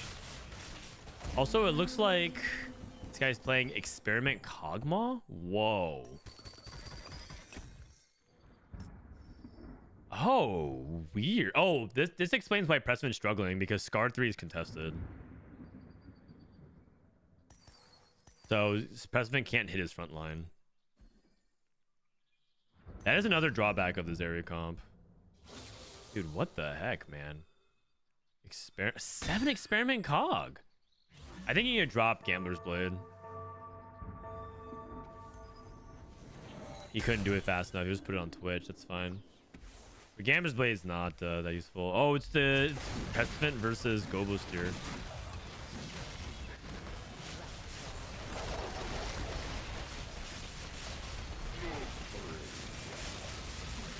It looks like we're winning because 7 Experiments is too much stats. There he's getting closed in on, and the stuns. I mean, that was, considering that he's contested, he got a 5th. I think that's not even bad. How are you supposed to guarantee the +1? Well, you take it off of a 2-1 augment. You have different portals or encounters that can help you get there, like Mel's Blessing. There's also other augments that can enable it, like you can play Anger Issues, for example.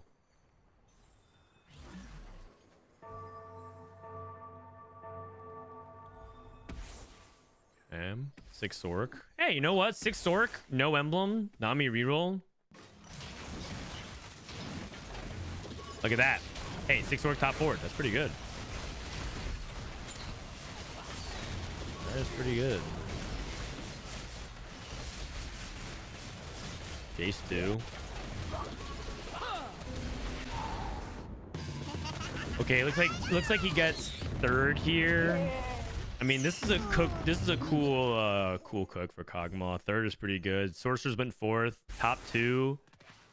Academy Rumble 2.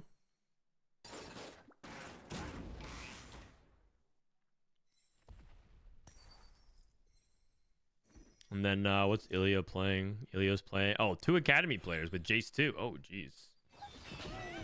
Also, what was his first augment? Was that flexible?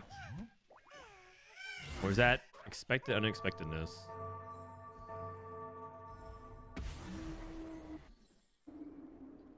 Join late. Why do you have Cog? I think he committed Gambler's Blade Kog'Maw, and then he was contested on the Watchfront line with Prestivent, so he improvised a little bit. He played Experiment Scar 3. Flexible? Okay. Jace versus Jace. Sinar. I have no context to what's going on. I don't know what the Academy item is. I'm guessing IE is pretty good. That generally looks like to be pretty good. I'd probably take Adaptive here then. That's a secondary item. I think Guard Breaker. That's fine. Adaptive can be really good just as if you cast or something. Whatever. I guess here you could remove and put IE on Corki and red buff someone else. Maybe red buff Heimer. This guy... Oh, he took Guardbreaker for Warwick. Okay, that works. Oh, it's expected unexpectedness. Oh, it's not flexible. It's not flexible. How did he get those 3 emblems then? I'm so confused. Does expected unexpectedness give you emblems?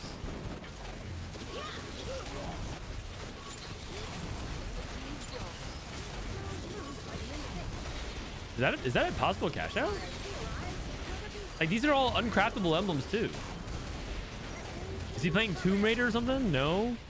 Eye for an eye? A little bit? I don't get it. Magic Roll does? Okay. Weird. That is very weird. I can actually ask him. All right. I think that's it for the last games. That's it for the last games. Let's go ahead and look at who won the tournament. And that'll be it for today's tournament coverage. Mock tournament. What do you guys think? What do we think about the meta? What do we think about the meta? The leaderboard. They're going to populate the leaderboard and add everyone's results. Looks like we're adding in... They just finished this lobby. And we're now looking for Dale Som's lobby with Clemo. Ben Sack. Looks like that's done. Man, I'm getting more dogged again. Connor, thanks for the prime. It's very balanced. I like it. Good. Good. I hate it. Good. Good. Perfect. It'd be weird if everyone said they loved it, because I would feel like you guys are lying, or I have an echo chamber in my chat. It's good to know. Okay. So these are the results. Like people just stopped posting some. Oh, here it is. Here it is. The most recent results. We had a Chem Baron win. Interesting. Nocturne with Artifacts went second. Okay. Twitch. What is this? Oh, it's Enforcer's there. Enforcer's Zeri. Oh, it was Snipers. 1, 2, 3, 4. 4 snipers? Whoa, 4 sniper flex. Caitlyn too. Whoa, weird game. Zeri reroll 6th. Okay. And Academy went 8th. We saw this lobby, right? This was a lobby where tomato was it was 1-2 enforcers, and we saw Scrap go third. Twitch 7-8. Prestivent wins out with Smeech, Sorcerers, Rebels, Sorcerers. Rebels 2-4. Okay, not bad. Daleson went first with GP reroll. Bruiser Rent. I would have loved to see that game. That game sounds crazy. This lobby looks crazy. So much 3 stars. And then Anger Issue Zeri's went 6. Oh, it's because Zeri was contested. Zeri went 6-8. Then Twitch. Dude, I'm pretty sure Twitch is averaging a 6 in these scrims. Every single game, there's a Twitch in like 6, 7, 8. Every single game, there's like a Twitch player in 6, 7, 8, you guys. Ugh. Does Twitch suck? Does Twitch suck? Combat Medic won a game. That was cool. All right. That's because there's 3 Twitch players per game. True. Hi. Gonna go down for a nap? Okay. Hey. Okay. Wonderful. All right. Looks like we're updating the scores. I think what I'm gonna do is I'm going to go to the bathroom real quick. I'll run ads and then actually ads ran a little bit ago, so I need to use the bathroom though. Are you gonna practice some Street Fighter? Yeah, I will be. Can you do a TLDR? I missed most of it. The TLDR is Twitch is probably overrated. Scrap might be underrated. Enforcers are good. Man, I'm getting more dogged again. Zeri is good. Urgot is overrated. Smeech is good. Rebel is more playable than people think it is. Although it's not that commonly played. I don't see anyone playing Conquerors. Has anyone seen it? I feel like the one based off the TFT Academy tier list, I feel like we saw no Conquerors today. Like this, okay, so Twitch probably moves down. It performed like right around here. This is good. This might be the best. This might be number 1 now. This moves down. This moves up. This moves up. This stays here. This stays here. This moves up. This stays here. We just moved Zeri to A. This stays here. This stays here. This stays here. This didn't even show up today at all. This could honestly move up. Because this actually performed pretty well. This stays here. We didn't see any Trist. We saw 1 game of this and it did well. We saw a couple games of this and it top forward. We saw a couple games of this and it was okay. I think it went like 5th or 6th. None of this. This went bot 4. This went bot 4. Hero augments. This won. This went 5th. This didn't show up. This went 5th or 6th. Yeah, that's about it. Twitch is mid. Yeah, I think Twitch should move down. Twitch should move down. I think Twitch is good when you have the right setup for it, but it's just not easy. It's not optimal to like played every single game. I don't think it's a good default line. All right. They're going to fill out this leaderboard. And then we're going to play some ladder. I'll be right back, guys. Give me like a minute or two. BRB bathroom.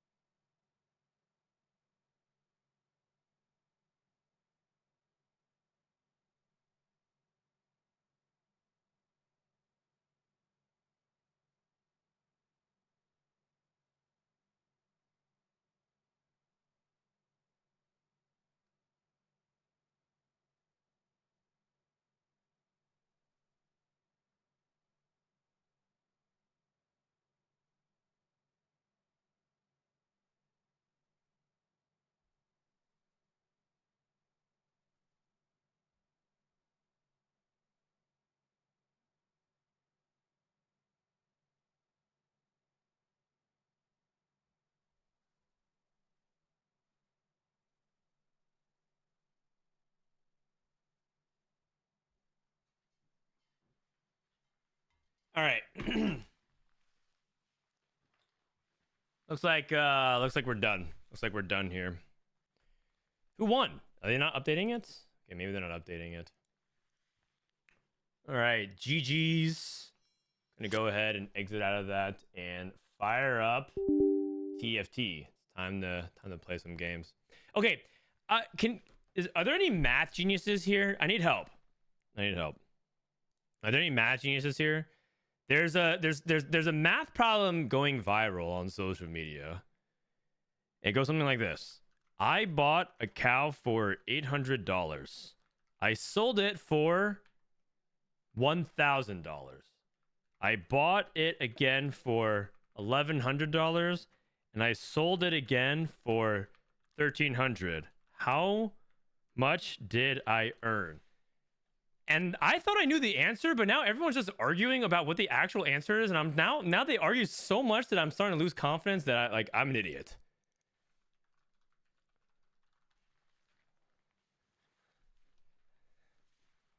You know, it's just like when people start when people are so confident about how stupid everyone else is, but they're not agreeing with each other. Now I'm like, wait, what?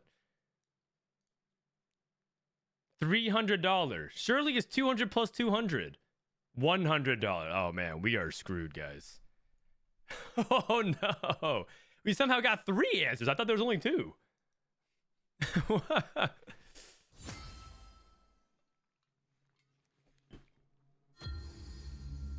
We somehow got 3 answers. I thought there was only 2 answers. I thought the answer was either 300 or 400.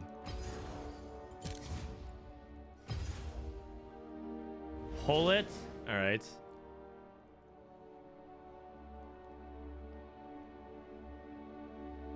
Answer math question. Is it 200, 300, or 400? You know what? I'll just throw in. I'll go 100. 100, 200, 300, 400. All right, please help me out, guys. Answer the math question. I technically saw a 100, 200, 300, 400.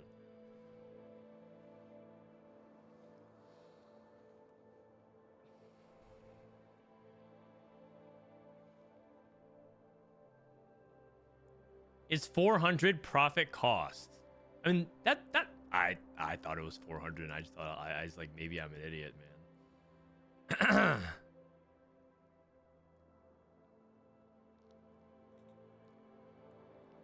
Put in a spreadsheet with minus plus instead of sentences, then sum it.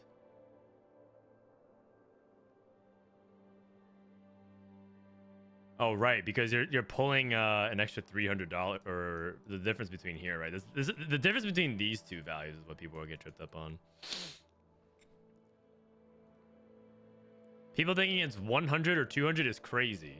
Some people might just be answering it, but like I thought I knew the answer, but I guess people are saying like the question is ambiguous.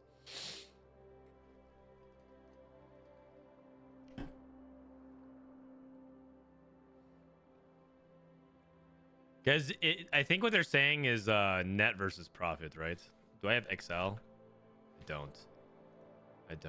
Let me open up a Google Drive here real quick.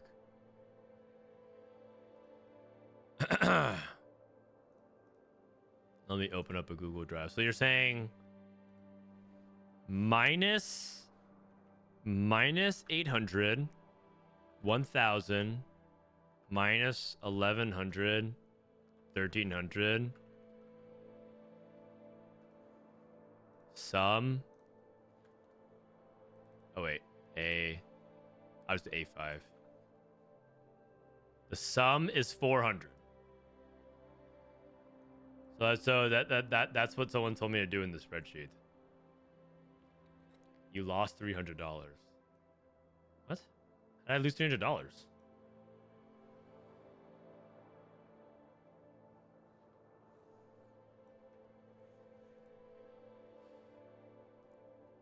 It's because of the money that you front for the 1,100 is different than how much you sold for.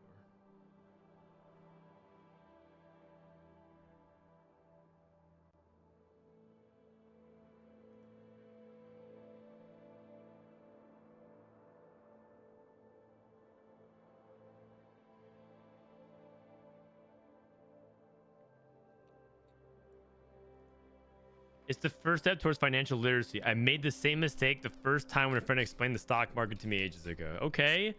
All right. So, level 1 commoner who is financially fluent, please help me with this. What is the definitive answer? Okay. Everyone says 400. Everyone says 400.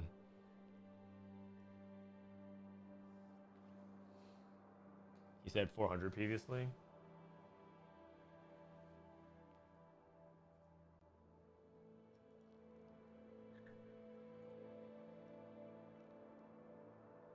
It is 300. Okay, I don't know anymore. I don't know. You guys can debate it. I thought it was 400. The moment I looked at it, I'm like, no matter how much I math it, it looks like it's 400 to me.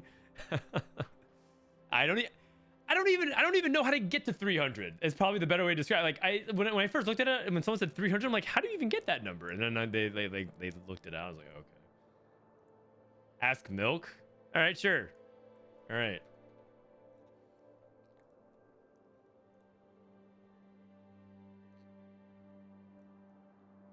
All right. Sup. All right, here we go. I'm gonna ask milk. I bought a cow for 800. I sold it for 1,000. Let me see what milk says. Maybe my friend Jeffrey Pan has the answer. What could go wrong? I wrote, I have a question, and he wrote, sup, weird champ. I didn't respond, so I technically asked him a question.